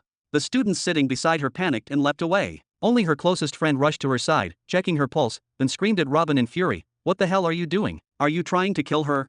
When she wakes up, make sure to tell her this. Anyone who truly understands how to control the flow of blood within their own body, how to direct and redirect it with precision, can, with just a bit of focus and a decent level of mastery, also control the blood flow within others." Robin waved his hand dismissively, not even sparing her condition a glance. "All I did, really, was momentarily halt the flow of blood in her brain, just for a fraction of a second, using the very law she was just whining about moments ago." Then he turned, his gaze sweeping coldly across the rest of the room. "So, anyone else got a nominee for what they think is the most pathetic, the most overused, or the most utterly irrelevant law in existence? Let's test just how useless your laws truly are." The entire lecture hall fell into complete, suffocating silence. Not a single soul dared to speak. Every student had their eyes locked on the man they were supposed to call their teacher, yet now all they saw was a terrifying monster. Robin smiled faintly and casually pointed toward a random person. You. Yeah, you over there. You're using a law from the wind category, aren't you? Me. The short, nervous-looking student pointed at himself with a trembling hand, then nodded hesitantly. Why yes, that's right. But wind blades, gust attacks, and things like that, they stop being useful once the opponent gets to a certain strength threshold and org. The boy suddenly grabbed his throat in panic, then, coughed out a mouthful of blood, spraying the desk in front of him with crimson. This time, Robin waved his hand more quickly and stopped just short of letting the boy collapse into unconsciousness. I simply adjusted the air pressure inside your lungs. That's literally all it takes to kill. So, he said, still smiling, who wants to go next? Still grinning, Robin slowly scanned the students, letting his eyes linger threateningly on each face. Creak, creak. All of the students immediately pushed their chairs back and staggered away from their desks. Forget volunteering. At this point, several of them were already glancing toward the exit door, clearly debating whether to make a run for it. Big brother. I think they've gotten the message. Dad said with a nervous laugh, beads of sweat clearly visible on his forehead. These weren't just any students. They were the children of high officials, nobles, and powerful household names. Making enemies out of them was the last thing Dad wanted Robin to do right now. Very well then. Let's shift the rest of this session to something a bit lighter. How about a history lesson? Robin crossed his arms across his chest and began speaking, his tone completely relaxed. Once upon a time, long ago, a great tragedy happened to me. I lost many members of my family in a brutal attack. Driven by blinding hatred, I completely lost myself for a while. I wandered the streets of my home planet for weeks, maybe months, killing anyone I thought might be a criminal, or a thief, or even someone I suspected of participating in the ambush on my planet. No proof, no trials, just blood and rage. Dad frowned, visibly shaken by the revelation. So there was a dark and bloody history behind the soon-to-be great truth chosen? After countless days of angry, senseless killing, just for the sake of seeing more blood, somehow, the researcher inside me started to claw his way back up. Not fully, of course, just enough to make me curious again. Robin let out a bitter chuckle, amused at his own madness. So from that day forward, I made a little game out of it, trying a new method of killing every single day, always without ever laying a finger on my opponent. A fun challenge, if you want to call it that. The students started glancing at one another nervously. What on earth were they listening to now? A lecture? Or the memoirs of a serial killer? After months, maybe even years, of playing that game, I finally reached one simple, undeniable conclusion. Robin looked upward, as though gazing at the thousands he had killed. There is no such thing as a useless law. The heavenly laws, even the auxiliary ones, if pushed beyond their limits, or twisted beneath their intended use, become lethal. We humans are pathetically weak in the face of them. We humans are so laughably insignificant when it comes to the divine laws that make up the fabric of this universe. Then he fiddled with something in his sleeve, sighed, and looked back at the students with a disapproving stare. And now I come here, only to see you lot tossing aside your laws, and turning the battlefield into a glorified boxing ring? What a revolting joke. Chapter 1429. All the students glanced at each other, exchanging wary looks for a few long, silent seconds. Then finally, one of the boldest among them, a student known for his nerve, stepped forward slightly and asked with furrowed brows, "Are you saying that His Majesty, the monarch, is wrong? That all of the instructors, every professor except for you, are mistaken when they tell us not to rely on laws? And that only you are right?" Yes, I am the one who's right, I'm always right, and everyone who disagrees with me can go fuck themselves.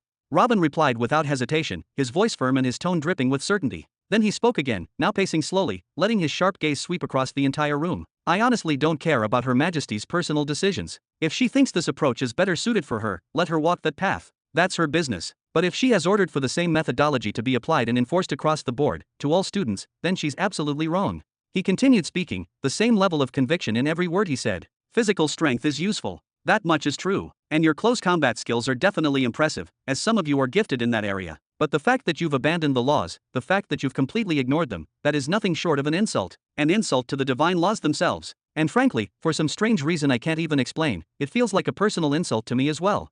Then he narrowed his eyes, his expression losing all warmth, replaced by utter indifference. His face still radiated that overwhelming arrogance, the kind that made others feel they were insects before him. What you witnessed today was my method, the teaching style that governs this academic building. Here, we focus on divine laws, on understanding their core principles, unraveling their hidden depths, and mastering their use to the absolute extreme. I will not tolerate lazy students. I won't allow unmotivated brawlers and punch-swingers to loiter under my roof without purpose anymore. None of you will be allowed into this building again until you break through in your understanding of your personal law, until you climb 10 entire ranks in the next combat event, or whatever you call it. Understood. I reject this entire ideology, another student shouted angrily, his voice full of emotion. That instructor, no, that madman, was trying to tear down and rebuild everything they'd spent years learning. Then go reject it at your mother's house, Robin said coldly, pointing directly at the door with absolute dismissal. Then he raised his voice even louder, so all could hear, all of you, out. Now. If I find anyone still standing in front of me after just 3 seconds, I swear, I will attack them on the spot. This is utterly unacceptable. This is pure arrogance taken too far. What kind of teacher are you exactly?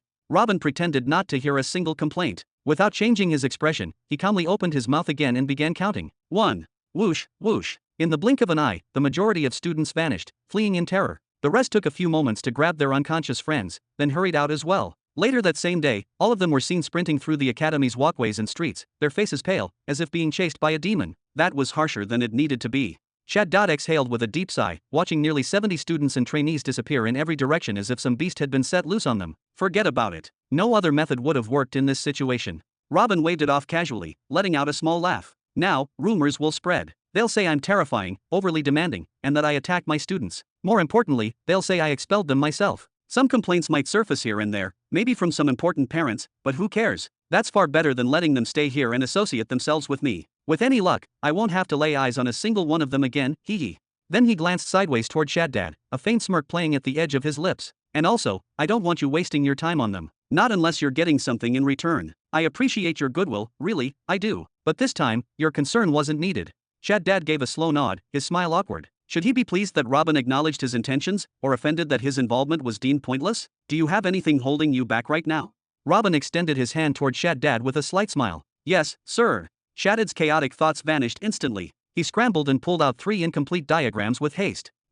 Robin examined the first one quickly, then nodded in approval several times. Not bad at all. It seems you've been absorbing the insights I gave you last time. Then he took out a pen and started sketching in the empty section of the page. If I don't use this chance to learn from you, then when would I ever get another one? Shaddad sighed, genuinely grateful. To him, Robin was something close to a true master, even if Robin stubbornly refused to accept him as a formal disciple. I need a favor from you, Robin said calmly while still finishing the drawing. Shaddad immediately stiffened. Please, just say the word. Being taught by Robin had saved him millennia of wandering, trial, and error. Whatever his teacher needed, he would provide without hesitation. Long ago, I used tattoos to enhance my body, engraved runes, power channels, the usual stuff. But something happened, something catastrophic. My body was damaged beyond repair and I lost all of my previous progress. Robin scratched his head with the pen for a moment, then continued, anyway, after that, I stopped applying tattoos altogether. I thought it might be better to wait, to first solve the problems related to them, maybe I'd come up with something superior. Now, however, I just don't think I have the time anymore to figure it all out myself. And since you're here, and since you specialize in body refinement and physical enhancement, I need your expert opinion. Then he paused for emphasis and looked Shaddad straight in the eye. Which one is better, in your professional opinion, tattoos and energy drawing techniques, or body weaponizing? Weaponizing, Shaddad replied immediately, without even a moment of doubt. Robin tapped the back of his pen against the paper a few times, as if thinking, then finally drew the last line. He handed the finished drawing to Shaddad. Thought you'd say that. So, what's the cost? How much would it take to reach a physical strength roughly equivalent to stage 4 law user? You'll need 5 special elemental baths. After each one, your body will require time to fully absorb the elements, and your strength will gradually increase during that period until it hits the upper limit. Then, once the process is complete, you can proceed to the next bath. Shaddad took the drawing and began examining it, visibly impressed. For all 5 combined, I think 70,000 pearls should be enough to cover the cost. Robin raised an eyebrow. 70,000 pearls from scratch all the way to level 50? That's highly impractical, borderline absurd, honestly. I'll provide them to you completely free of charge regardless, if you're genuinely interested in exploring the body weaponization path. Shaddad suddenly snapped, unable to hold back. I swear, on my name, on everything, I won't take a single pearl from you. Not one. This discussion is closed. Robin lifted an eyebrow again, clearly surprised by the sudden burst of emotion. Then, after a moment of silence, he began to laugh, softly at first, then more fully. Very well, I'll accept that, but only on one condition. I refuse to accept them without offering something in return. Robin casually handed him the second diagram. Shaddad froze in disbelief, stunned not only by how quickly Robin had produced it, but also by the fact that it was finished. His mind short-circuited for a moment. These were the kinds of locked path problems, issues so complex they could stall a researcher for thousands of years, or even completely block off that field of study forever. And yet, in the hands of the elder brother, they hadn't even lasted a few minutes. Is this what separates a great truth chosen from the rest of us? Shaddad exhaled slowly with a sigh, one filled with quiet admiration and the weight of helplessness. The gap between them was vast, almost laughably so. And Robin made a single precise motion, drawing a delicate arc in a cramped little corner of the parchment. Then the pen simply vanished from his hand as if it had never been there. We're done here. Shaddad took the third diagram into his hands, his fingers trembling ever so slightly. With a smooth wave of his hand, Robin summoned 2 metallic plates into his palms. He then closed his eyes for several minutes while holding them in silence, as though syncing his thoughts or invoking something. Eventually, he opened his eyes with a faint smile and handed one of the tablets to Shaddad. Inside this one, you'll find a complete set of body strengthening tattoos, ranging from grade 1 all the way to grade 4. They were designed and crafted by a third-stage truth chosen, someone who specialized exclusively in the art of tattoo-based enhancement. You might notice that some of the patterns look strange or unfamiliar. That's because they were originally intended for a race called the Nihiri Giants. However, with a bit of effort, some research, and a few adjustments, they can be modified and tailored to suit any race you choose.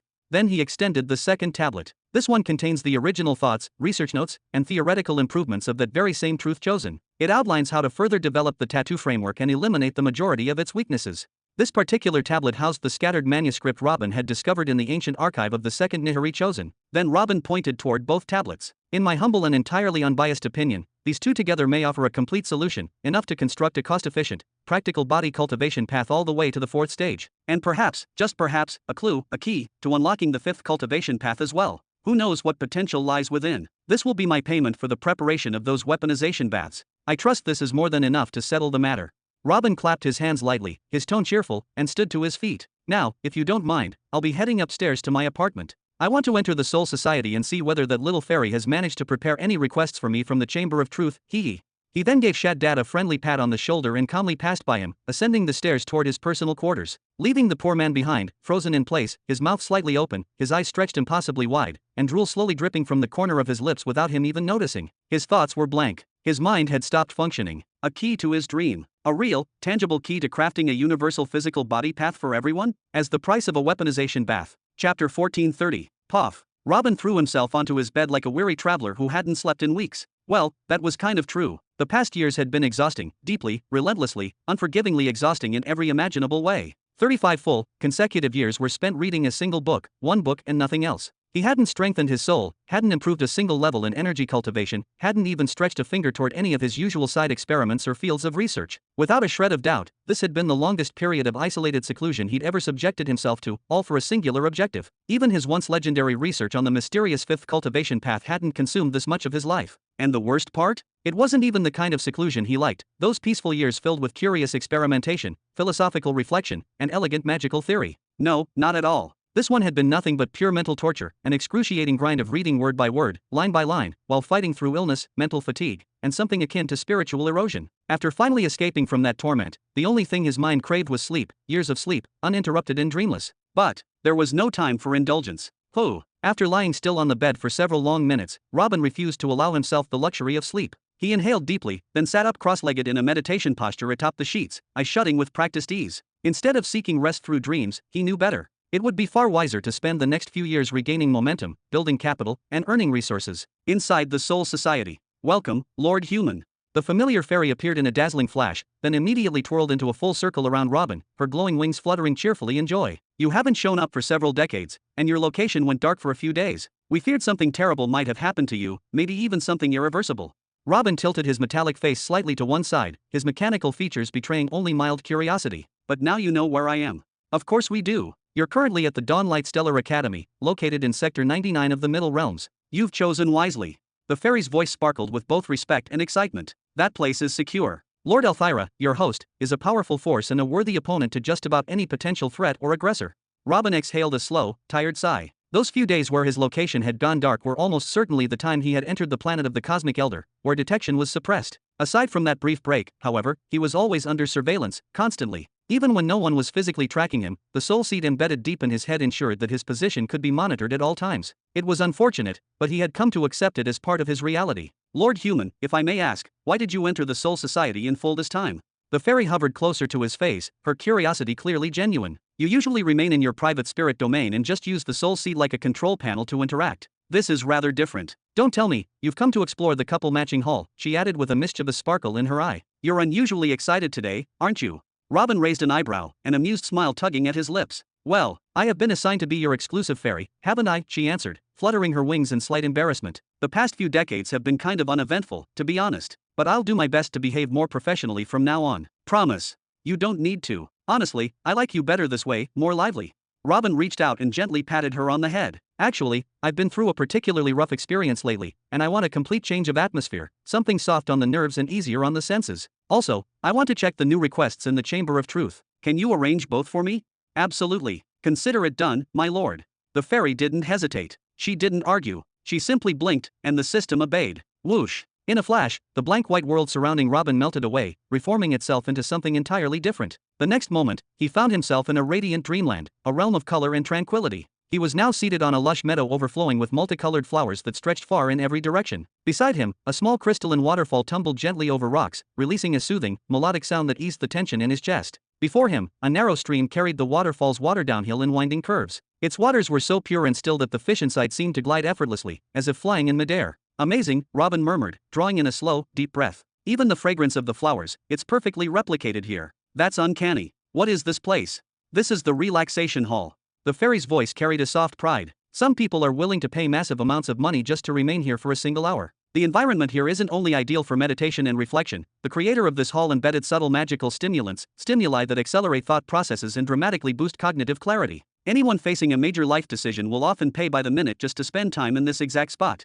The fairy then waved her hand strongly, and a dazzling, glowing list appeared beside her, hovering mid-air with an ethereal shimmer. And these are the current requests submitted to the Chamber of Truth, awaiting a solver. Normally, I'm not allowed to display them outside the chamber itself, but of course, for simple requests like these, I can make a few exceptions just for you, my lord.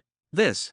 Robin furrowed his brow deeply, eyes narrowing as he slowly raised his gaze upward, trying to trace the end of the seemingly endless list. There are more requests here now than the entire backlog that had piled up in the Hall of Truth over hundreds of thousands of years before I ever stepped foot in it. This is insane. After you completed nearly every single request inside the chamber and word of your achievements spread like wildfire, a large number of powerful forces and influential factions were encouraged to send in a flood of new requests. We believe that many of them are simply trying to obtain anything at all, that carries the unique imprint of a human solver. Even the factions whose previous requests you already completed have sent one or two more, this time with simpler requirements and much higher payment offers, just to guarantee that they appear at the top of the waiting list. 75 million pearls just to restore 3 torn pages from a 4th stage martial technique? Not bad at all. Robin nodded thoughtfully. He had already made up his mind not to publish anything in the public store for a while to avoid unnecessary exposure, but this kind of request was both rewarding and low risk. It didn't take much time to complete and, more importantly, didn't send out the same disruptive shockwaves that came from releasing works into the store or auction house. The only real downside was that requests like these were far too rare. Smiling to himself, Robin casually selected the most expensive one on the list.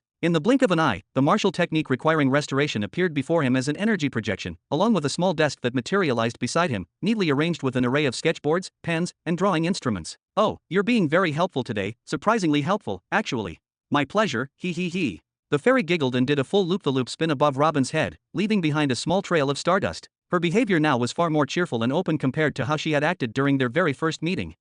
A short session of focused research and creative restoration, while also raking in a ton of money on the side? That's the kind of multitasking I enjoy, Robin muttered with amusement. Rather than jumping straight into work, he waved his hand slightly and summoned the Spirit Realm's interface panel before him, sleek, floating, and semi-transparent. After navigating through a few detailed menus and tapping several filters, the screen he wanted finally came into view. As soon as it did, Robin's smirk widened. It was exactly what he was hoping to see, the balance field. Back when the grand auction had concluded, and after transferring a major portion of his wealth to Theo for long-term investments, he was left with about $7 billion in total. It had been almost 70 years since that day, a full generation in the lifespan of lesser mortals. Since then, he hadn't released any new products, nor had he accepted or completed any paid commissions. And yet, due to the long-term sales and royalties of his previously published works in various spirit markets and hidden black sector stores, Robin now discovered his current balance had grown to nearly $9 billion, nearly $2 billion in passive profit, from doing absolutely nothing. Maybe I'll indulge myself in a little shopping spree once I finish some of these higher-tier commissions, Robin murmured, gently rubbing his chin in contemplation, already imagining the rare treasures and mysterious artifacts he could acquire. At that precise moment, something else caught his attention, pulling his eyes to the corner of the interface. The message box is glowing. Chapter 1431. The message box is glowing. Robin pursed his lips for a moment, a slight twitch forming in the corner of his mouth. He glanced casually toward the desk and the empty boards laid out before him, then turned back and tapped on the glowing message icon with a lazy finger. Well, I don't think it'll take much of my time anyway. Let's get this over with. ZZZZNN. Ooh, that's a lot. Robin's eyes widened instantly in sheer disbelief. He found himself suddenly staring at millions upon millions of unread messages, originating from hundreds of thousands of different sources scattered across the known and unknown galaxies. What is happening here? Did I become the central emergency hub of the entire cosmos without knowing it? He began rapidly flipping through the endless list like a man searching for sanity. Who even are all these people, exactly? You could say they're your admirers, or perhaps, hopeful opportunists, the fairy replied quickly, floating beside him like a loyal assistant. But of course, any individual bold enough to send you a message directly must hold a certain level of confidence that you might actually respond. Every single one of them is either a planetary emperor, a legendary craftsman, or someone of comparable status and influence. What exactly do they want from me now? Invitations to royal tea parties? Or perhaps absurd custom crafting requests. Robin clicked his tongue in irritation. This is nonsense. Why don't they just submit a formal request in the Chamber of Truth like civilized people? Some individuals truly have an unmatched sense of self-importance. Each one probably believes they're some once-in-a-lifetime genius with irresistible charisma and that I'll just, Robin stopped his annoyed scrolling when a particular name sparked recognition. Rhaenyra sent me a message. She was at the auction and she clearly knows I'm human. I wonder what she's after. Maybe she's reconsidering her original sponsorship offer? He. Without further delay, he paused his scrolling and tapped her message with a sharp grin. Immediately, Rhaenyra's face materialized above the control panel. Then the recorded message began to play automatically. Robin Burton, or should I say Lord Robin now? Your son, Caesar, has been acting arrogantly toward the world calamities you assigned to protect him, per our agreement. He even spoke rudely to my sister, and now he's going around attacking planets at will without coordinating with me, even though those planetary territories are technically under my jurisdiction. At the very least, I should be consulted to avoid major political consequences. As a result, I'm withdrawing my official support, though I'll still allow him to use my name as agreed. I await your instructions to make him stop before he damages himself or those around him. She's trying to act like she doesn't know anything about my current level of power or my position in the greater cosmic stage, pretending as if nothing has changed in order to save face and force me to respond in kind. Tisk, refusing to acknowledge reality is dangerous. Adaptability is what makes a person truly successful in the long term. It's also what ensures that any empire survives in the ever-changing tides of the multiverse. Robin sighed deeply and closed the message window without replying. Then he turned his gaze toward the fairy. Can you check if someone named Sword Theo 2 has sent me anything recently? Done. The fairy snapped her fingers swiftly. And just like that, Theo's calm and composed face appeared right in front of Robin. Hello, father. I know I shouldn't bother you unnecessarily, but you really need to deal with the Nine Paths Empire when you get a chance. They're seriously obstructing elder brother Caesar's advancement at every possible turn, and just recently, they've even begun harassing the slaves you instructed me to acquire. Brother Caesar already mentioned it to you, and I'm just reiterating, we don't need them anymore. If you give us the signal, we are fully prepared to launch an attack at the Nine Paths Empire any day, any time. Haha, looks like Theo actually put his allowance to very good use. Robin clapped his hands loudly, laughing so hard that his voice echoed across the serene and perfect illusionary world around him. Then he snapped his fingers again and pointed straight at Theo's image. Fairy, transfer 5 billion to that brilliant young man. Done. The fairy clapped once with pride, beaming brightly. How do I record a message reply? This button right here.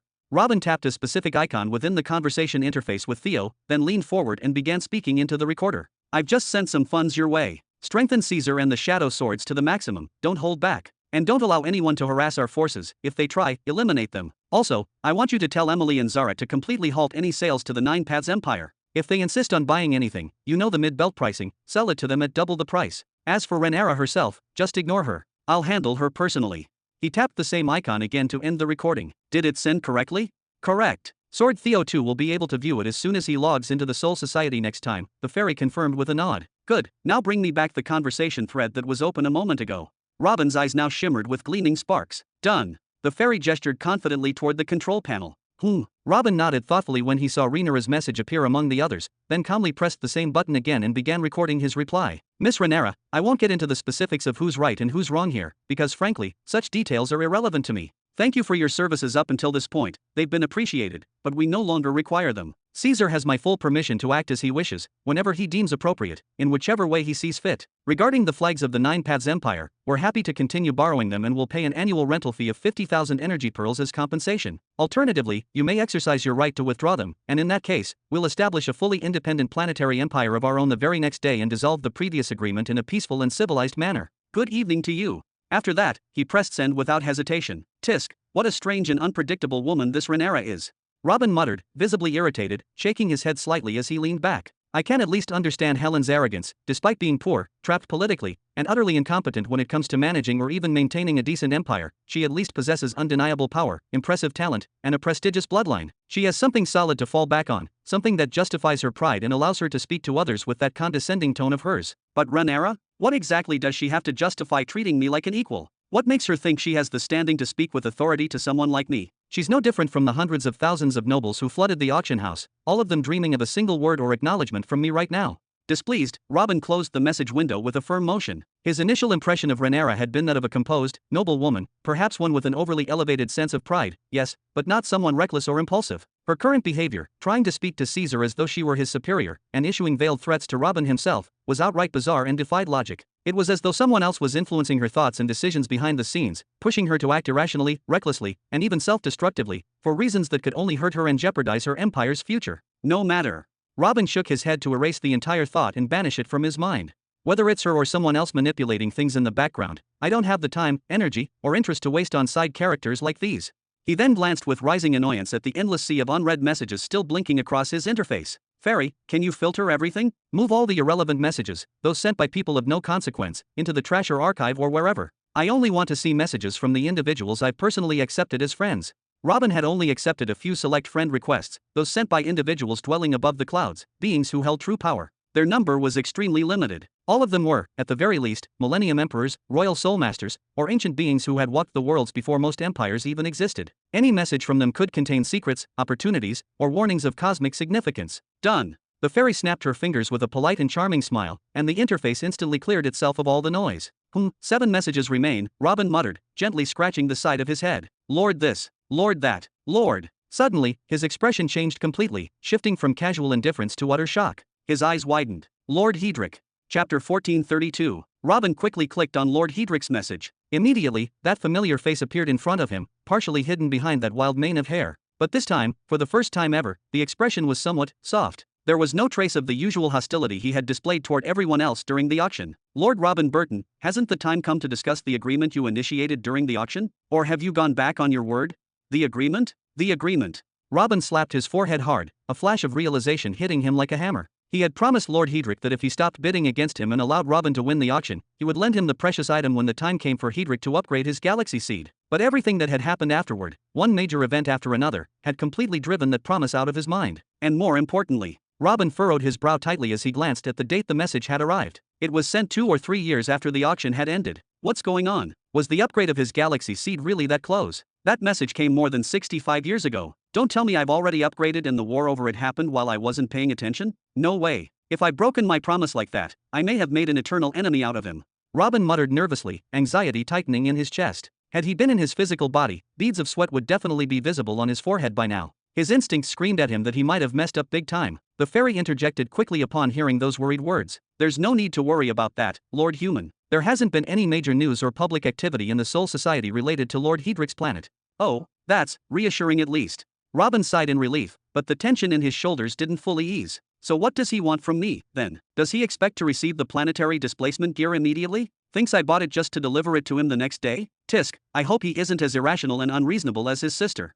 Robin's expression soured, his brows lowered, then he let out a long sigh to calm himself down and smooth out his facial tension before pressing the reply button. Then, forcing a pleasant smile, he began to speak. Lord Hedrick, I sincerely apologize for the delay. I've only just entered the Soul Society. I've had some pressing matters occupying my attention lately, and I hope you can understand. As for the agreement between us, I am of course still fully committed to it. However, has the time for your planet's upgrade truly arrived? If so, I will send the item to you immediately, along with a trusted team of my followers who can deliver anything you need to your designated location and then return it safely to MY Empire afterward. But if the time has not yet come, then I will not be handing it over just yet. That was never part of the original agreement. Again, I ask for your patience and understanding. He then pressed send without delay. After that, he closed the conversation, and even shut down the entire message interface, without bothering to look at the remaining messages from the cloud dwellers, despite the glowing notifications. His face returned to an annoyed expression once more. He simply wasn't in the mood to talk to anyone else right now. The only reason he gave any weight to Hedrick at all was because the man knew about Nihari and the taboo surrounding it. And without a doubt, he also knew the location of Jura and probably a few of Robin's other precious planets, because his sister certainly did. Even though Hedrick had backed off after the Seer's divine intervention, Robin knew very well that humans tend to downplay things and forget history far too easily. Those who suffer the horrors of war today swear to never return to it. But give it a few decades, and the thirst for glory, control, and conquest inevitably returns. They forget the blood they shed, the pain they endured. They forget the reasons that made them retreat in the first place. Robin wouldn't be surprised if someone as proud to the point of arrogance, and as headstrong as Hedrick eventually decided to attack Jura or one of his other planets personally, should he be provoked enough. He had already shown a surprising degree of restraint at the auction by backing down. Still, Robin wasn't willing to gamble on testing him. It simply wasn't worth it. Tisk, Robin shook his head hard and took a few long, deep breaths to clear his mind of unnecessary distractions. Then, with full focus and steely resolve, he turned his attention entirely to the requests in the Chamber of Truth. A few months later, somewhere in mid-sector 100, swoosh, a small figure, barely taller than a child, draped in a vibrant, oversized yellow robe, flicked his fishing rod with practiced ease, casting the line gracefully into the sparkling lake. The hook cut through the air before landing with a soft splash near the lake's calm center. With a satisfied nod, the figure lifted his dark-skinned face, closing his eyes slightly as he basked in the gentle golden rays of the midday sun, breathing deeply as if savoring the peace of the moment. Around him, the lakeside buzzed softly with life. Dozens of families, men and women, young and old, from countless races, enjoyed the afternoon together. Some were focused on fishing like him, while others waded in the shallow waters, laughing, splashing, or teaching their children how to swim. The harmonious atmosphere suggested that this was a neutral planet, free of dominant rule by any particular race. Likely a commercial world, where trade and culture thrived side by side. Tranquility ruled here, a rare gem in a chaotic galaxy. Step, step. The soft sound of steady footsteps approached from behind, cutting through the serene ambience. Emerging from the shaded forest path was a young man, tall, composed, and striking. His long black hair cascaded smoothly down his shoulders, and he wore armor blacker than the void between stars, matte and ominous like the silence before a storm. A long black cloak danced behind him, fluttering lightly in the breeze, giving him the appearance of a wraith that walked beneath the sun. But all of that faded compared to his eyes. His eyes were an abyss. Pure obsidian orbs, dark beyond darkness, as if two ancient black holes had been chained into his skull. They weren't just eyes, they were warnings. Anyone who looked directly into them either froze on the spot, captivated, spirit drained and thought forgotten, or they instinctively turned away, stumbling back as if their very soul screamed to escape. Without even glancing back, the dark-skinned man sighed audibly. "Little Theo, you truly are persistent, I'll grant you that much. Tenacious like a shadow, always finding me no matter where I go." His voice was rough but calm. "But persistence alone doesn't pay. It can't buy you what you seek. Leave. I told you before, there will be no further negotiations. The price is final. Not a single soul crystal less. I've already gathered the amount." Theo's deep voice came from just 2 steps behind. "I want it now." The yellow-robed man twisted around with visible surprise, his expression tightening. "Are you saying, you've managed to raise over 1 billion soul pearls in just a few short months?" His eyes narrowed, studying Theo more carefully now. "The shadow swords have become known lately, sure, but their fame is still too fresh. Your organization hasn't reached that level of profitability yet, not by a long shot." "I have my ways," Theo answered plainly, tone unshaken, offering no further explanation. "So, will you sell it, or shall I take my business elsewhere?"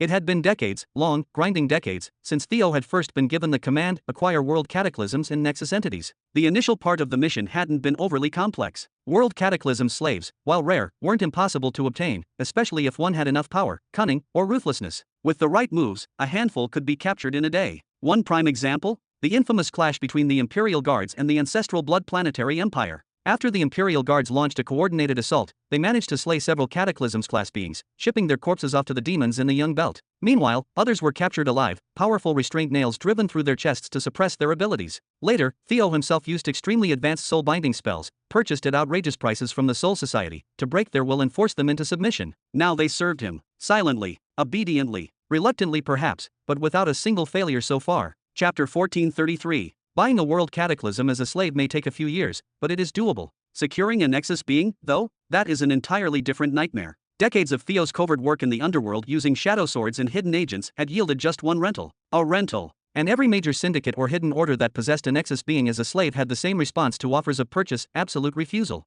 Theo's anger at their reactions burned in his chest, but deep down, he understood. A nexus being, this kind of existence, might have once been a planetary emperor, or a general serving a millennial emperor, or even a formidable nomadic warlord whose very name once sent systems trembling. These people do not go quietly. They kill themselves rather than be captured. And if one does get captured, finding a ritual or enchantment to keep them obedient is near impossible. So if someone actually managed to enslave one, there is no way in hell they would sell them. Ever. The mounting frustration, and the crushing, constant pressure on the First Army, was grinding Theo down day by day. Caesar was now on the verge of launching a major campaign against the Iron Boar Empire, but they lacked the strength to dethrone the planetary emperor ruling it. And worse, there were whispers, rumors, that this emperor may not be standing alone. That allies, hidden in the folds of space, could appear at the worst possible moment. And on the other front, Rhaenyra and her sister had begun suffocating the campaign with chains of bureaucracy. They insisted every planet the army intended to conquer be reviewed, inspected, and assigned supervisors, slowing the engine of war to a crawl. It got so maddening that Caesar himself told Theo in private, "I'd rather strike the Nine Paths Empire before we're done with the Iron Boar fools." It was all too much. The pressure kept building. So Theo returned to his search again, desperate to find another nexus being, or two, even if just for short-term contracts. And then, he found one. For sale. Finally. The slave was held by a branch of that infamous syndicate. But there was a problem. They wanted 7 billion energy crystals. Theo laughed bitterly when he heard the number. He even asked if they had misunderstood. Were they offering him a crowned monarch, not a nexus being? Their answer? "You're not too far off." That line hit him like thunder. He immediately demanded details: lifespan, cultivation level, the law he practiced, but the syndicate remained silent. They only said, "Bring the pearls. We won't waste time otherwise. You'll love what you find, that, I will tell you." From that moment on, Theo became obsessed. He returned every few years, trying to bargain, trying to negotiate. His father had once given him 5 billion to buy world cataclysms. Every coin of it was spent. Then, he gave him 5 billion more, this time specifically to purchase linked beings, plural. Theo had told his father that some could be acquired for just 1.2 billion, and the average ones ranged around 3 billion, meaning 5 billion should have been enough for 3 full contracts. But none were available. And the only one he found for rent cost 300 million, leaving him with just 4.7 billion. So he had to negotiate. And strangely enough, the syndicate engaged with him more than he expected. They actually dropped the price to 6.2 billion. Still, that was out of his reach. Regretfully, Theo stopped visiting them and resumed his search elsewhere, hoping for a miracle. And then, he received his father's gift. A gift that made him feel the full weight of their failure, the weight of his own limitations, the gap between what the empire needed and what it could afford. But more than anything, it made him realize again just how far his father was willing to go for him. Another 5 billion. His total reserves now? 9.7 billion. Now, it was possible. Now, he could buy that man. The man in the bright yellow cloak kept his eyes locked on Theo for a few silent seconds. Then, without a word, he set his fishing rod aside and stood up. Well then, he said with a calm, almost amused tone, shall we go check out the goods together? Ready. Theo nodded twice, firmly. I've cleared all other business. We can depart immediately to the sector where the prisoner is being held. No need, the dark-skinned man replied with a subtle smile. You've spent enough time asking, enough time bargaining. I knew you'd eventually cave in and buy him, especially with that strange funding source of yours. So, I already brought him to mid-sector 100. He began walking forward. In fact, he added, glancing at Theo, he's already on this very planet. The man walked past Theo and gave him a light pat on the shoulder. Follow me.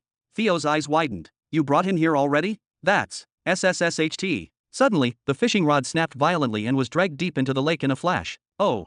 The dark-skinned man looked back with a sigh full of regret. That was a big one. He turned his back on the water and continued walking. The price just went up by 50 million pearls, because you came at the wrong time. 1 hour later. Come now. You're not a stranger here. The man leading Theo stepped leisurely into a vast, sunlit facility, a structure so pristine it could have passed for a noble's estate or a royal retreat. The large crystal-clear windows allowed golden beams of sunlight to flood the halls, and everywhere Theo looked, attendants moved gracefully, tending to both the grand interior and the sprawling, perfectly manicured gardens outside. Everything about the place screamed elegance, peace, and complete control. Theo couldn't suppress the flicker of disbelief in his eyes. Ever since he got involved with this strange, outrageous syndicate, he had been getting blindsided, day after day, by just how far their arrogance stretched. This wasn't just any criminal organization. These were the people who bled the universe dry, who dealt in slavery, extortion, forbidden weapons, and even entire planetary coups. They were the shadow kings of every black market, the undisputed rulers of the underworld's information networks. They taxed other syndicates. They dictated terms. And yet, they walked among ordinary people in broad daylight, as if they were strolling through their private garden, as if the most powerful factions in the mid-planetary belt were blind, or worse, submissive. And for some unfathomable reason, no one dared to stop them. Not the ancient tyrants. Not the high academies. Not even the elite planetary councils. It was as if they were wrapped in some invisible cloak of immunity. Of course, their power wasn't a rumor.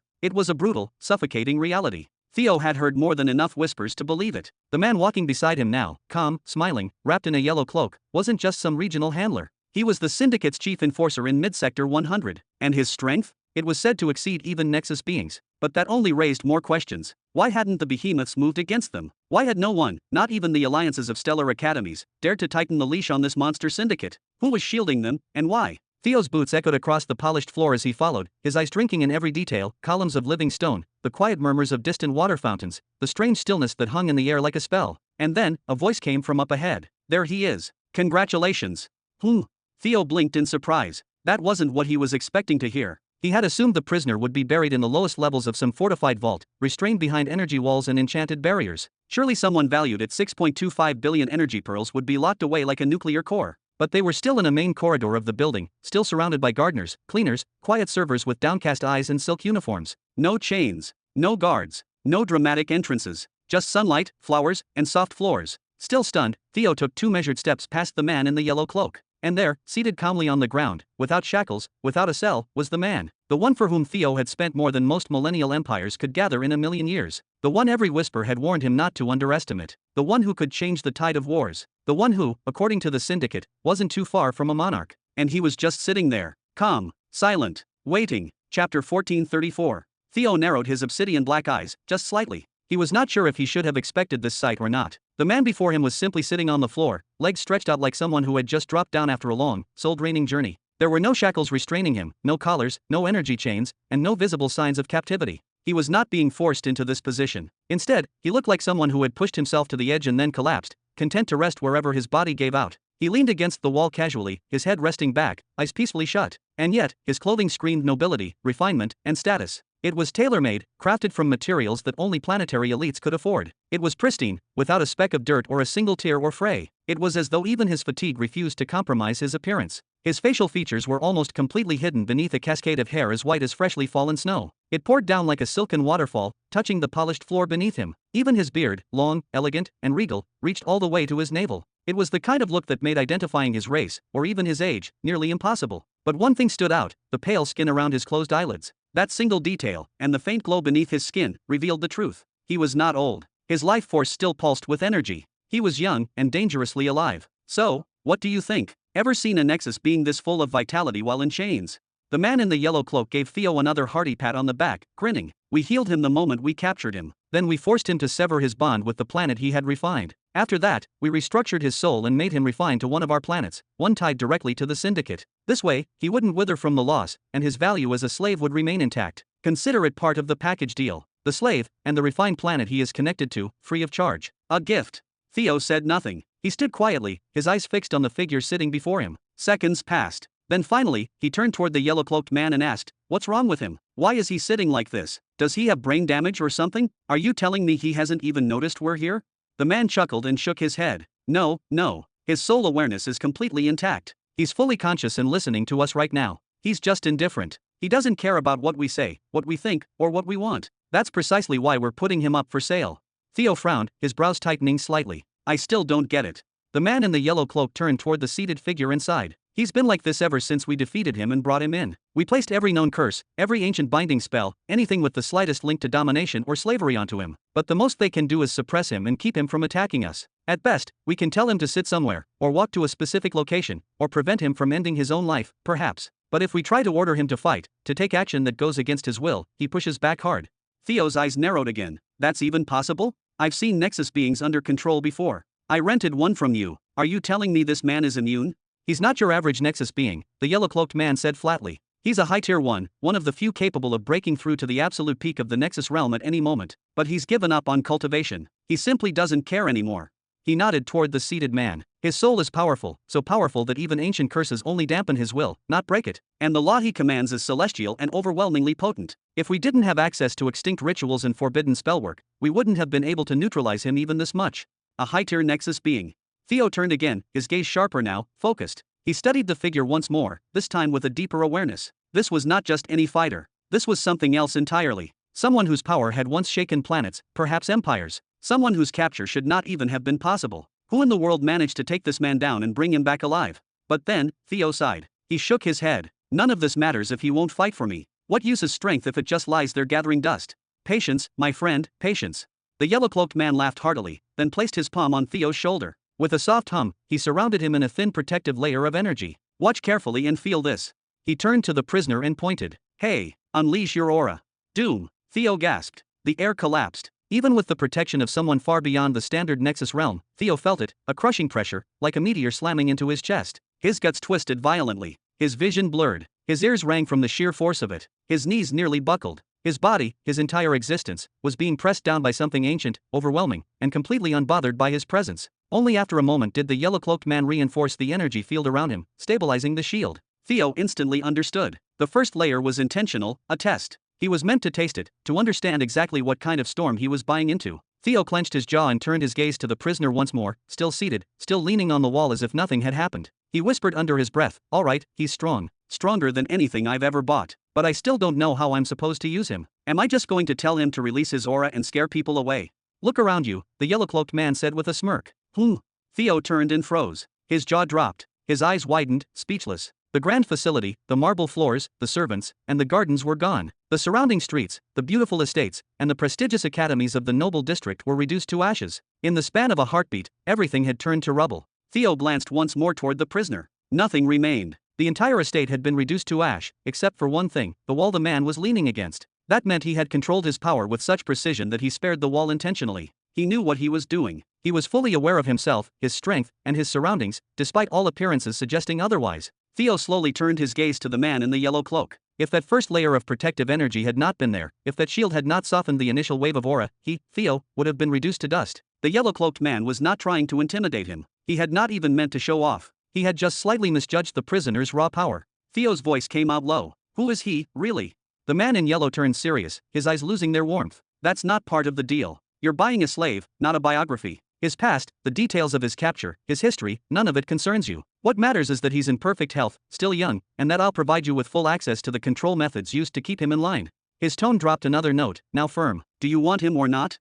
Theo clenched his jaw. Couldn't you offer a discount? If he were fully obedient, I'd pay gladly. But at this price, for someone I'll be using just to release pressure waves from time to time, even a Lothar Nexus being would serve me better. His words came through gritted teeth. The man in yellow barked a laugh. Do I look like I'm forcing you? Am I holding a knife to your throat? You're free to walk away. Go find another one on sale. Theo said nothing, his brow furrowed deeper. They both knew the truth. There were no others. No high-tier-linked beings were on the market. Even if one appeared someday, this kind and charming gentleman beside him could easily block the sale, especially after today's incident. Then the yellow-cloaked man shook his head and exhaled with mild amusement. Second of all, what is 6.25 billion, really, in return for this? Do you truly believe I would let him go at this price if he were cooperative? He patted Theo lightly on the shoulder, the gesture oddly sincere. Listen, what if I offered you a deal? Theo kept his face composed, trying to hide the tension. I'm listening. The man in yellow lowered his voice just a little. It was not a whisper, but it carried the weight of a secret, like a man uttering the key to a hidden vault. I'm the one in charge of making use of that man. If I sell him at a decent price, I get a very generous reward from upstairs, and in return, I'll compensate you with something extra. A service. Chapter 1435. What kind of service? Theo's brows drew together, a frown threading across his face like a shadow. It was not just a question, it was suspicion wrapped in curiosity. This was the first time he had ever heard someone from that syndicate utter that word. A word so civilized, so unfitting for the monsters cloaked in golden blood. Service. From their mouths, it almost sounded like a threat. I'll provide you with a Nexus being, the man in the yellow cloak said casually, one you can actually afford to buy. A clean deal, a real opportunity. What do you say? For a moment, Theo said nothing. His mind raced through every past interaction with the syndicate. Every half-smile, every trap disguised as a gift. Then, slowly, he nodded once. 2, he said. I want 2, at the very least. And I want them delivered within 500 years, no delays. Done. The yellow-cloaked man grinned, then clapped Theo on the back with the laughter of a man who had just sold a loaded weapon to a child. Then, whoosh, with a flick of his fingers, the man reached toward his own head and drew out something that shimmered in the air. It looked like a thread of liquid starlight, pulsing faintly with strange, arcane life. He held it only a second before pressing it into Theo's forehead. No pain, just warmth. And then, ownership. It's yours now, he chuckled darkly. Good luck. Ha ha, ah ha ha ha. Theo exhaled deeply. That laugh grated on his nerves like sandpaper across bone. He was used to it by now, though. Used to being played. Used to the weight of foolish choices. He was not even angry. He knew he had been scammed. He knew this deal would probably cost him more than just resources. But still, if this loss was the toll to enter the deeper waters of the syndicate, if it meant having access to power others only dreamed of, then it was a price he was, reluctantly, willing to pay. He inhaled slowly and turned to face the prisoner once more. Do you have a name, or shall I give you one? For the first time since their arrival, the prisoner stirred. One eye opened. Then the other. They were narrow, alert, not the eyes of a broken man. And within them glowed a furious, radiant red, like molten rubies, forged under pressure in time. His gaze locked with Theo's, unmoving, unblinking, but his lips remained still. You're not going to speak. Theo tilted his head. Then he gave a faint smile. Fair enough. I was like you once, you know. When my new master, my father, first purchased me, the slaver told him my name was the Mute. He glanced at the man sitting on the floor. That name, it fits you now more than it ever fit me. So from today onward, your name is the Mute. He motioned for him to stand, then turned and began walking away. Come, we're leaving. You've got a new home to get used to. The Mute stared at Theo's back in complete silence. Still motionless. Still unbroken. But slowly, ever so slowly, his body began to rise. It was not will that made him move. It was the curse embedded in his soul. And so, with one last look at the crumbling wall that had shielded him, he took his first step into servitude. 2 years later. Whoosh! A swirl of orange light descended into a grand, Colosseum-sized hall lined with marble statues and ancient glyphs. At the center landed a woman of almost mythical beauty. Her 9 flaming orange tails drifted like silk banners behind her, and her long hair, glowing with inner power, cascaded down her back like a living river of flame. She stood tall, her presence undeniable, a queen among monsters. Elder sister, she snapped. Why have you summoned me back so suddenly? I told you I was in the middle of something crucial. Renara, seated upon a stone platform carved with the sigils of the 9 paths, sighed and rose slowly. Her face was calm, but her eyes, those ancient, weathered eyes, carried weight. You mean your attempt to dissuade Caesar Burton from attacking the capital of the Iron Boar Empire? Her voice was quiet but cutting. That is no longer an issue. Eleanor blinked, momentarily stunned. What do you mean, no longer an issue? Her tails flared behind her like a fan of fire. Planetary empires can lose territory. They can be cornered, blockaded, manipulated. But you do not attack the Emperor's cradle. That is the sacred ground. The one place even tyrants refuse to touch. Such an act is a declaration of a war of extermination. When you strike a homeworld, you don't just provoke the empire. You provoke all its allies, its tributary empires, its hidden supporters. Even those with ancient debts will rise in defense. She clenched her fist. What they are doing is suicidal. The empire of the Nine Paths cannot endure such backlash. Eleanor placed her hand on her slender waist. Didn't something exactly like this happen during our battles against the Twilight Spectrum Empire? After we reclaimed every one of our planets and began our counteroffensive, the moment we so much as touched their territory, they struck back with overwhelming force, unleashing every world cataclysm under their command and pushed us back. Our ground forces, even the Frost Permanence Legion, were completely helpless against the might of just a single world cataclysm. Then she furrowed her brows. That Robin Burton, he mocked us. He laughed behind our backs when he only gave us a fourth stage technique. It's obvious he's capable of crafting fifth stage techniques in martial arts, just look at the Breath of Ages. Enough, Eleanor. Enough. Renara rubbed the bridge of her nose, her expression wary. He showed up in the Soul Society today. After decades of ignoring my messages, he finally decided to respond. You mean Robin Burton? He finally responded to our protests. Eleanor's expression tightened, her golden brows furrowed. Humph, don't you dare accept any half-hearted apology for his son's behavior, Renara. Demand compensation for all the years of neglect, and for the mental toll we've endured walking on eggshells around him. Apology. Renara shook her head. There was no apology. He didn't even sound like he cared. He simply told me he's willing to rent the Empire's name in exchange for energy gems, or just sever ties with us entirely. What? Eleanor's face shifted from disbelief to frustration. Has that human gone mad? I don't know what's going on in his head anymore. All I asked, was to be notified about which planets he plans to conquer. But instead, he starts talking about who's right and who's wrong, and then he halts the trade of weapons and arrays we rely on for nearly every battle. Renara frowned, genuinely confused. Where did I go wrong? Forget it, sister.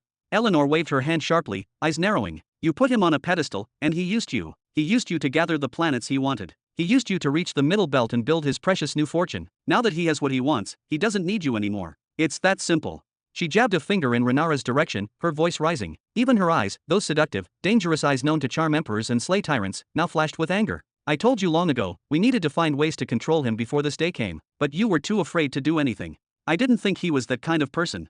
Renara sighed, shaking her head slowly. But it's fine, he hasn't fully cut us off yet. Even trade, he only doubled the prices, not ended it completely. There's still room for negotiation. I'll speak with him again. Perhaps we can find a compromise that benefits everyone. You're going to act submissive again. Eleanor shouted, leaning forward with both hands on her hips. Haven't you had enough? Even a handful of soldiers and slaves have started acting like equals because of your softness. And their leader. He dares speak to you like that just because he has some pearls. Money doesn't buy everything, Renara. She pointed at her repeatedly, her voice like a sharp blade. Listen to me, and listen well. I have more battlefield experience than you, and I know men like him. The moment you show weakness, he will show aggression. And before long, it won't be surprising if he tries to swallow the entire Nine Paths Empire, the empire our father left us. Chapter 1436. So what am I supposed to do then?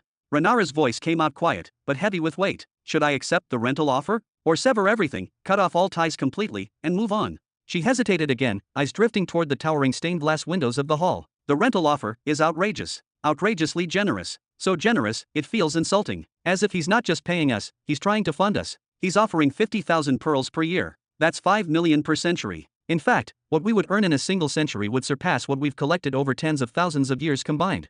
5 million every century. Eleanor's face went white for a brief second, her pupils narrowing. But then, just as quickly, the familiar grimace of suspicion returned. Hey, don't tell me, you're actually considering this. And why shouldn't I? Renara's tone was calm, controlled, almost too calm. With that kind of wealth, we could rebuild entire starfleets, forge new legions of rune cavaliers, all without lifting a single finger. No battles, no alliances, no casualties, and in return, all he wants is the right to wave our flag and borrow our name. Her gaze hardened slightly as she added, and perhaps, over time, the seemingly shallow relationship might bloom again into something deeper. Circumstances change, empires rise, trust rebuilds. You're a fool if you believe that. Eleanor snapped, stepping to the side and folding her arms beneath her chest. Her tails twitched with frustration behind her. Don't you see? That kind of offer will destroy us from the inside. You said it yourself, it feels like he's supporting us, like we're his subordinates. That's what our elders will believe. That's what the Council of Halls will whisper. And eventually, you'll believe it too. She turned to face her sister squarely, fire in her eyes. After the first century, everyone will be dependent on his pearls, unable to imagine life without them. After 2, they'll be willing to march to war at his request. After 3, your own generals will be taking orders from Robin Burton instead of you. That's not impossible, Renara admitted quietly, brows drawn tight. So what do you suggest? That I end everything here and now? Let him go off and build his own planetary empire on those 13 worlds. Though she was the elder, though she was the stronger, the supreme commander, the face of the empire, Rhaenyra listened. Because while she had ruled with honor, mastered the cosmic arts, and led from the throne, Eleanor had lived the sector. She had walked among enemies and kings alike, collapsed dynasties with a single glance, and turned allies into rivals with a whispered word. When it came to reading ambition, especially that of men, there was no one sharper. He's bluffing, Eleanor said with a flick of her hand. Those are empty threats. Do you think anyone can just create a planetary empire in the middle belt like it's a tavern stall? And even if they did break away, who's going to wear the crown? Caesar? That arrogant boy barely scrapes the top of the planetary stage. That's absurd. Or perhaps one of the slaves he bought with his father's fortune. She laughed sharply. That won't help either. No true planetary empire is ruled by someone below world cataclysm level. Even one world cataclysm can barely hold onto one planet. A handful of them might manage 2, 3 at best. But 13? Impossible. She snapped her fingers with a smirk. And who's left? The one nexus being they rented from the syndicate. He'll be returned soon, unless they want to dump hundreds of millions of pearls into a pit every century, forever. What if they have hidden forces? Allies we haven't seen yet. Rhaenyra's voice dropped, uncertainty leaking through the cracks. So far, everything Eleanor said made chilling sense. Impossible. They've already reached 0 hour against the Iron Boar Empire. If they had any hidden forces or trump cards, they would have revealed them by now. Eleanor waved her hand slowly, her voice low and certain. All they have left is a low-tier nexus being, and I know it's rented. I know exactly who they rented it from. She took a deep breath and gestured again, this time with a hint of finality. Listen to me carefully. The fortune they took from Robin Burton is gone, completely burned through, and he hasn't sold any new technique to replenish their resources. They're pushing for this war because they want the Iron Boar Emperor to retaliate with full force, so that we, you and I, will be forced to intervene. Rhaenyra nodded slowly, silently piecing it together. So, based on everything I've just told you, what does it lead to? Her voice dropped to a whisper. He's using this rental agreement excuse to entangle us in a war against the Iron Boar Empire for his own benefit. Meanwhile, he's buying your followers' loyalty, one by one. Century by century, we'll edge closer to collapse, until the day he walks in and takes everything without shedding a drop of blood. That far. Rhaenyra's expression darkened. Her eyes grew distant, troubled by a possibility she hadn't dared entertain. Should I send him a different offer, then, something else? You still want to negotiate with someone who plans to devour us from within? Eleanor shook her head in disbelief. He's backed you into a corner with this ridiculous ultimatum, so meet him with equal cruelty. Announce publicly that those 13 planets are no longer under our dominion. Say the human legions have rebelled and seized them. That you take no responsibility and have no interest in what happens to them. Have you lost your mind? Rhaenyra's voice cracked as her brows furrowed. Those 13 planets are the reason we finally earned the title of a centennial empire. You want me to throw them away like trash? What will the people say when we, a centennial empire, lose all those planets to a rebellion? Since when did the opinion of the public matter in moments like this? Eleanor's voice was firm, unyielding. Listen carefully. The moment that announcement goes out, the balance shifts entirely. That arrogant little Caesar won't know what to do. And Robin Burton himself? He'll crawl back here begging you to reinstate your protection over those worlds. She smiled wickedly. And when he does? Don't ask for 50,000. Ask for 1 million. Ask for 10 million a year. Let them see who truly holds the leash. Your followers will witness your strength, and your standing will rise higher than ever. Rhaenyra nodded again, slower this time. And what if he fulfills his threat? What if he actually builds a functioning empire on those worlds? Then he'll have signed his own death warrant, Eleanor replied with a cold laugh. Without a legitimate emperor strong enough to hold those 13 worlds, the other nations will descend on them like vultures. And when that happens, you'll have the perfect excuse to step in as a savior. You'll reclaim the planets, and demand a massive compensation for it. I don't know what I'd do without you, sister. Rhaenyra exhaled and nodded, finally resolved. Very well, let's do it your way. Sisters support each other, sweetheart. Eleanor gave her a gentle smile before turning gracefully on her heel. She exited the grand hall in silence, already preparing the Empire's next decisive move. Chapter 1437. 2 more years passed. Robin stretched his arms wide to both sides, a look of pure satisfaction painting his face. He had just finished completing yet another high-value order, this one worth 1.5 million pearls. All right. So, what's still left ahead of me now? There is still quite a bit remaining, Lord Human. You've been here for a total of 5 years so far, and you've managed to complete approximately half of the task list. The remaining half still lies ahead of you. Though to be fair, the second half is considered the easier portion. Yet, even at this current pace of yours, you'd need another 3 years just to finish it all completely. The fairy fluttered in a circle around Robin, watching him with wide, almost incredulous eyes. Now that she had witnessed his efficiency and execution speed firsthand, how swiftly and precisely he completed each task, it all seemed almost surreal, as if she were watching a dream unfold in front of her. This hall, Robin said, glancing around at the glowing walls and symbols carved into the air itself. You mentioned it increases mental processing speed and sharpens concentration? It's truly extraordinary. Honestly, it helped me more than I expected. Without it, I probably would have needed 5.5 years, maybe more. Robin nodded approvingly, then casually waved his hand. The work table in front of him shimmered for a moment, then vanished entirely. But I'm done here, he declared calmly. Are you planning to postpone the rest of the assignments for another time, Lord Human? The fairy tilted her head curiously, her wings flickering with a faint blue glow. I'm not postponing them, Robin said with a smirk. I'm not doing them at all. With a flick of his wrist, he dismissed the thought entirely. I've already completed all the high-tier missions, every one that paid over $1 million. Anything less than that is a waste of my time and energy. We'll just let the others deal with those. He laughed lightly, then opened his control panel and smiled. With the delivery of that last order, his account balance had finally updated, and now, at long last, it had jumped back up above 5 billion pearls. In a strange twist of perception, Robin had begun to feel poor any time his wealth dipped below the 5 billion mark, something that would have seemed ridiculous to his past self. After all, when he first arrived in the middle belt with 50 million, he had felt like the richest man in the galaxy, as though the entire universe were at his fingertips. Any messages for me during these past few days? Robin navigated into his glowing message box, expecting to see a stream of updates and notices. Instead, all he found were a handful of pending messages from some lords. That's odd, he murmured. Rhaenyra, Theo, and Hedrick. He sent messages to each, and that was 5 years ago. Since then, nothing. No follow-ups. No new messages. No replies. Lord Human, perhaps it's time you caught up with the news, the fairy suggested gently, as if remembering something important. The news. Robin squinted suspiciously, then opened his eyes wide. What happened? Allow me to assist you. I'll gather all the relevant information and bring it to you directly. With a flick of her finger, the fairy snapped her fingers and summoned a glowing rectangular panel in front of Robin. Robin leaned forward as the screen filled with content. A long, detailed article appeared, its title bold and ominous, signs of an impending cosmic war brewing in Young Sector 101. Wait, is this about Hedrick?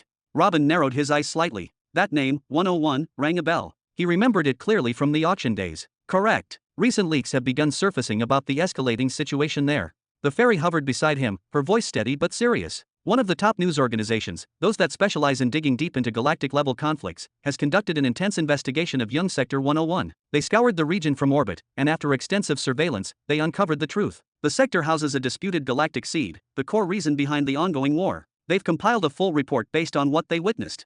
According to their sources, the battle surrounding the galactic seed's atmosphere is raging with terrifying intensity. Several world cataclysms and Nexus State warriors are attempting to destroy the seed from the outside, but Lord Hedrick's elite generals are guarding it fiercely. They now practically live aboard enormous warships that orbit the seed around the clock, night and day, without rest. However, even those generals can't stop everything. Every single day, large numbers of hostile warships descend and land on the seed's surface. In addition to the well-known forces under Lord Xianxia, there are troops loyal to other lords, and even unidentified factions, all launching ground invasions against the seed. Robin's expression tightened. His brows furrowed deeply. He tried to imagine the scale of such a war, but it was nearly impossible. The image in his mind seemed more like a legend than reality. If it weren't for the fact that Lord Hedrick's troops were empowered with special bloodlines, granting them access to minor laws of the destruction path, they would have been annihilated in less than a week. And this isn't even the full extent of their strength. Lord Hedrick has been supporting and cultivating this army for over 200,000 years. The result is a millennial planetary empire, a force of staggering size with countless warriors. The news report estimates that millions die every single day on both sides, but the reinforcements keep coming, without end. This planetary empire under Lord Hedrick's command has lost no less than 200 million soldiers since the beginning of the conflict, centuries ago, including almost all of its original elite troops. At this point, they are fighting purely based on their overwhelming numbers. It's a war of attrition on a cosmic scale. The fairy continued, her voice quieter now, tinged with concern. She floated beside Robin, her wings shimmering faintly. Lord Xianxia's followers, and the vast coalition backing him, have begun launching full-scale attacks directly into the very core territories of the Millennial Empire. The intention is clear, to scatter Hedrick's forces and draw their attention away from defending the galactic seed. And it's working. They're seizing planetary strongholds left and right, planet after planet falling like dominoes. If this continues, the numerical advantage that Lord Hedrick's forces have enjoyed for so long may collapse. Soon, he might not even be able to replace his losses fast enough. And in the midst of this chaos, Lord Hedrick is reportedly losing his temper. He's furious. He has already issued threats, loud, public ones. He warned that if certain enemies within the central regions of the Middle Belt continue pressuring him, he will personally retaliate and strike them down in their own domains. The fairy paused briefly, then added with a tinge of irony, but so far, those threats seem to be falling on deaf ears. Everyone knows the truth behind the curtain. Lord Hedrick stands utterly alone, without a single reliable ally to support him in this war. Robin's expression remained unreadable for a moment. Then he slowly nodded a few times and exhaled deeply. It seems the article title wasn't exaggerated at all, he finally muttered. These really are the signs of a full-scale cosmic war. If that galactic seed is ever destroyed, Hedrick won't hesitate to unleash hell on everyone he blames. From what I saw during the auction, the seed wasn't just a treasure to him, it was a dream, a lifelong obsession, something he poured his soul into. He'll burn galaxies before letting go of it. Perhaps his reaction is just around the corner, the fairy responded, her voice dropping slightly. According to that same major news organization, the current warfront won't be sustainable for more than another 200 years at most. If nothing drastically changes, no reinforcements, no unexpected miracles, the conflict will end with the galactic seed's annihilation. This isn't just speculation, either. It's the general consensus among major analysts, lords, and news circles. 2 centuries is more than enough to drain the coffers, exhaust the spirit, and crush the manpower of even a millennial empire. Especially now, when the war isn't confined to one battlefront, every planet under their control is under siege, not just the seed. Then maybe I won't need to lend him that planetary displacement gear after all. Robin let out a chuckle, half amusement, half relief. This war was happening light years away, in another sector entirely. It had nothing to do with him, and that was exactly how he wanted it to stay. After a moment, Robin's expression shifted. Any updates on Theo? He asked casually. The fairy thought for a moment, then shook her head slowly. Unfortunately, no. We don't have anything concrete about him in the Soul Society's records. What we do know is this: the one referred to as Sword Theo II is suspected to be one of the upper-tier leaders of the mysterious Shadow Sword Guild. And there's the matter of your financial connection to him. You transferred 20 billion pearls. Beyond that, however, he's a complete ghost. He doesn't appear in public forums. He doesn't interfere directly in any known incidents. He behaves exactly like the rest of the Shadow Swords Guild, always hidden, always lurking just beyond reach. Even now, he hasn't implanted a soul seed in his domain. He continues to access the realm through local access centers, using a different location each time, like he's deliberately avoiding all forms of tracking. Good. Robin clapped his hands once, firmly. That was exactly the kind of report he wanted. If Theo's movements had become public knowledge, it would have caused severe complications, especially given the scale of their shared dealings. Now, at least, he could breathe a little easier. Just as he was about to close his control panel and move on, a thought struck him. Wait, any news about the Empire of the Nine Paths? Pop. Oh. Robin raised an eyebrow. There's a report. A floating square window appeared in front of him, displaying a headline. Curious, he leaned forward to read. Pop pop pop pop pop. What in the actual? Robin's eyes flew open in disbelief as a flood of dialogue boxes began popping up one after another, dozens, hundreds of them, layering over each other rapidly, until they had surrounded him completely on all sides. It was as if the system had been waiting for this moment, and it had a lot to say about the Empire of the Nine Paths. Chapter 1438. What in the world is all this? Has the Nine Paths Planetary Empire taken all the action in the sector to themselves? Robin jumped to his feet, eyes darting from one floating dialogue box to the next as his surroundings were overwhelmed by a chaotic cascade of information windows. He took several hurried steps backward, as if trying to escape the flood of notifications pressing in from every direction. Hide it all. Hide this madness. It is giving me a splitting headache. As you wish. The fairy clapped her hands lightly, her wings fluttering with a soft magical pulse. In a moment, all the windows vanished, and peace returned. The artificial sky above shimmered gently once again, and the familiar scenery in front of Robin reappeared as if nothing had happened. What even was that? Robin muttered, rubbing his temple. All of those were news reports, about the Empire of the Nine Paths? All of that chaos happened just over the last 5 years. He felt a chill crawl up his spine as realization settled in. Is the sky literally collapsing on their heads over there, or what? Your phrasing is not too far from the truth, Lord Human, the fairy replied gently, floating closer before landing gracefully on Robin's shoulder. If you will allow me, I can walk you through everything that happened, summarized, of course. No need to read through every last document. Please do. Robin waved his hand again, his tone half irritated, half weary. But be concise. I do not need a deep dive into political marriages or the naming ceremony of some elder's grandson. If the reports are full of useless ceremonies and nobles trying to outshine each other, do not even bother.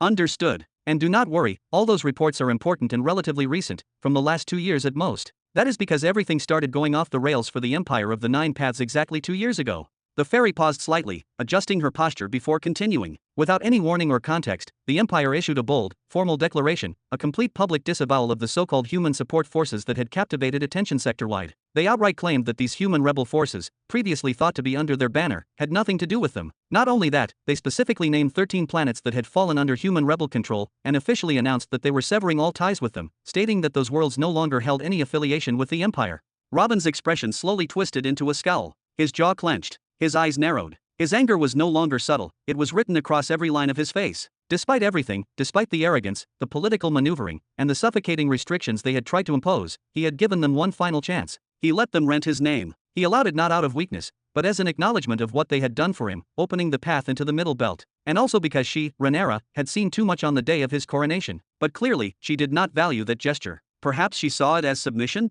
A sign of fragility? What did she hope to accomplish with such a move? She had just thrown away everything, cutting ties with someone destined to become one of the greatest truth chosen in history. Did she think he would come crawling back? That he would kneel at her feet and beg for protection again? Was she planning to demand even more from him if he did? None of it made sense. She had tested his pride and his resolve more than once. She should have known better. She knew exactly what he and his army were capable of. What happened after that?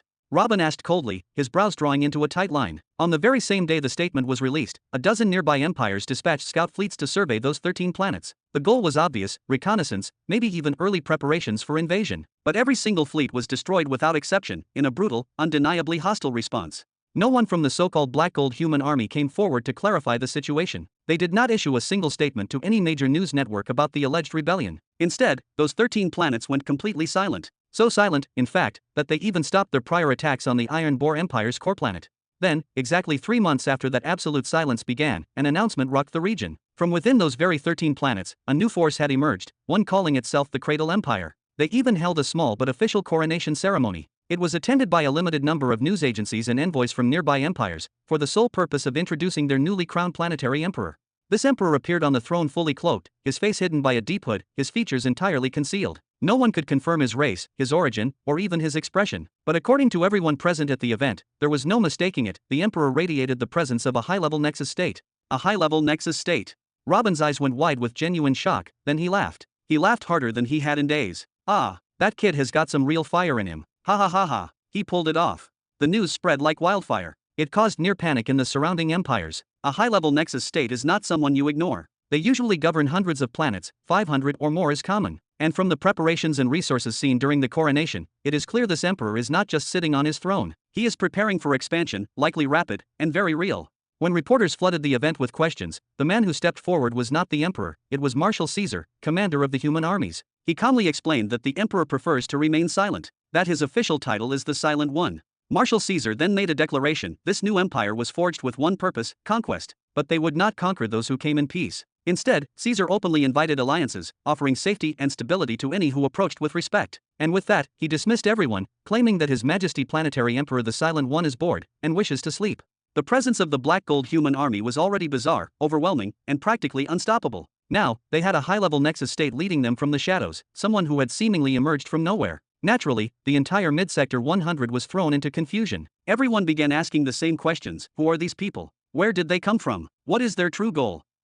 Oh, I am sure their intentions are nothing but pure goodness, Robin said with a smirk, his voice laced with sarcasm and amusement. For the longest time, his greatest dilemma had been a simple one: who would wear the crown? You could not place a world cataclysm on the throne, they would bring ruin. A rented nexus state? Too weak, too temporary. Caesar? Ineligible. Robin himself? Impossible. His ascension would bring nothing but destruction. Every option was blocked. But now, Rhaenyra had gambled on the same unsolvable problem, and lost. And as for Theo? Theo had finally found someone he could truly rely on. This coronation took place a year and 9 months ago, you say? Robin asked, his voice laced with a mix of curiosity and calculated interest. He tilted his head slightly and narrowed his eyes, clearly trying to piece together the implications. So then, what happened next? The gates of hell burst open upon all, Lord Human.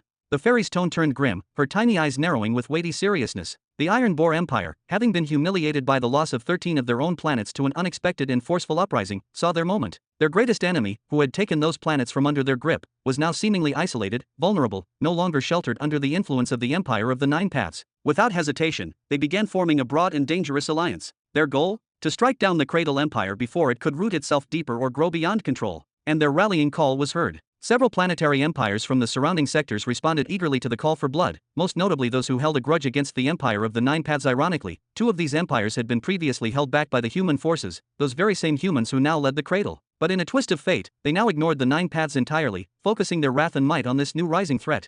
The result? A 5-empire coalition, 5 massive, interstellar, multiplanetary powers, all directing their strength, fleets, and fury toward the newly formed Cradle Empire. Meanwhile, the Empire of the Nine Paths faced its own unraveling. The loss of 13 planets in one sweeping stroke, all under the pretext of rebellion, was more than symbolic. It was a public crack in their long-standing image of strength and dominance. And predators were watching. The Twilight Spectrum Centenary Empire, a long-dormant but dangerous rival, launched a coordinated assault. And as if smelling fresh blood, 7 other empires descended upon them from different directions, hungry, ambitious, merciless. They seized 3 planets almost immediately, exploiting the Nine Paths' confusion and internal chaos. Now, the Nine Paths are embroiled in desperate battles across 8 more contested worlds. At this point, Robin muttered, his tone cool and detached, I no longer care what becomes of the Empire of the Nine Paths. Whether they burn to the ground or bask in undeserved glory, it is of no importance to me anymore. He waved his hand twice, as though literally brushing the thought away. What matters is what happened to the Cradle Empire after the 5-empire coalition began their war. Strangely, miraculously, they endured. The fairy's tone shifted, a trace of awe in her voice. They did not expand, true. They did not conquer new territory. but neither did they fall back. Against 5 fully armed, planet-ruling empires, they held their ground. They fought with defiant resilience, matching their enemies blow for blow on every battlefield. And they did it alone, without allies, without external support, without the backing of ancient orders or galactic councils. Their ability to survive such an onslaught drew the attention of many, but especially of those watching from the shadows. Several hidden human factions, long thought lost or in hiding, began quietly reaching out to the Cradle Empire. One by one, they emerged from obscurity. The first to officially join them was the ancient Mazer family, a noble lineage known for its secret arts and military tradition. Soon after, they were joined by another powerhouse, the Nightborn clan, a human house with deep roots and vast resources. Robin nodded several times, slowly, his expression one of deep satisfaction. A small smile played at the corners of his lips, quiet, yet powerful. After centuries of toil, exile, betrayal, and war, he had finally created a foundation that could last. A foundation strong enough to stand anywhere, in any sector, under any sun. He scratched the back of his head and turned, eyes scanning the floating interface of the Truth Chamber's request panel once more. Looks like I will be needing a lot more pearls soon. He mumbled with a smirk. Shall we begin the next set of tasks? The fairy fluttered into the air, her wings glowing as she landed on his shoulder briefly, her voice filled with enthusiasm. No, not yet, Robin sighed, folding his arms. I need to improve myself as well. I cannot just pour effort into others and forget my own power. I must grow stronger. He glanced at the fairy again, his expression firm. Just let anyone who submits a task know this, the higher they price it, the more likely it is that Lord Human himself will take notice, and finish it personally. Understood. The fairy gave a crisp, mock-serious salute, her eyes glimmering like twin stars. Good. Robin nodded once, then waved his hand, dismissing the screen. Now, let us go and see what the second book has to say. Shush. Chapter 1439. Inside his apartment within the academic complex, Robin slowly opened his eyes. A faint glimmer of awareness returned to him as he blinked once, then twice. Without uttering a word, he tilted his head gently to the right, then to the left, releasing a subtle crack from his neck. A few breaths passed before he finally stood up, his movements slow and deliberate, like someone reuniting with his own body after years apart. He began stretching lightly, rotating his shoulders, flexing his arms, and adjusting to the weight of gravity. It had been nearly 5 full years, years in which he spent almost every moment immersed in the soul society, partially disconnected from his physical form. Ironically, he had once been the one to warn the spiky-haired kid about the dangers of prolonged separation from the body. But then he had entered that strange chamber, that unnatural room, that masterpiece of soul architecture that sharpened mental clarity, boosted thought speed, and brought laser focus to everything he did. After tasting what that room offered, leaving it had become almost impossible. So pure was its effect that he sometimes found himself wondering, could the creator of such a space really be just a mere royal soul master?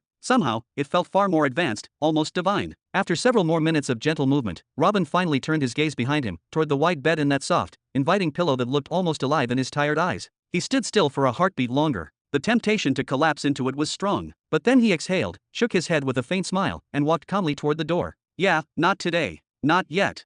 Step by step, down the stairwell, Robin descended from his apartment, eyes already scanning his surroundings. Then something caught his attention. Something felt off. The ambient lighting was unusually dim, far dimmer than it should have been at this hour. Even more strangely, the grand doors of the academic complex were firmly shut, which rarely ever happened. Despite the dimness, Robin noticed a flicker of movement, a distortion in the shadows. He narrowed his eyes, instincts flaring, and sped his descent. Then, with a sharp turn of his head, Shaddad. Big brother. Shaddad turned in surprise, dropping whatever he was holding, and opened his arms wide in excitement. Ha ha. Robin burst into a laugh the moment he saw him. Now that is the look of a true scholar. Dark shadows encircled Shaddad's eyes like war paint. His body hair had grown scruffy and wild. Even his usual scent, once sweet and reminiscent of a soft cotton bear, had been replaced with the rich, aged aroma of paper, ink, and sleepless nights. Shaddad scratched the back of his head, slightly embarrassed. I haven't looked like this in years. My progress had basically flatlined. I was just wandering through the library day and night, flipping through every book I could get my hands on, hoping some spark would reignite my path. But nothing ever came, until these. He held up 2 metallic tablets, the ones Robin had given him not long ago. They brought my passion roaring back. I feel alive again. Thank you, truly, thank you. No thanks necessary. Robin smiled widely, sincerely. All I ask is that, once you've solved the path's issues, you let my empire use it for free, yeah? Just a small favor from a friend. He. The truth. Robin had tried, more than once, to untangle the complicated issues of this body-strengthening path, one originally left behind by the second heaven chosen. But even he could tell, it would cost too much time, too much energy, and in the end, it was not the kind of power he truly desired. Physical strength had its uses, especially for certain classes of warriors. But for someone like Robin, whose heart and soul were anchored to the mastery of laws, it would be a waste of centuries. No, better to hand it over to someone who not only understood the body's inner mysteries but also had a true passion for it. Someone who could appreciate the value of such a path and carry the weight of that legacy. Someone like Shaddad. What the hell are you talking about? Shaddad suddenly shouted with mock outrage. If I actually manage to solve it all, I'm publishing the whole thing under your name. That's the least I can do. It's enough for me that I finally get to work on something I love again. Heh, no thanks. Robin waved the idea off with a half smirk. I was going to tell you this anyway. If you manage to fix everything, publish it in joint credit. Say it's co-authored by Dragan, son of Morka, the one who originally created what you read. It was his wish before he died.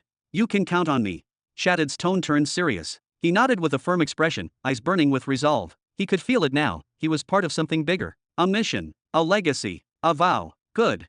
Robin clapped once, then turned to leave. Keep working hard. Hey, where do you think you're going? Shaddad called after him, voice rising again with frustration. For the archive. I'd like to suffer a bit more before I continue. Want me to bring anything back for you? Robin laughed sarcastically, throwing the words behind him as he continued walking forward with casual indifference. Get over here, now. Before he could react, Shaddad dashed forward like a sudden gust of wind and, with surprising strength and zero hesitation, scooped Robin up from under his arms. I've been waiting for you to leave that chamber for years, do you hear me? Years. Without letting him protest, Shaddad charged down the hallway like a madman carrying a sacred relic. Have you gone mad, Shaddad? We're just friends, remember? Just friends. Robin flailed helplessly in the air, arms stretched outward as if nailed to an invisible cross, feet barely brushing the ground as he was unceremoniously whisked away. But just as panic started to build, surprise crept across his face. Oh, that actually looks kind of nice. The side room they entered had undergone a dramatic transformation. What was once just a storage room or a temporary battlefield infirmary had become something far more specialized. It now held a massive bathing pool, large enough to be mistaken for a private indoor spring. Warm vapor rose in gentle swirls, carrying with it strange yet oddly calming scents. Around the pool were hundreds of glass vials, metallic shards, glowing minerals, and ancient jars, each humming with quiet spiritual energy. I pulled every favor, every connection, every dusty contact I could to collect the components for the first 3 weapon infusion baths, Shaddad declared, chest puffed with pride and face glowing like a child showing off his masterpiece. 1 bath to take your body from level 0 to 10, another to push you from 11 to 20, and a third to break you through from 21 to 30. He turned and pointed at a series of locked chests along the wall. I even managed to scavenge some of the rare components needed for the 4th bath, the one that takes you from 31 to 40, and I found an epic grade catalyst from the 5th bath, which could carry you all the way to level 50. He beamed. I'm confident I'll collect the rest within the next 100 years, maybe less, and at fair prices, too. With all the reverence of a priest placing an offering on an altar, Shaddad gently lowered Robin into the warm pool. Sit still, meditate, close your eyes, and remember one thing. He thumped his chest with the force of a war cry. There's no shame in a man screaming. Got it. Then he turned and headed toward the collection of ingredients, already cracking his knuckles in anticipation. Screaming? Who do you think is going to scream? Robin called after him, eyebrows raised in disbelief. But it was too late. Shaddad had already reached the workstation and begun his careful process. He was measuring, weighing, and tossing powders, extracts, and molten slivers of metal into the water with frightening precision. Robin blinked, realized this was not a joke, and immediately closed his eyes. He took a deep breath, relaxed his muscles, and slipped into a deep meditative state as instructed. Then it began. At first, it was subtle. The chemical compounds in the water began to interact with his skin. He felt them creeping into his pores, needle-thin streams of soul force drilling into his flesh. It was not pain, exactly. It was worse. Like thousands of sentient needles crawling beneath his skin, piercing him from within, unraveling his muscles fiber by fiber. But Robin had known pain. He had endured the blade, the fire, the void, the silence. He had died and resurrected 100 times in training and in war. This was nothing new. Then it escalated. The compounds reached his muscles. And there, they ignited. Like wildfire on a field of dry bones, the sensation tore through him. Each fiber in his body twisted, stretched, screamed. His veins pulsed. His heart roared. His bones shook from the inside out. NNNNHHH. A muffled groan of pain escaped his throat. But he did not move. He did not tremble. He endured. The transformation was underway. Every cell in his body was being rewritten, optimized, reforged like molten steel cooled in sacred waters. He felt it in his tendons, in his joints, even in the marrow of his bones. And then, the compounds climbed higher. They traveled beneath his skin, slithering like glowing threads of agony toward his face. His eyelids twitched. His vision dimmed. He could feel the compound crawling into his eyeballs, 1,000 miniature lances stabbing into the core of his sight. Still, he held on. He chuckled internally, almost mockingly. Heh, this really isn't as bad as I thought it would be. Come on, Shaddad. I've suffered through hells you've never even. Chapter 1440. Somewhere in Midsector 99, a colossal warship pierced through the haze of the dying atmosphere, its metallic hull groaning as it adjusted its angle. Slowly, its one and only cannon, a monstrous barrel the size of a building, began to rotate, locking in on a single fixed point somewhere on the ruined ground below. The barrel flickered. Then it began to glow. Crack! Crack! Energy swirled violently into the cannon's mouth, coalescing into a sphere of searing light. As the weapon charged, several figures suddenly broke formation from the war-scarred earth beneath the ship. They were fast, shadows darting between debris, wielding weapons that shimmered with ancient power, hoping to strike first. But whoosh! Dozens of smaller turrets along the ship's hull activated simultaneously, intercepting their attacks midair with brutal precision. The retaliation came instantly. Beams of blue and red light erupted from the turrets, sending explosions dancing across the ground, forcing the assailants to scatter like ants caught in flame. Crack! At last, after nearly a full minute of buildup, the cannon's light stabilized. The vibrations stopped. Silence reigned for one breathless heartbeat. Then it fired. Boom! The world beneath trembled. A blinding beam of devastation shot down from the heavens and consumed the target. What little remained of the broken city was obliterated entirely. In mere seconds, it turned to ash, leaving behind only a crater of molten glass. Yeah! Cheers erupted inside the massive warship. Soldiers and crew alike, packed into steel halls and observation decks, raised their fists and shouted with elation. For them, it was a flawless execution, pure military glory. But that joy was short-lived. A deep voice thundered across the sky, drowning out every celebration. Humph! You bring these oversized toys to a planetary battlefield? Ridiculous! Utter foolishness! Without warning, a figure appeared. Floating calmly in front of the cannon's still-smoking mouth, he hovered in the air with effortless grace. One hand folded behind his back, the other slowly raised. Then he waved. Crack! The cannon twisted, groaned, metal shrieked. It bent backward, against all logic, and aimed itself at the ship that birthed it. Then, once more, boom! The warship exploded from within. Fire and fury ripped through its core. Its reinforced walls crumbled, bulkheads twisted, internal reactors went critical. The ship collapsed in on itself, compressing under the sheer force of its own destruction, until it became nothing more than a hunk of smoldering steel, a mangled sphere of metal bleeding molten blood. The floating figure sneered. Humph! With one final glance to ensure not a single soul survived, he flung the remains aside like a broken toy and turned his attention elsewhere. New figures were approaching. Soldiers in uniform, yes, but not of the same faction as the ship. Another force, another color, another symbol. And yet, they too would fall. Step, step. On the peak of one of the last standing mountains, high above the battlefield, a man stood still. He wore a shimmering sky blue battle armor, majestic in form yet terrifying in detail. Twin horns curled from either side of his head, like those of a mythic bull. His white hair flowed freely behind him, untouched by the wind. He took a few calm steps forward, then stopped at the cliff's edge. He crossed his arms, and he watched. The valley below was chaos incarnate. Explosions, roars, blades meeting beams, fires consuming forests. Dozens of factions, all clashing at once, different races, banners, and battle tactics, all tangled in one massive brawl. To the untrained eye, it might look like madness. But to this man, it was something worse. A tournament of wars, I see, he muttered to himself. For a whole hour, he stood unmoving, studying the patterns, measuring the madness. Then, at last, he sighed. His voice was quiet, almost sad. Leonid, this isn't funny in the slightest. No joke here, unfortunately, a younger voice responded from behind. From the shadows, a youth stepped forth, barely in his 20s, yet bearing the calm poise of someone far older. This is your starting point, Supreme General. He paused, then added, shall I inform His Highness Theo that you're considering withdrawal? You've earned this, haven't you? You fought for it, conquered hundreds of planets in young Sector 99. You proved your readiness. And now, when it's finally time, you hesitate. The horned man didn't reply at first. Then, it's not fair, he said quietly, shaking his head. His Highness Caesar began his battle with a single empire, and his war was protected by another. Peaceful expansion, clean and clear. And I'm expected to start here? In this madness. He pointed below. I've counted 9 different powers on this one planet already.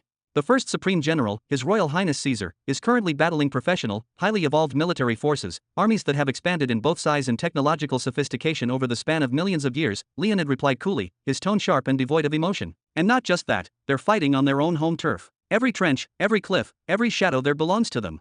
He paused for emphasis, letting the silence underline his next words. You, however, will be engaging fragmented noble families, opportunistic pirate fleets, and a fledgling empire that's expanding too quickly for its own good. None of them hold any ancestral claim to this planet. No legacy, no spiritual roots. And while it's true their combined forces may seem larger, in reality, they're disorganized, splintered, divided by greed and distrust.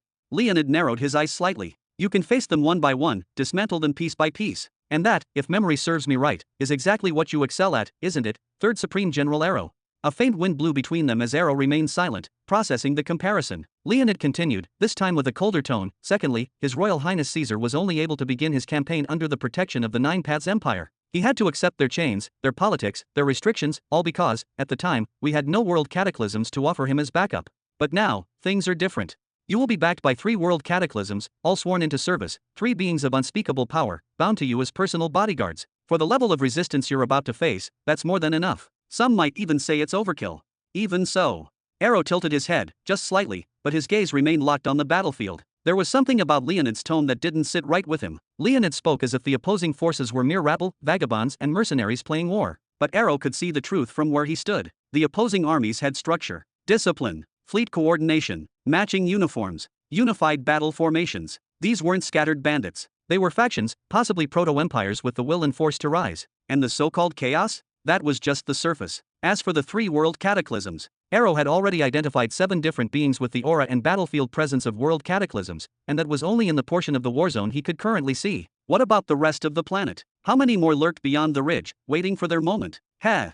Arrow finally smirked and nodded once. Very well, I accept the assignment. His voice was calm, but there was an edge of fire beneath the surface. Give me the full briefing. Gladly. Leonid nodded, then turned to the eastern sky as if recalling ancient bloodlines. This planet was once part of a sovereign realm known as the Ancestor Blood Empire, a minor but proud multiple planetary empire that controlled 17 worlds. That empire, however, was eradicated by the Imperial Guard nearly 70 years ago, crushed in a single, glorious purge. Since that day, the empire has existed only in memory. Their homeworlds have become battlegrounds, shattered, unclaimed, and drenched in endless war. His eyes narrowed, and his voice dropped to something near a whisper. 10 of their worlds have already fallen to various forces. 7 remain, and your task is to claim them all. Bring them under your dominion as swiftly as possible. Crush the resistance. Cleanse the instability. When you're finished, we will provide you with a ceremonial puppet, someone to crown as the planetary emperor over these lands in name only. The real power, of course, will be yours. Our Imperial Guards are the ones who did this. Arrow raised an eyebrow and then smiled. Well, that's what I expected from those monsters. I don't know if I should be reassured or worried that they're deployed in the same sector as me. Then he paused. Something clicked in his memory. Wait, the original planetary emperor here, he must have been incredibly powerful. A ruler of 17 worlds? How did you manage to kill him? We didn't. Leonid's response was immediate, sharp. The emperor went mad. After the devastation wrought by the Imperial Guard, he lost all sense. He abandoned his throne and fled into the void, howling with rage. Now, he roams the stars like a rabid beast, hunting down the Imperial Guards who work under the name of a group known as the Black Wasps. He's already managed to kill 2 of them. Leonid took a breath. But worry not. His rampage won't last much longer. We will hunt him down soon enough. Arrow didn't respond immediately. Instead, he turned back toward the valley and watched the chaos below with narrowed eyes, studying every detail with the precision of a grandmaster. After several long, silent minutes, he finally nodded. Then he clapped his hands once, sharp and clear. All right then, time to put everything we've trained for into action. Let's see how well we perform against living, breathing monsters. BZZZT, BZZZT, BZZZT, BZZZT. Suddenly, dozens of instant space portals began to open, one after another, at the base of the mountain. The sound alone was unnatural, like ripping the skin of the universe open with bare hands. Immediately, every soldier from every faction below turned their gaze upward. All hostilities paused for the briefest moment. These gates were unlike anything they had ever seen. Unfamiliar design, unrecognizable power signature, movement patterns that defied logic. And then, what the hell is that? One of the pirate captains gasped, stumbling backward. Boof! From each portal, a single figure emerged. Each one was different. Different race, different physique, different aura. But each warrior walked with the same posture, spine straight, eyes cold, steps measured. And each one let out a long, ringing war cry, their voices echoing across the battlefield like the toll of judgment. Then they stepped aside. The real military operation had only just begun. Chapter 1441. Boom boom. From the heart of each shimmering portal, colossal Trent warriors emerged, beings forged of ancient wood and divine might. Their steps alone sent tremors through the earth, and their towering frames were wrapped in ornate living armor, grown from enchanted groves long forgotten by time.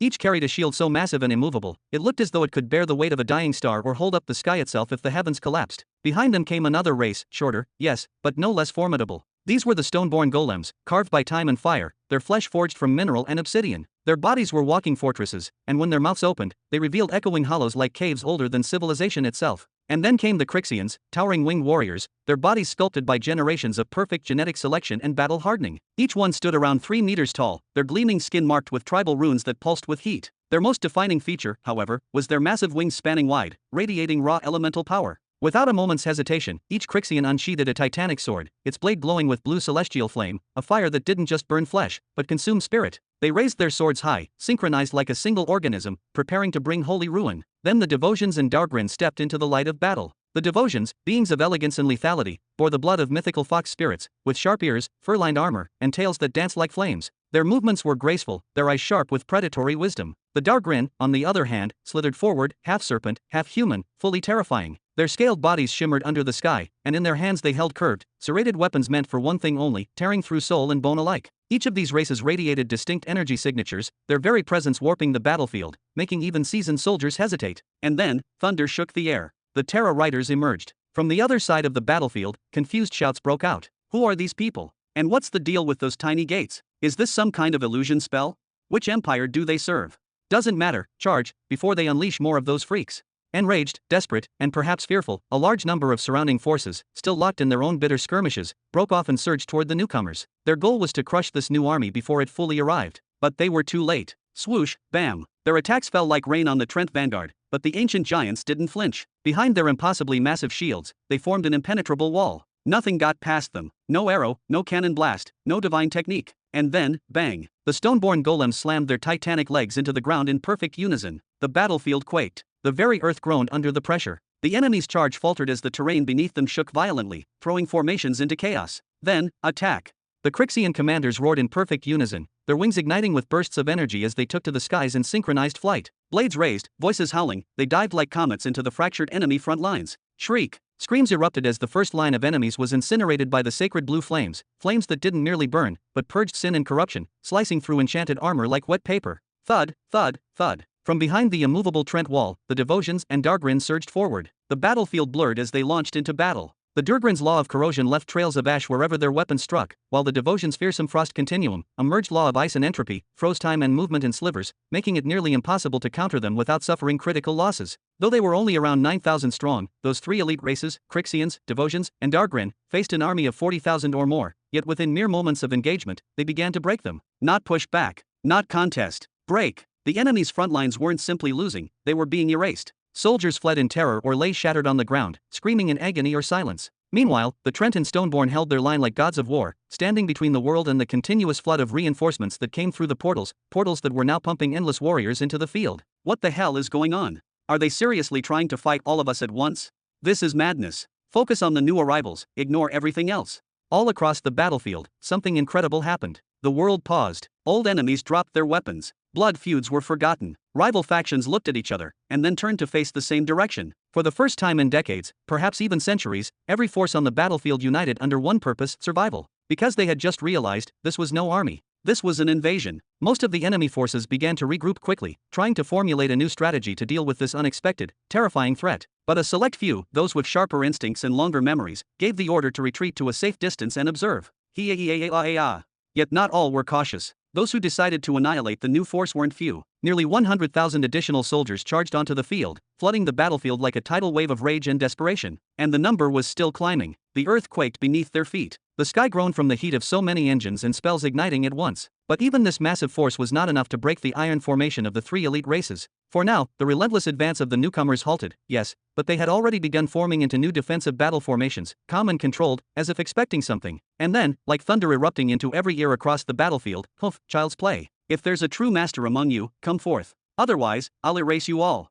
A voice. A presence. Someone appeared, flying above the battlefield, radiating power. A world cataclysm, beyond question. His aura cracked space itself. He slowly raised his hand, directing it toward the portals, preparing a blow that could destroy entire cities in one strike. Clack, cucka. Ha! The world cataclysm looked up, confused. The sky, clear only moments ago, had darkened in a heartbeat. Storm clouds now swirled with apocalyptic speed, and winds howled from every direction, whistling like death itself. Bolts of lightning surged through the clouds like dragons, roaring and coiling across the sky. All of it had happened in the blink of an eye. What is this? The calamity murmured. Cucka. Suddenly, one of the storm dragons broke loose. A bolt of living lightning, the size of a city, plummeted from the sky like divine punishment, its roar splitting the heavens as it descended. What?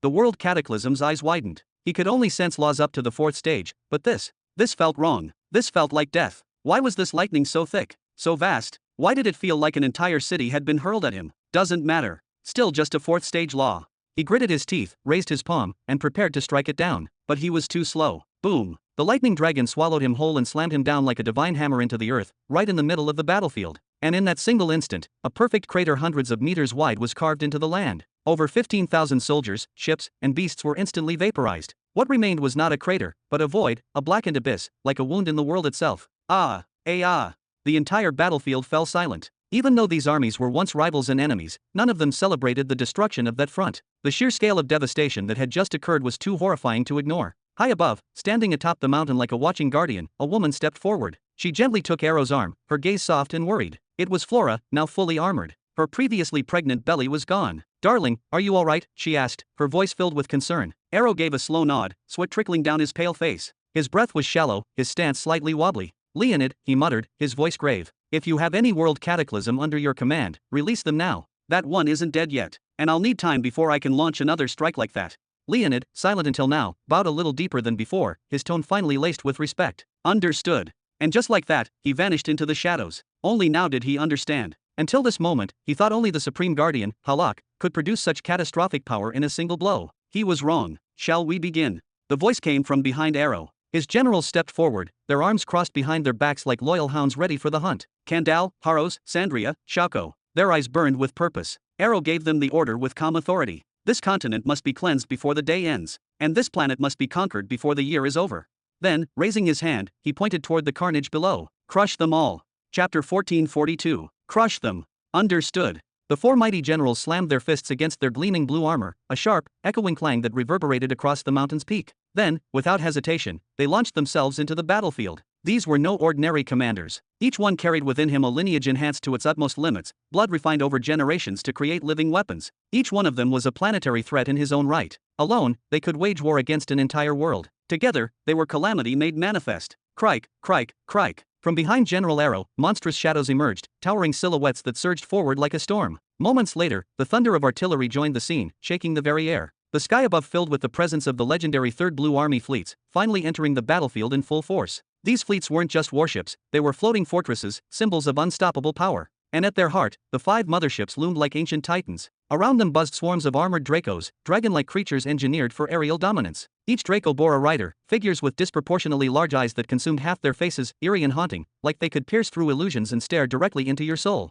These riders wielded specialized throwing spears, ancient in design but modern in deadliness, crafted by the elite craftsmen of the War Gear Hall in Sky Opening City. These weren't simple weapons. They were more akin to devastating relics, massive bolts covered in layers upon layers of intricate rune inscriptions. These spears, known as the runic lances, represented the pinnacle of magical weaponry. Designed to carry vast arrays of enchantments, they weren't just powerful, they were terrifyingly effective. Even against high-level enemies such as martial emperors, or those clad in epic-grade full-body armor, these weapons were made to make an impact. With rune types ranging from explosive to piercing, freezing to toxic, each lance was a death sentence, and if one were to hit directly, it would claim a life without mercy. Whoosh, whoosh. The sky trembled as hundreds of these lances were unleashed, streaking down like divine lightning toward the ground troops, who still stood frozen in awe and confusion. And under this overwhelming aerial bombardment, this perfect storm of destruction, attention drifted from the key target, the instant teleportation gates. That was the plan. Within minutes, 20,000 rune knights had emerged from the gates before they vanished behind them. All of them rode Terrace, smart warbeasts bred for battlefield dominance. Every one of them was armored from head to toe in blue and black ceremonial combat suits. Every one of them bore the discipline of 1,000 battles.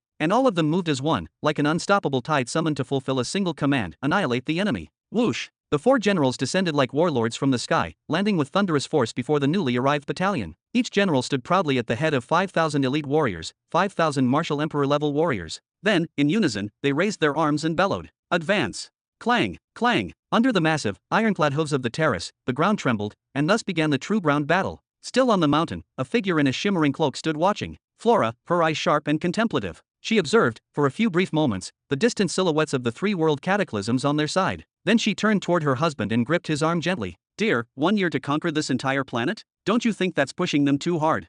Flora's faith in their military strength was absolute. Even though they had left behind the formidable generals Fryn and the 3 sorceresses back in the Young Belt to defend their key planetary holdings, and even though that meant they left behind nearly 30% of their total forces, what they brought here was more than enough to flatten any resistance beneath the weight of a world cataclysm. Or so she thought. They'd been watching for over an hour now. Watching how the other side moved. This would not be an easy conquest. Not at all. "I used to beg HQ to let me join Caesar's campaign," Arrow spoke softly, eyes never leaving the battlefield, "to claim a piece of the glory he was harvesting out there, while we were left behind in the Young Belt, practically idle. But they denied me. I was stunned when the Shadow Swords revealed His Majesty's intent to begin expanding in Sector 99-2. He raised his head, the pallor of his face finally easing. "I asked myself, why not ascend within one sector first? Why scatter ourselves between fronts? But I never found an answer."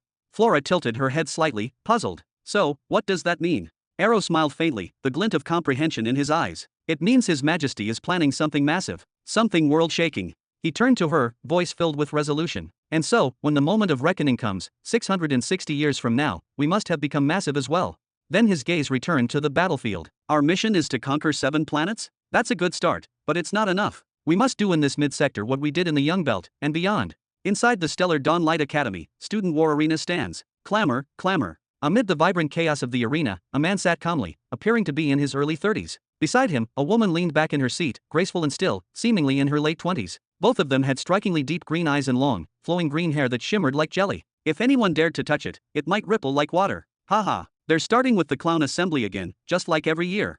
That comedic segment has become tradition at every student war this decade. A certified classic.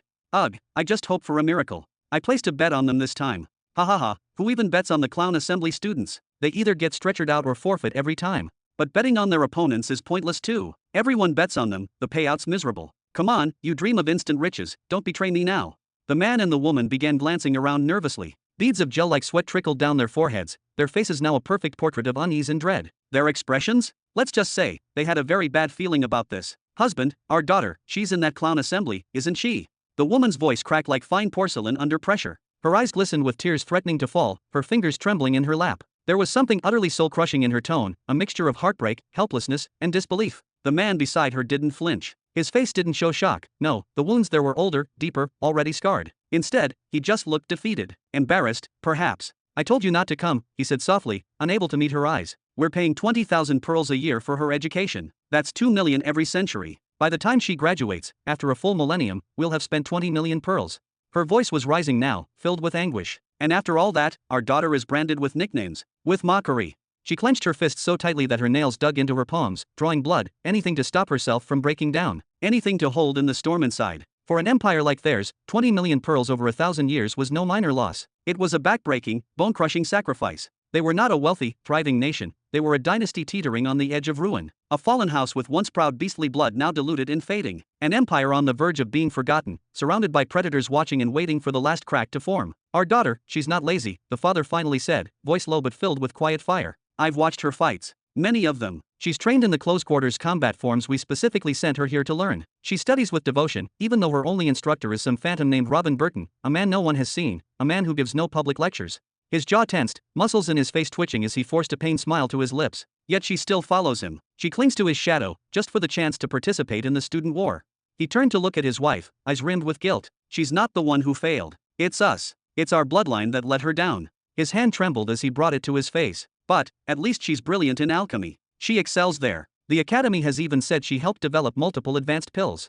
He let out a hollow laugh, one meant to comfort, but it cracked midway and died in his throat. Ha ha, ha, but chemistry won't save an empire, will it?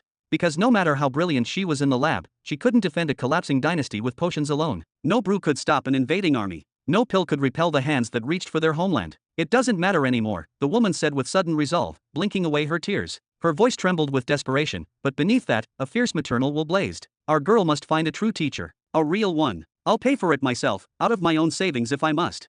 She struck her knee with her palm, as if to push her determination deeper into her bones. How much does it cost to hire a reputable instructor here? The man exhaled slowly, the burden of reality weighing heavily on his shoulders. The cheapest personal instructor with even a whisper of a reputation costs 35,000 pearls per year. She didn't answer right away. Her face seemed to blank out completely, then harden. For several long, painful moments, they sat in silence. Around them, the stadium echoed with excitement, but it all felt distant, cold, insulting. Then, in a voice almost too low to hear, she whispered, "And no matter, we'll manage. It's a necessary investment." She turned her gaze forward, where the arena was being prepared. Our daughter must forge her own path. She has to grow strong enough to carry the burden we placed on her shoulders. We can't afford to let her face it alone.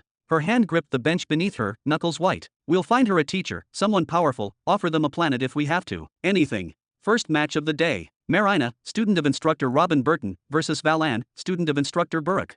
Ha, there goes your bet. She's the weakest one in the entire clown assembly, and she's going up against someone predicted to rank in the top 1,000 students across the entire academy. You gulp. Both parents swallowed thickly, their hearts pounding in their ears. All the noise around them, the laughter, the cheers, the buzzing of names and numbers, faded. Their eyes locked on the stage, where a single figure stepped out with quiet grace. Their daughter, Marina. She didn't look back. She didn't wave. She just walked forward, calmly, with purpose. Prepare yourselves. The referee floated down into the arena center, standing like a judge before two souls about to clash. He waited until both combatants stood in their proper places, one confident and grinning, the other silent and unreadable. Then he raised his hand, the crowd holding its breath. And with a mighty sweep of his arm, he shot skyward and cried, "Begin." Chapter 1443. Roar, roar. The student war arena shook with unfiltered chaos. Cheers, chants, and howls of laughter rolled like thunder from every corner of the stands. The long-awaited tradition, one that ignited every 10 years, had finally begun again. And the crowd was hungry for blood, drama, and failure. Humph. Valan stepped forward with a sneer, his voice dripping disdain. Get off my battlefield. Just your presence here is an embarrassment. I trained for decades to be taken seriously, and now, everyone's just waiting for a comedy show. What a joke. He surged ahead, soul force crackling around his limbs like coiled lightning. His body was wrapped in a glowing shell of refined soul force, and his hands, flattened like blades, extended into gleaming energy swords, each one vibrating with lethal precision. High above in the stands, the girl's mother gasped in horror. Oh no, he's not going to give our daughter even a second to summon her slime beast. Her voice trembled, her hands flying to her mouth as if trying to hold her heart from falling out. But just as Valan charged forward to end the match quickly, something strange occurred. Something unexpected. Shoo. Marina moved. But not with steps, not with leaps, not like anyone else. She glided. Her feet didn't stomp or push. Instead, they slid across the floor like skates on polished glass. No bending of knees, no shifting of weight, just an effortless, unnatural drift forward, gaining speed with alarming fluidity. Ha! Valan faltered, visibly confused. He quickly regained focus, and thrust forward with his glowing blades, aiming to end the match cleanly. What is that? The father's brows furrowed. There was no small amount of shock in his voice. He had come to watch this event every decade like clockwork. He'd seen thousands of students fight, rise, and fall. But this movement technique, he had never seen it before. Whoosh. Valan's energy blades began firing arcs of compressed soul force into the air, shaped like crescent moons. These spiritual crescents spun rapidly toward Marina, intended not just to hit, but to intercept, slow down, and disorient. But Marina, she danced. Her movements, although minimal and sliding, were unpredictable. Efficient. She tilted her shoulders, shifted her weight, ducked and wove, not by bouncing around, but by gliding like water between rocks. In a blur, she evaded every incoming blade, then launched herself forward and aimed a sharp, compact kick at Valan's knee. You think that'll help you? Valan barked with arrogance. He jumped backward, avoiding the strike. Then, with a roar, he lifted both hands and began condensing his spiritual force into two gigantic fists glowing with power. He was preparing a finishing blow, one strong enough to level the entire quadrant of the stage the moment he landed. But, slip. The instant his boots touched the ground, his balance betrayed him. His feet skidded across a layer of translucent slime spread invisibly across the arena floor. What the? With cat-like reflexes, Valan aborted his attack midair, twisting his body to avoid slamming his own spiritual energy into himself. Still spinning, he scanned the battlefield. Where was she? Where did she? Whoosh. He felt it. A cool, slimy sensation pressed against his neck. He froze. There, gently resting beneath his chin, was a dagger-shaped construct made of gel, filled with hundreds of microscopic needles, each one vibrating softly. Deadly. Silent. Perfectly placed. The referee, who had been observing closely, now floated forward. His eyes flashed with clarity. He raised his hand, and declared with conviction, winner, Marina, student of instructor Robin Burton. Silence. The arena, which had been roaring a moment ago, now plunged into a deathly, stunned quiet. And then, what in the actual void just happened? My bet. My golden bet. No. Up in the crowd, her parents sat frozen. Their hands were still clamped over their mouths, but now their eyes were wide with disbelief, and a strange, rising warmth in their chests. Down in the arena, Marina let out a soft breath, her body unwinding from tension. She silently dissolved the gel blade with a flick of her wrist and muttered under her breath, Sorry, teacher. I'm still nowhere close to mastering the law like you. I can only pull off those little tricks you mentioned in passing. Her eyes shimmered, but her voice was steady. But one day, I'll get there. I promise you, I will. Without another word, she turned her back on Valan, who was still screaming about illegal techniques and hidden sabotage, and walked calmly toward a corner of the arena. There stood 70 individuals, silent, still, but proud. Their presence felt like a tide held back by a dam. Each of them bore an aura completely transformed from what they were 10 years ago. They were no longer clown students. They were something else entirely. 60 years later, deep beneath the academy, inside the secret archive, over 400 years had passed since the coronation. In a chamber older than memory, lit only by ancient runes, sat a man slouched over a book as thick as a stone coffin. Robin Burton. With trembling hands, he turned another page of the second tome, and every inch of movement looked like a war fought in silence. Drip, drop. His eyes, two vessels of blood, continued to bleed, steadily, endlessly, like open wounds that no healer could close. Each word he read tore something from him. Each sentence cost him blood. If not for his rubbery soul domain, designed to absorb punishment and contain trauma, he would have collapsed long ago. If not for the radiant spinal tattoo, pulsing with golden light, endlessly producing blood to replace what was lost, his organs would have failed on the very first page. That was the cruelty of the second tome. It didn't just resist being read, it fought back. And yet, Robin's face didn't show agony. It showed something stranger. A quiet, knowing smile. Hours passed. Maybe days. Time was meaningless in this place. Eventually, he reached the final page. The cover. Puff. He closed the book. Blood still dripped from his jaw, but his hands were steady. With slow reverence, he leaned back into his chair, eyes shut, spine resting against the seat like a man who had survived a plane crash and didn't want to move for fear of tearing new wounds. Whoosh. But the moment of silence, brief and precious, was shattered without mercy. A presence materialized beside Robin with eerie stillness. Voltar. He didn't speak. He didn't need to. His arrival was like a ripple across the air, a silent disruption in the flow of calm. Robin lazily peeled open one bloodshot eye, not in alarm, but in weary recognition. His gaze scanned the intruder with the indifference of a man far too tired to care. He blinked once, then closed it again and let his mouth open instead, speaking through a thin breath. I'm in a good mood right now, Voltar. So I'll skip the usual throat ripping. Go outside, find a trash bin somewhere, and try reproducing with it. Who knows? You might finally create something more useful than your presence. Voltar blinked, visibly surprised, not at the insult, but at the tone. Calm, dry, relaxed, almost playful. He crossed his arms, the expression on his face caught somewhere between amusement and curiosity. You look far better than I expected. I was honestly expecting a corpse. Robin, still slouched like a man recovering from a ritual gone wrong, let a small, crooked smile play across his lips. That's because the book had a surprise waiting for me. He tapped the thick tome now closed on the table beside him. A pleasant one, a very pleasant one. His voice was faint, but the undertone held real satisfaction. Around his eyes, the bleeding had slowed. The black rings of fatigue were still there, but they no longer screamed of collapse. Voltar narrowed his eyes, stepping closer. It should have. That tome is the condensed legacy of a 7-star royal soulmaster. Every line is a blade, every paragraph a battlefield. He waved dismissively. Anyway, I only dropped by to see what kind of cursed monstrosity you'll be giving to the archive this time. You got lucky last time, remember? Robin slowly opened both eyes this time. They were still webbed with veins, red like cracks in glass, but their glow had steadied. He tilted his head slightly, then spoke with a voice that was almost disappointed. To be honest, I'm not exactly thrilled about handing you people more of my creation. He paused, eyes narrowing. One day, someone might actually manage to read them. A beat passed. Still, Robin continued, almost to himself, I think I've got something that might do the trick. From a side compartment in his chair, Robin drew a smaller book, mid-sized, neither thick nor thin, its cover dull and unremarkable. It looked like a storybook, a novella, something a child might read before sleep. He opened it halfway, letting the center pages face up. Then he raised both hands above it. At first, nothing. But then, a rain of symbols began to fall. Strange glyphs, writhing runes, shimmering lines of ancient code. They dripped like ink from the air above and sank into the open book. Each character slithered across the pages as if alive, etching itself into the fibers before vanishing into the core of the parchment. The book accepted the curse. Embraced it. Voltar chuckled. Then he outright laughed. You're wasting your energy, Professor Robin. Do you really believe a trivial little curse like that could affect someone like a guardian? Or even someone in the most basic of Nexus states? He shook his head as if humoring a child's attempt at rebellion. It's charming, really. A spell or curse is simply a technique that is designed to regenerate automatically. Most techniques, no matter how powerful, were temporary. Cast once, used once, they did their job and vanished into the ether. If you wanted something that stayed on the battlefield, attacking, defending, healing, you needed a construct, a talisman, a scroll, an array. But what if? What if someone could forge a technique that lived within itself? A spell that didn't end until it was broken? A force that remembered how to cast itself over and over, forever, like an immortal virus? That was a curse. It didn't matter what element it was based on. Blood, soul, energy, body, laws, or whatever, it made no difference. As long as the technique could sustain itself, reapply itself, renew itself endlessly without the user's involvement, it qualified. And Robin knows how to do just that. Chapter 1444. A spell or enchantment is a specialized technique cast upon an object, place, or living being with the purpose of activation, empowerment, or enhancement. For instance, a spell might be used to keep a water wheel turning eternally, irrigating a field for 1,000 consecutive years without pause.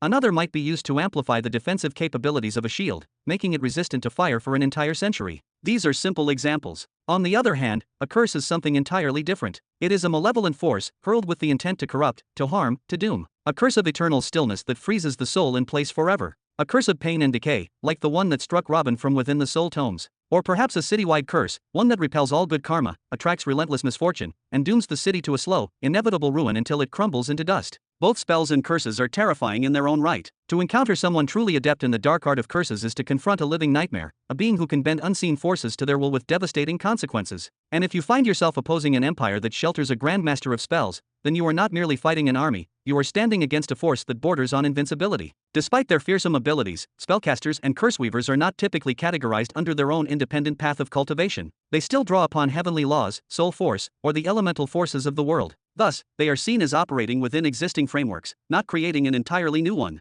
Yet, regardless of their classification, a skilled enchanter or curseweaver commands undeniable reverence and fear wherever they go. Casting a technique, whether based on laws or soul, is already an arduous task. But to conjure one complex enough to endure the corrosion of centuries, one that reactivates itself endlessly with precise timing, that is something few can dream of achieving. In almost every case, a true practitioner of this craft was once the disciple of another, a master who, in turn, had a master of their own, and so on. Most of the renowned names in this obscure lineage can be traced back through generations of knowledge, back to one man. The man who laid the foundation for all modern spellwork and cursing arts. A being whose name is uttered with both reverence and dread, the tyrant of curses, Darvian. Any curse or spell that has gained legendary status is invariably the work of a master from an ancient lineage. These creations were sometimes sold, traded, or gifted, but always with the approval, directly or indirectly, of the one who began it all, the archfiend of hexes, Darvian. As for the rest, the amateurs? They are little more than pretenders, individuals who dabble with forces far beyond their comprehension. They try to invent spells and curses from nothing, without roots, without guidance. The result is almost always the same, feeble incantations that barely function or become the laughingstock of true practitioners. Robin chuckled quietly as he heard Walter's dismissive words.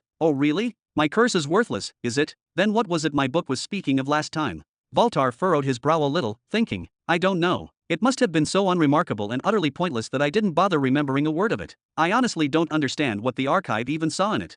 He waved lazily with one hand, then extended the other forward. Is this the book you want stored in the archive? Hand it over already. With absolute pleasure, Robin thought. Robin gently closed the book once again, let out a slow breath, then reclined back and began massaging his temples, his eyes drifting shut. Tisk, Walter grunted. Walter stepped forward, snatched the book, and opened it. His eyes scanned the title page, The Simplified Encyclopedia of Blood Research, Volume 1. The moment he finished reading the title and tried to begin the first word of the opening passage, he froze. He could not continue. Suddenly, his whole demeanor shifted. His posture tensed unnaturally. His synthetic hair stiffened, standing on end. His eyes bulged wide open, unblinking. His complexion turned pale, like someone who had just glimpsed something unspeakably horrific. His lips began trembling, moving without sound, as if he were trying to scream but had forgotten how. His entire being was consumed by one overwhelming emotion, sheer terror. Bam! Without a second thought, Walter snapped the book shut and flung it violently toward the wall. He clutched his chest with both hands, breathing in sharp, desperate gasps. Ha, ha! What was that? Why am I afraid? What did I just feel? But even before he could fully collect himself, a new horror unfolded before his eyes. From the wall where the book had struck, sounds began to echo out, grinding, shifting. The archive was accepting the book. The wall was parting, creating a space for it, making room among the ancient tomes, as if recognizing the book's right to stand among them. Incredible, Robin's voice dripped with mockery. Your reactions are far too human. Tell me, is there a human soul buried somewhere inside you?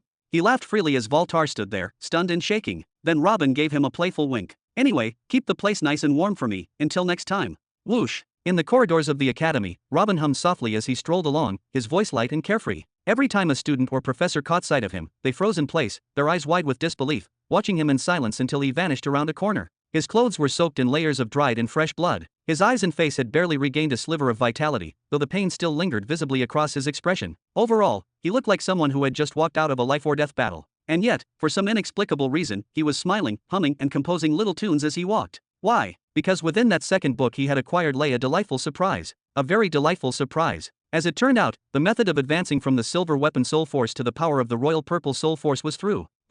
Robin suddenly halted mid-step. The strained smile he had maintained through the pain vanished in an instant, replaced by a heavy silence and a flicker of cold fury. The door to his private academic building was wide open. Those little brats. He cracked his neck to the right, then the left, and began striding toward the building. Inwardly, he tried to calm himself. Maybe Shaddad had opened it to move something, but that hope was quickly shattered. There were 7 students inside the building at that very moment. 3 were in the open training yard beneath the lecture hall, engaged in an all-out group battle, while the other 4 were scattered around, conducting their own experiments using their laws in various corners of the stands. Excuse me, what in the actual hell are you all doing in here?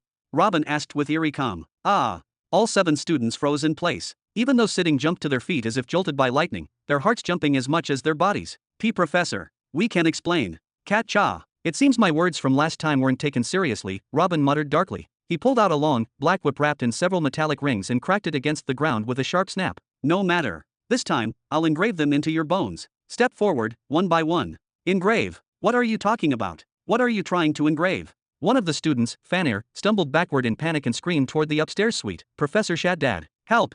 Bam! The balcony window burst open, and Shaddad leaned half his body out, rage flashing across his face. What the hell do you want, you little bast?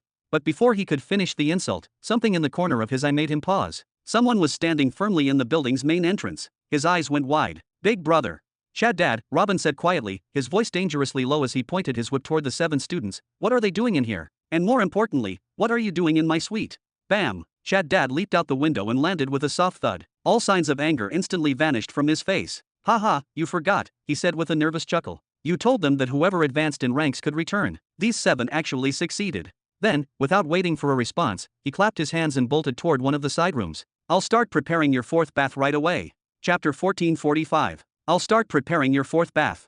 Shaddad shouted as he sprinted toward one of the side rooms. Hey, wait. I wanted to talk to you about something. Robin took a few hurried steps after him, but Shaddad didn't stop. Talk to me during the process, he called out, vanishing into the room. Ugh.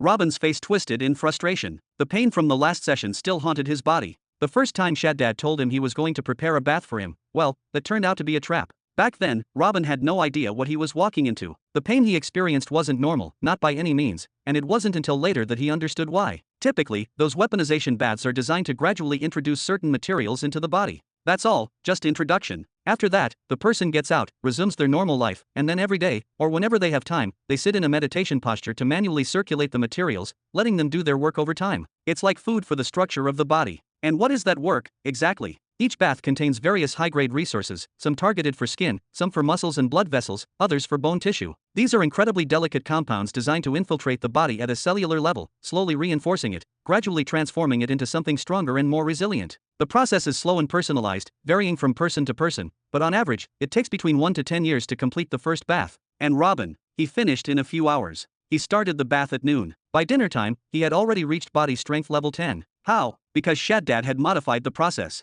He added highly reactive compounds and personally oversaw the procedure. Instead of slowly reinforcing Robin's existing tissues, he forcefully destroyed them, breaking down bone and flesh, and then replaced them with newly formed, fortified cells. Rather than reinforcing what existed, he reconstructed it from scratch. For those few agonizing hours, Robin did nothing but scream. He was being torn apart and rebuilt again and again, literally. When the bath was finally over and Robin learned what Shaddad had done, and that this brutal, accelerated method was supposedly faster and better for those who could endure it, and that Shaddad had gambled on Robin's ability to survive it, he couldn't even bring himself to yell at him, especially once he realized the price. Shaddad had mentioned that he'd need around 70,000 pearls to cover all 5 baths, but those extra compounds used had already pushed the cost above 50,000 in just the first bath alone. Robin had simply sighed at the time and asked for half a day's rest, then he began the second bath. Then the third. With each bath, his body absorbed more and more of the rare materials. His very cells were being remade deeper, stronger, and sharper. Eventually, even his bones began to shift color, slowly transforming from within. In less than a week, he had reached body strength level 30.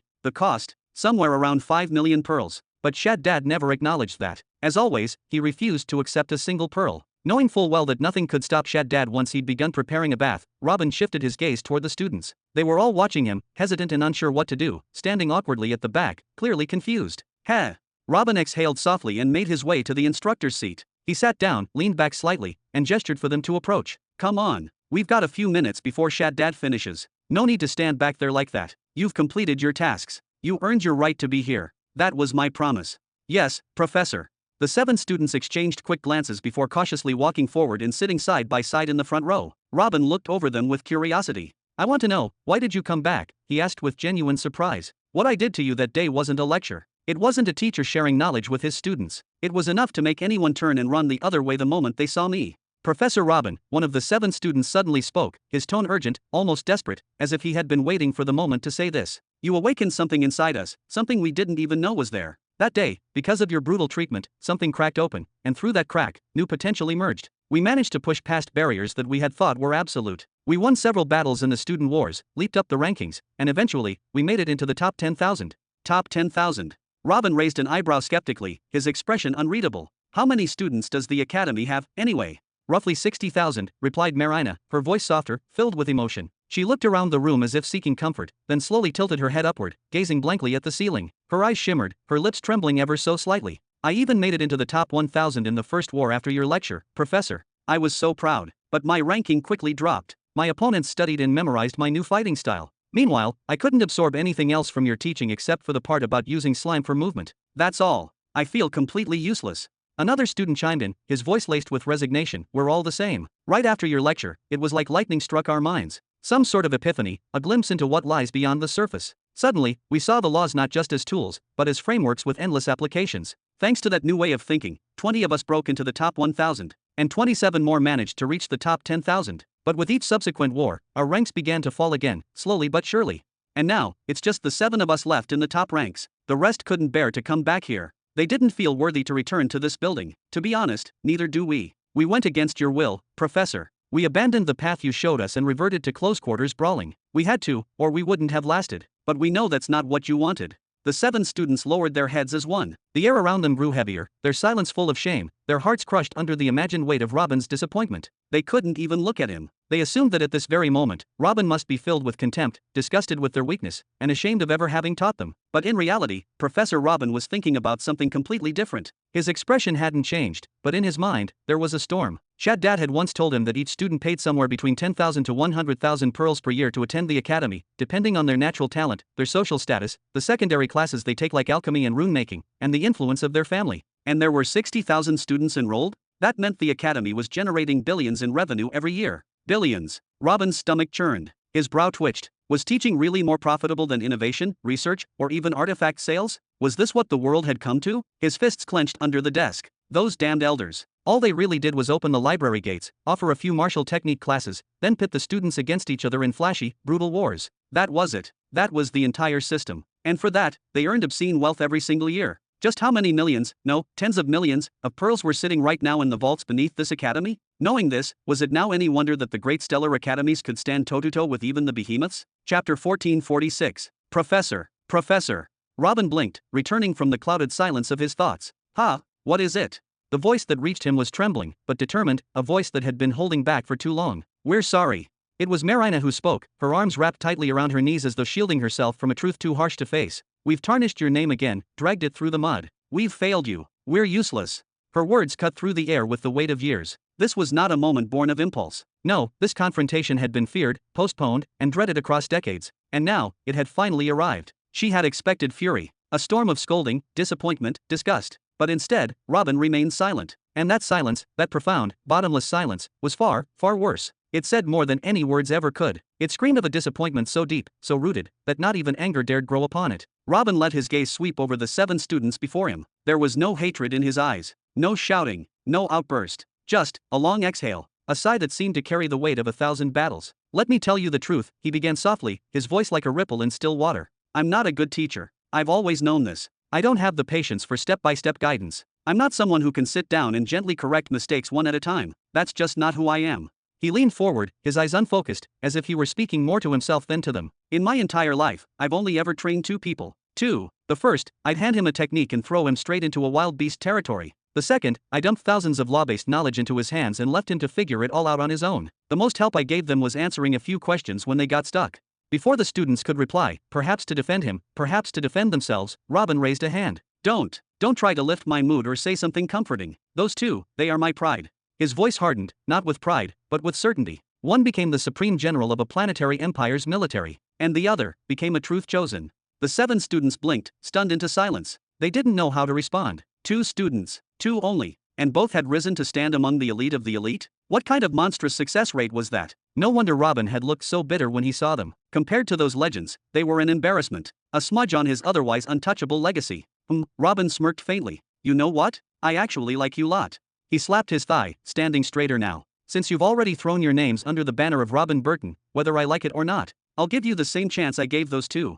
His smile faded. His tone grew sharp, almost cold. But listen to me very carefully. I have not accepted you as personal disciples, and I probably never will. Our relationship exists only within the context of this academy. Nothing more. Don't forget that. Is that clear? There was a pause. The 7 looked between one another, torn between confusion and hesitation. Was this a blessing or a rejection? Should they be honored, or heartbroken? Still, they nodded. Understood. They didn't know whether to celebrate this rare opportunity, the same opportunity that birthed a chosen of truth and a supreme general, or mourn the fact that even now, Robin was distancing himself. Even now, he was pushing them away. Good. Robin nodded once. From his spatial ring, he withdrew a small metallic tablet, its surface smooth, reflective, and faintly humming with spiritual energy. He held it in his left hand, closed his eyes, and poured his spiritual sense into it, silently encoding something deep within. After a few moments, he opened his eyes and casually tossed the tablet toward Marina. I've seen enough of your ability to understand how it works. Once you channel your soul sense into this tablet, you'll find a comprehensive breakdown of your core power. Inside are multiple techniques, offensive, defensive, reactive, all custom fitted to your affinity. There's also a method to generate more slime using your internal energy, so you'll no longer be limited to what your body can naturally produce. Marina caught the tablet with both hands, but they shook like she was holding the sun itself. She stared down at it as though it might combust at any moment, wide-eyed, breathless, her entire body frozen in disbelief. The 6 students craned their necks to see. Their expressions shifted, awe, longing, and yes, unmistakable envy, spreading across their faces. But more than that, hope. Because if Robin was telling the truth, then that tablet wasn't just a gift, it was a path, a chance, a door leading to a future that not even the grandest of their ancestors had dared to imagine. Marina's heart thundered in her chest. For a wild moment, she wanted to ask if she could share it, perhaps give the knowledge to her father, her clan, but the question died in her throat. She was afraid he'd take it back, afraid she'd insult him by even suggesting it, ashamed, too, because she knew how foolish such a request would sound, and besides, Robin was no longer even looking at her, as if what he had given her was nothing, a footnote, a passing thought. His eyes now landed on Vanir. "And you," he said slowly, his voice tinged with genuine surprise. "I didn't expect you to be among them. Maybe there's still hope for you after all." The large boy lowered his head, his voice rumbling from somewhere deep, as if weighed down by years of silence. "My family is in the middle of a bitter internal conflict. Our bloodline, once proud and strong, is thinning. The ancient power that once defined us is fading. And now, my father and uncles are locked in a quiet but ruthless struggle for control. I was sent here, to this academy, not as a warrior or scholar, but as a refugee, as someone to be kept alive." His fingers curled into trembling fists as he inhaled shakily. "And so, for the longest time, I just existed. I did what I had to, nothing more. I believed that there was no real path forward, no hope of becoming stronger, unless I could somehow restore our lineage. Everything felt meaningless. Training, competing, all of it just passing time until someone back home fixed the mess." Then, he looked up. His eyes were filled with something that hadn't been there before, not confidence, but awakening. "But after I heard you speak, about how we're wasting our time, about the true potential of laws, something inside me cracked open, even if just a little. I started to question what I had accepted as truth." He exhaled, long and slow. His next words came with visible shame. "That said, I still can't see how my ability can be used for anything other than close combat." He raised his arm. Before their eyes, his skin began to darken, black as obsidian, up to his wrist. The transformation was smooth, fluid, unnatural. The surface shimmered like metal, reflecting the room's faint light. It looked like a warrior's gauntlet, forged not by human hands, but by something ancient. "We draw our strength from an ancient beast, the moon tortoise. Our ancestors, they could coat their entire bodies in this shell. It was armor, yes, but also a weapon, a perfect blend of offense and defense. They stood unmovable, unstoppable, like walls of living stone." He paused. His hand clenched, and a faint tremor ran through it. "But those days are long gone. Now, we can only manifest a tiny piece of that shell at a time." As he spoke, the black armor began to retreat. From wrist to palm, down to the fingers, until it vanished completely, leaving behind bare skin and a look of silent frustration. But just as the last drop of black receded, "Hold it." Robin's voice sliced through the room like a whip. Everyone flinched. "If you're truly looking for a solution, then don't move a muscle. Stay exactly like that." Why, yes sir." Vanir jerked upright and extended his arm again. He summoned every last ounce of strength to push the armor back onto his skin, forcing it to spread wider than before. His arm glowed with that dark shimmer again, but it was shaking. Veins bulged. Sweat poured down his face. This power wasn't just draining him, it was devouring him. Robin's gaze sharpened. A subtle flicker lit within his eyes, unnoticed by the others, but profound in force. The Eye of Truth, activated at nearly 5% of its capability, slowly began to peel back the secrets of the transformation. It mapped it, understood it, digested it, atom by atom, cell by cell. Minutes passed. Vanir's muscles spasmed. The black began to recede again, inch by inch, as if drawn away by some invisible tide. From elbow to wrist, to palm, to fingertips. His breath hitched. His eyes rolled back for a second. He was seconds away from collapsing. "That's enough. Rest." Robin finally turned his eyes away, and reached into his ring. Vanir crumpled forward, his head and arm slamming onto the desk with a loud thud. "Ha, ha." He panted like someone who had just escaped drowning. The room around him spun, but still, he raised his head, barely, his eyes wide, waiting for Robin's verdict. 10 agonizing minutes passed. Then, with no fanfare, Robin tossed a small metal tablet toward him. "Inside this, you'll find a method to divide your dark armor, allowing it to cover multiple points at once instead of one fixed spot. You'll find techniques to transfer the shell to weapons, tools, even allies. There's also a rigorous training path to increase the percentage of your body that can handle the transformation at once. And most importantly, a list of ancient beasts with bloodlines compatible to your own. If you survive injecting their blood, your lineage may be restored. No, improved. It will depend on your wealth though." Vanir stared at the tablet as if Robin had just handed him a second chance at life. His eyes were wide, unblinking, his mouth slightly open. No words came, because there were no words for what this meant. He had lived his whole life believing the old ways were gone, that his family's power was irreparably broken. And now, a stranger, no, a legend, had given him a roadmap to not only reclaim it, but surpass it. But Robin, he didn't even look at him. Just like he had done with Marina, he acted as though this moment, this life-changing gift, was barely worth his attention. His eyes moved across the room. Who's next? Chapter 1447. About an hour later. "Here." Robin tossed the final metal tablet toward the last of the 7 students. He stretched his neck with a tired crack, his expression showing the wear of the long session. "Now, you've all had your chance. The rest is entirely in your hands." His voice carried a weight it didn't have before, something final, something absolute. "My recommendation? Leave these grounds. Leave the comfort of this academy. Go somewhere that will hurt. Some place that will test what you've learned, not in theory, but in blood. Find a place with beasts, pirates, or war. And do not join another student war for at least 50 years, not a day earlier. Is that clear? Understood. Thank you, Professor Robin. All 7 stood at once, and without intending to, they lowered their heads. They didn't even realize what they'd done until the moment had passed, until they were straightening their backs again. And even then, some of them felt a strange heat rise in their cheeks as they stepped toward the door. It wasn't shame, it was reverence. They had just bowed to a man who had, without fanfare or reward, given them the keys to reshape their futures. And none of them, could have imagined that years from now, decades, even, they would all beg for the chance to return to this day. Not to simply bow, but to kneel at his feet and beg for another word, another chance to sit by his side longer. At that very moment, Shaddad stepped out from one of the side rooms, wiping his hands with a towel and beaming with pride. All right, boys and girls, time to leave. Your professor's bath is ready. For the love of, don't say it like that. Robin snapped with a mix of pain and exasperation, his cheeks twitching, but Shaddad didn't seem fazed at all. He looked around the now empty hall. Where are they? Did you chase them off again? Robin smirked. More or less. They won't show their faces again for half a century at least, so you can finally pack up your things and get out of my apartment. No more excuses. What, is it my fault I've been trying to protect the place from bugs and dust? Shaddad's voice rose in mock indignation, though this time, there was no real anger behind it. If anything, he sounded embarrassed. Robin chuckled deeply, the sound echoing off the walls, and rose to his feet. He headed toward the bath chamber with a casual flick of his robe. Come on, I've got a few things to ask you about. What kind of things? Shaddad followed, raising an eyebrow with curiosity as Robin stepped into the room. Robin said nothing. He just began to undress, piece by piece, removing his blood-stained outer robes, folding them neatly, then setting them aside. His back, still marred from earlier processes, gleamed under the soft light. Let's call it general information, he finally said, and maybe a personal favor after that. The moment Robin's foot touched the surface of the bath, everything changed. The compounds inside, highly reactive alchemical agents designed to invade and reshape the body on a cellular level, surged to life like a swarm of living acid. They attacked him. This was not a soak for comfort. It was war. Like the previous baths, this one would systematically break down specific parts of his body, bones, tendons, tissues, and reconstruct them, one fiber at a time, into something better. Something armored. Something terrifying. How deep the chemicals would dig this time, what parts of his body would be torn down and rebuilt, that was a question Robin would only be able to answer when it was over. General information and a personal favor, huh? Shaddad walked forward and stopped just behind the tub. Without hesitation, he placed both hands on Robin's bare back. A swirling field of chaotic energy began to gather across his palms, not wild, but purposeful. This was a signature of his, an esoteric blend of spirit manipulation and law guidance. Ask what you want. The favor is already considered done. MMMGH. Robin clenched his jaw, biting back a cry as the pain intensified. His knuckles whitened as he gripped the edge of the tub. His breathing grew heavy, but still, he pushed forward. He had a question. I want to ask you about the Valley of Spectres. Shaddad froze. The name hit him like a thunderbolt. The Valley of Spectres.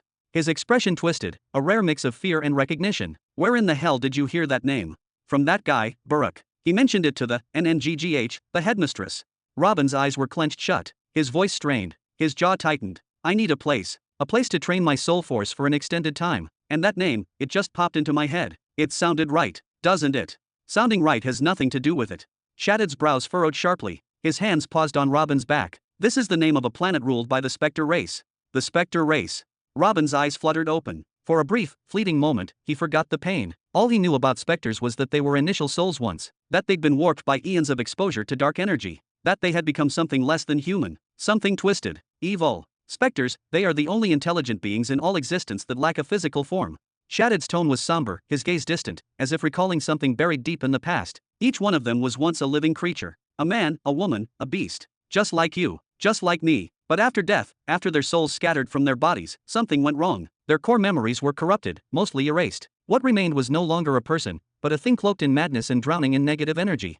His voice dropped lower, heavier. If a specter retains even a fragment of its memory, it may become something worse, a cursed specter, bound to its killer, stalking them for eternity. But most are not so lucky. They become wanderers, lost souls, drifting endlessly across the land of their death, feeding on the souls of the living. Robin's eyes narrowed, his voice almost a whisper. Feeding on the souls? Shaddad nodded, the weight of truth sinking into his features. Yes, you see, this universe follows a law. Energy cannot be created. It cannot be destroyed. It only changes shape. Specters, even though they lack flesh, still move, still think, still act, and all of that requires power. Energy. He raised his hand, clenched it into a trembling fist. So they take it from us. From the living. They devour the soul domains of living beings. There was a flicker in his eyes. A shadow of something much darker. If a specter sees you, it will come for you. If you summon soul creatures to protect you, it will consume them. If you try to flee, it will chase you beyond the horizon, across continents if it must. Specters are relentless. They don't stop. They don't forget. And worst of all, because they lack flesh and form, there's almost nothing that can hurt them. Robin's voice was quiet, but firm. Sounds like you've dealt with them before. Shaddad's composure cracked. His eyes flared. Have you ever tried to punch something you can't touch? Have you ever thrown your full strength into a blow, only for it to pass through your target like mist? That's what it's like to fight them. And for warriors like me, who rely on muscle and steel, it's a nightmare. He exhaled sharply, brushing his hand through his thick, wild hair. The only force specters truly fear is soul force. A soul so powerful that it can sever them from existence itself. After that, there are some rare laws, space, vibration, certain types of flame, that can interact with their plane of reality. Laws that don't rely on matter, but influence the invisible. Then, his tone dropped to a low growl. But that's all theory. Specters are terrifying. The more intelligence they retain, the more dangerous they become. Even soul masters can fall to a single specter. And don't even dream of surviving on one of their home worlds. He looked up, his eyes dark. Like the Valley of Specters. A planet where every soul, every single inhabitant, died under mysterious, horrific circumstances, and every one of them came back. Robin's breath caught. His lips trembled with pain as he spoke. It really is a nightmare. So why would anyone willingly go to a place like that? Chapter 1448. Then why do people go there? Robin gasped, the agony rippling through his nerves with every breath. The process happening now should have taken more like a century, but instead, it would take a few hours. Soul emeralds, Shaddad replied calmly as he pressed harder into Robin's back with one hand. Then, with a sudden motion, he pulled one hand away, revealing a gemstone shimmering between hues of gold and green. It looked like something carved from lightning and silence. Almost like a diamond, yet breathing with a faint glow of something alive. Wah, what is that? Robin's pain-blurred eyes lit up instantly, focused entirely on the flickering jewel. Its strange glow seemed to pierce the fog of torment clouding his mind. And just as suddenly, the gem vanished from Shaddad's hand. He placed both palms flat again and continued, his tone low and deliberate. What you saw was a soul emerald, the crystallized essence of a specter. You see, specters are pure soul force essence, ancient, refined over eons of drifting madness. When one of them is finally destroyed, the soul force essence they've been forged from collapses in on itself, hardens, and becomes what you just saw, a soul emerald.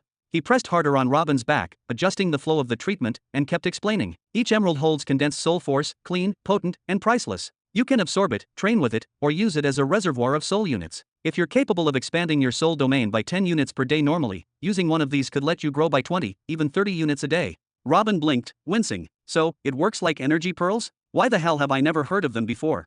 Because they're not part of mainstream cultivation, Shaddad said with a dry laugh. They're luxury, treasure. Not foundation stones, they're inheritance-level items. They show up in high-tier auctions, in secret vaults, or in the possession of madmen who hunt specters for a living. They're expensive, absurdly so. He gave a small nostalgic smile. I bought mine centuries ago. After getting humiliated by a specter, I swore I'd strengthen my soul, just a bit. It cost me 17,000 pearls. That emerald had 11,400 units stored in it. I think they gave me a pity discount. Then he shook his head, still smiling. But in the end, I realized that the soul path wasn't my path. I'm a man of fists, of muscle, of steel and skin. Not that. He chuckled again. When your bath's done, you can have it. I just keep it as a lucky charm now. Robin groaned. The pain had returned with a vengeance, but his mind was alive, calculating, burning. If one soul unit equals one pearl, then soul emeralds share the same exchange value as the Soul Society's standard currency. Arg. This does justify the risk. That's not even the main reason people go to the Spectre worlds, Shaddad added, his voice dropping lower. It's not. No. Soul masters go there to harvest. Shaddad's brows knit tightly. To capture specters, not just to kill them. Robin's pain-stricken expression twisted into disbelief. Capture. Those things can be captured. It's nearly impossible, but yes, Shaddad said seriously. The most valuable resource to any soul master is an initial soul, the kind that becomes a true soul creature after refinement that can act as extensions of your power. He leaned forward, the heat from his palms intensifying. The problem is, pure initial souls are hard to find and catch. But specters solve part of that. He stared down at Robin. They're visible. Robin blinked. They can be seen. They can be fought. They can be dragged, sometimes, into a soul domain. They can be contained. And once inside, if you're strong enough, they can be refined. Robin gasped as a wave of burning pain jolted through him. That sounds incredibly dangerous. Shaddad nodded grimly. It is. Specters are walking disasters, packed with fragmented memories of who they were, and soaked in endless hate. Once one of them enters your domain, it starts corroding it, poisoning your soul with lingering madness. But, he raised a finger again, if you can hold it down long enough, destroy what's left of its will, cleanse it from the inside out, you will have access to thousands of soul units ready for refinement, and a powerful soul creature born from your own dominance. Normally, soul masters who venture to such planets focus on hunting the weaker specters to gather soul emeralds, Shaddad explained, his voice calm but heavy. They also target specters equal in strength to themselves, hoping to capture one or two before retreating, all while avoiding stronger ones drawn by the sweet aroma of their soul domains. If they're not careful. He paused, his voice dropping, they become food. He let out a long breath. This is the golden rule for all soul masters, even Barak isn't an exception. On those haunted worlds, especially on a planet like the Valley of Specters, there are entities powerful enough to kill you if you're not careful. Robin's lips curled into a pained grin. Sounds. He mumbled, just before his body slumped forward. Perfect. He passed out. During the first 3 baths, Robin had learned how to suppress his screams, how to swallow his pain and resist it silently, not because it helped the process, but because he couldn't bear to let his pride be wounded any further. But burying pain inwardly comes at a dangerous price, far worse than wounded pride. Thwack! Shaddad smacked the back of Robin's neck sharply. Hey, stay with me, we're just getting started. Ah, what's happening? Robin snapped awake for a brief second, blinking in confusion. Then the pain hit him again. You just said the Valley of Specters is perfect. Are you still thinking of going there? Shaddad asked, trying to keep Robin's mind engaged, distracting him from the agony. Yes, I need a massive amount of initial souls. My stock is depleted. Robin managed to force out between gasps. Battlefields won't give me souls strong enough. I can't afford to waste more centuries refining weak creatures, training them from scratch. His eyes fluttered open and shut, his breath ragged. That valley, that accursed place, sounds like the perfect fit for everything I want. I'll go once this is over. Who are you taking with you? Shaddad pressed harder, hoping the jolt would keep him conscious. It's far too dangerous to go alone. Only royal-grade soul masters can survive solo in that place. Arg, no need, no one's free to go with me, anyway. Robin let out a dry, painful chuckle. His followers were wreaking havoc across sectors 99 and 100 in the Young Belt and the Mid Belt. They didn't even have time to sleep, let alone join him. Besides, none of them were strong enough, only the most powerful ones might stand a chance. But if he took them, who would protect the Empire? Shaddad raised an eyebrow. What do you mean no one's free? What about those 3 wearing black armor waiting for you in the guard's courtyard? They looked strong to me. Who? Robin barely managed a smirk, then slipped into unconsciousness again. Smack! Wake up! Shaddad yelled, shaking him hard. Chapter 1449. After several weeks, Robin's eyelids fluttered weakly as his consciousness stirred. His eyes twitched and slowly opened, revealing only a narrow sliver of light as he stared blankly upward. It took another 5 long, hazy minutes before he fully processed what he was looking at, an ornate white ceiling, rich with elegant, intricate carvings that seemed to dance in and out of focus. It was the ceiling of his apartment in the Academy building. He was home. As that realization set in, a new sensation brushed his awareness. He was not alone. Turning his head slightly, though it felt like dragging a mountain, he spotted Shaddad slumped in a chair beside the bed. His head was tilted back, mouth hanging open in a full, graceless sleep. It was the kind of deep, unbothered slumber that only someone utterly exhausted could achieve. Ah! Robin let out a barely audible sound. But the moment Shaddad felt Robin's gaze, he stirred awake. His eyes popped open, and the wide grin that spread across his face was instant. Ha ha! I knew you'd make it. You're one stubborn human. Incredible. Your tone doesn't exactly scream confidence. Robin tried to chuckle, but his throat gave a dry rasp instead. His voice barely made it out. His memories of the weaponization bath were disjointed at best. He vaguely remembered speaking nonstop, but could not recall what he had said, or if it had made any sense. He remembered Shaddad's repeated smacks to the back of his head, keeping him awake by force. Day after day, that painful loop had continued, until eventually, he heard Shaddad sigh in exhausted relief. It's done. In that very moment, Robin finally let go of consciousness. And now, he was awake again. Robin struggled to lift his head, neck trembling from the effort. His eyes drifted downward to examine his own body. A strange, uncanny sensation washed over him. It felt like his soul was sealed inside someone else's shell. He could barely even move a single finger. Shaddad, what's happening to me? Robin asked, turning his head again with effort. I wish I had a real answer. Shaddad said with a sheepish grin. You're the first person I've ever applied 4th stage weaponization to, using the rapid modification variant. Honestly, I'm learning just as much as you are. So, why don't you tell me how it feels? This is a joke, right? A sick, twisted prank.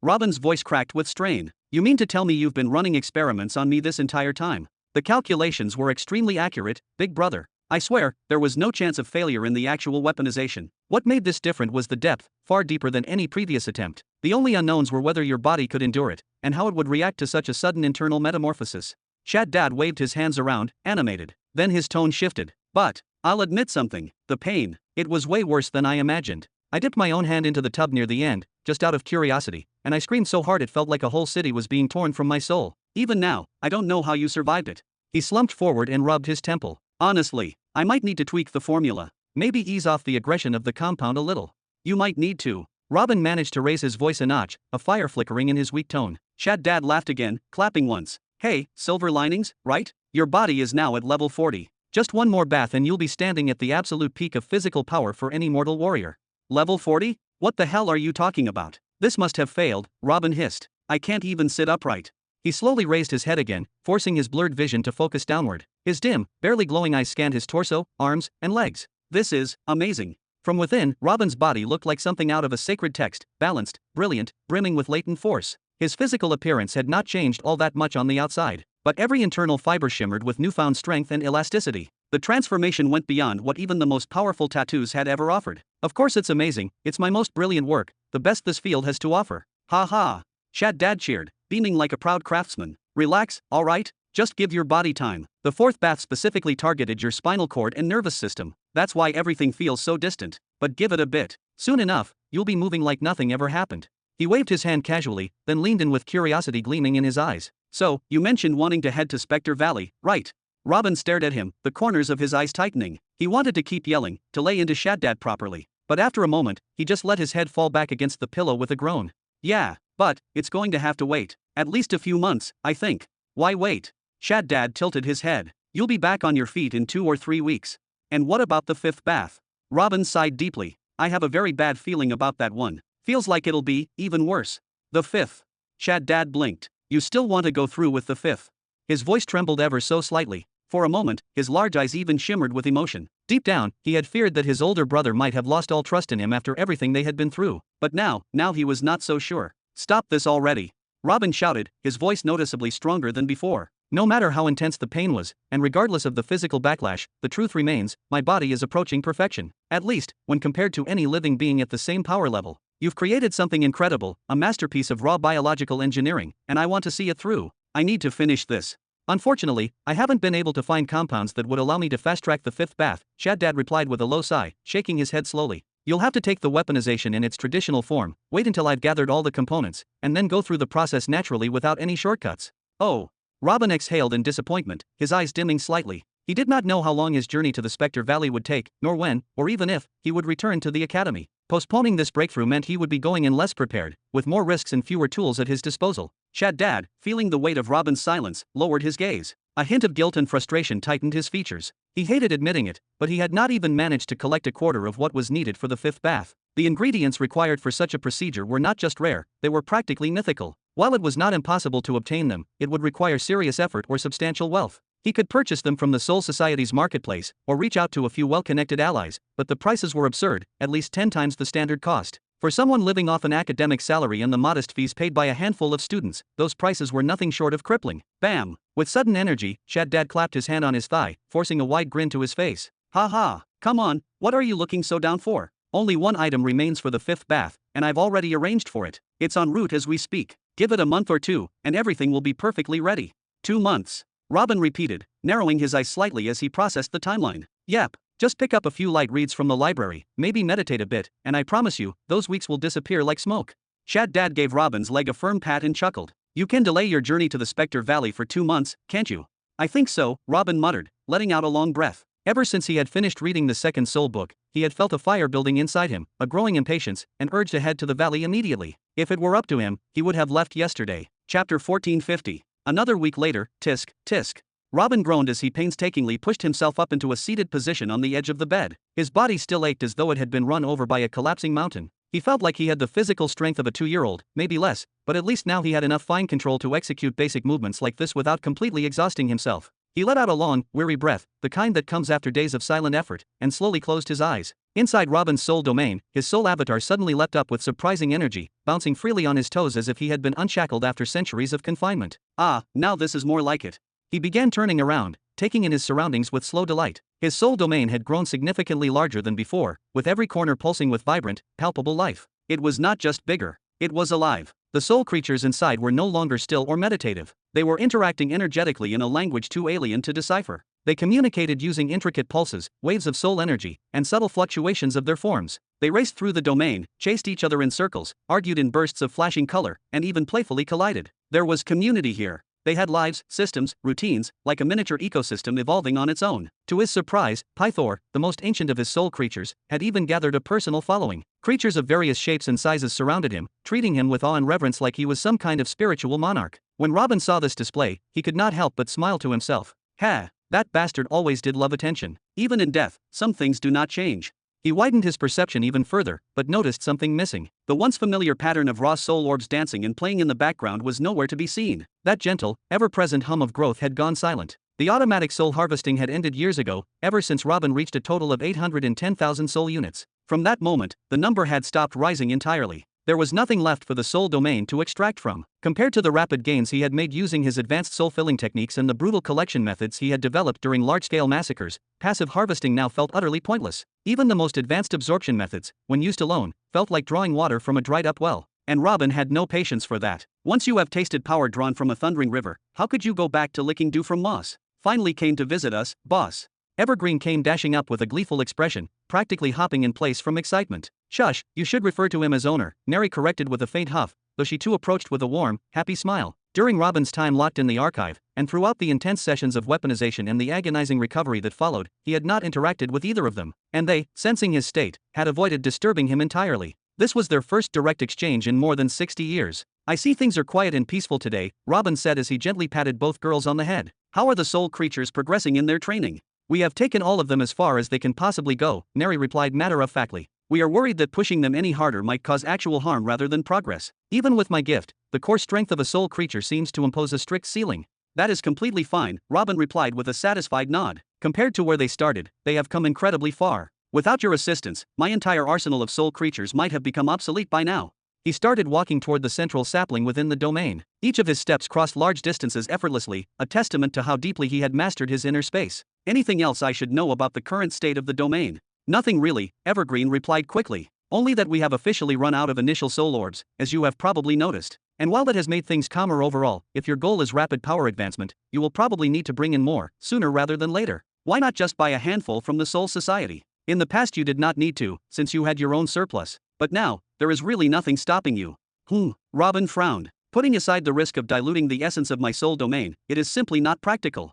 He shook his head slightly. Back when I ran a full search on the soul market, I did not find a single soul creature with a unit capacity higher than 5,000. Anyone in possession of powerful creatures would not let them go, ever. Giving up a soul creature means giving up a piece of your soul domain itself. The creature does not come alone. It brings its power, its memories, its internal structure, and when it leaves, it takes all of that with it. It tears a chunk out of the domain on its way out. Robin pointed subtly toward Pythor. If I were to sell that guy with his max capacity, he is sitting at 350,000 units right now, it would instantly cut my soul domain in half. No matter how delicately the fairy tries to sugarcoat it, the process is dangerous.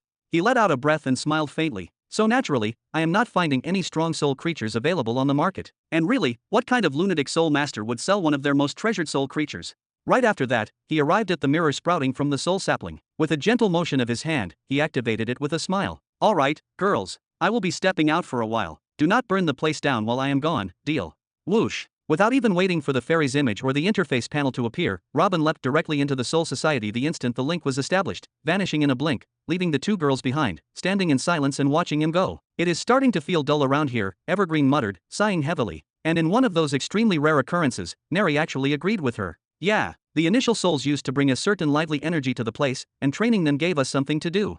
I really hope the boss brings us something exciting soon, Evergreen said while tilting her head playfully, then suddenly took off in a full sprint in a random direction. She was headed straight to kick Pythor's leg and get him to chase her around again like a game. Something exciting, Neri repeated with a sigh. It is nearly impossible for the owner to spend any time without triggering some kind of event. I am just curious what kind of madness he will drag in this time. I just pray it will not be something too dangerous or catastrophic. With that, she followed after Evergreen, her expression a mix of worry and curiosity. Inside the Hall of Focus, beside a glimmering waterfall and in front of a stream that gently wound its way across polished stone, Robin closed his eyes and inhaled deeply, taking in the peace of the environment. All the distractions just vanished like smoke. I really missed this place. And we missed your presence, human lord. It has been nearly 60 full years since you last stepped into this sanctuary, the fairy said brightly, spinning in a full circle around him, her light dancing with delight. So, what would you like to start with today? Would you prefer to look through the new commissions in the truth chamber? Or check your pending message queue? Whoosh. Before Robin could even open his mouth, a massive menu of requests materialized right in front of him, rising so tall that he nearly felt his knees buckle just trying to look up to the top of the list. And when his gaze finally reached the first entry, he was completely stunned.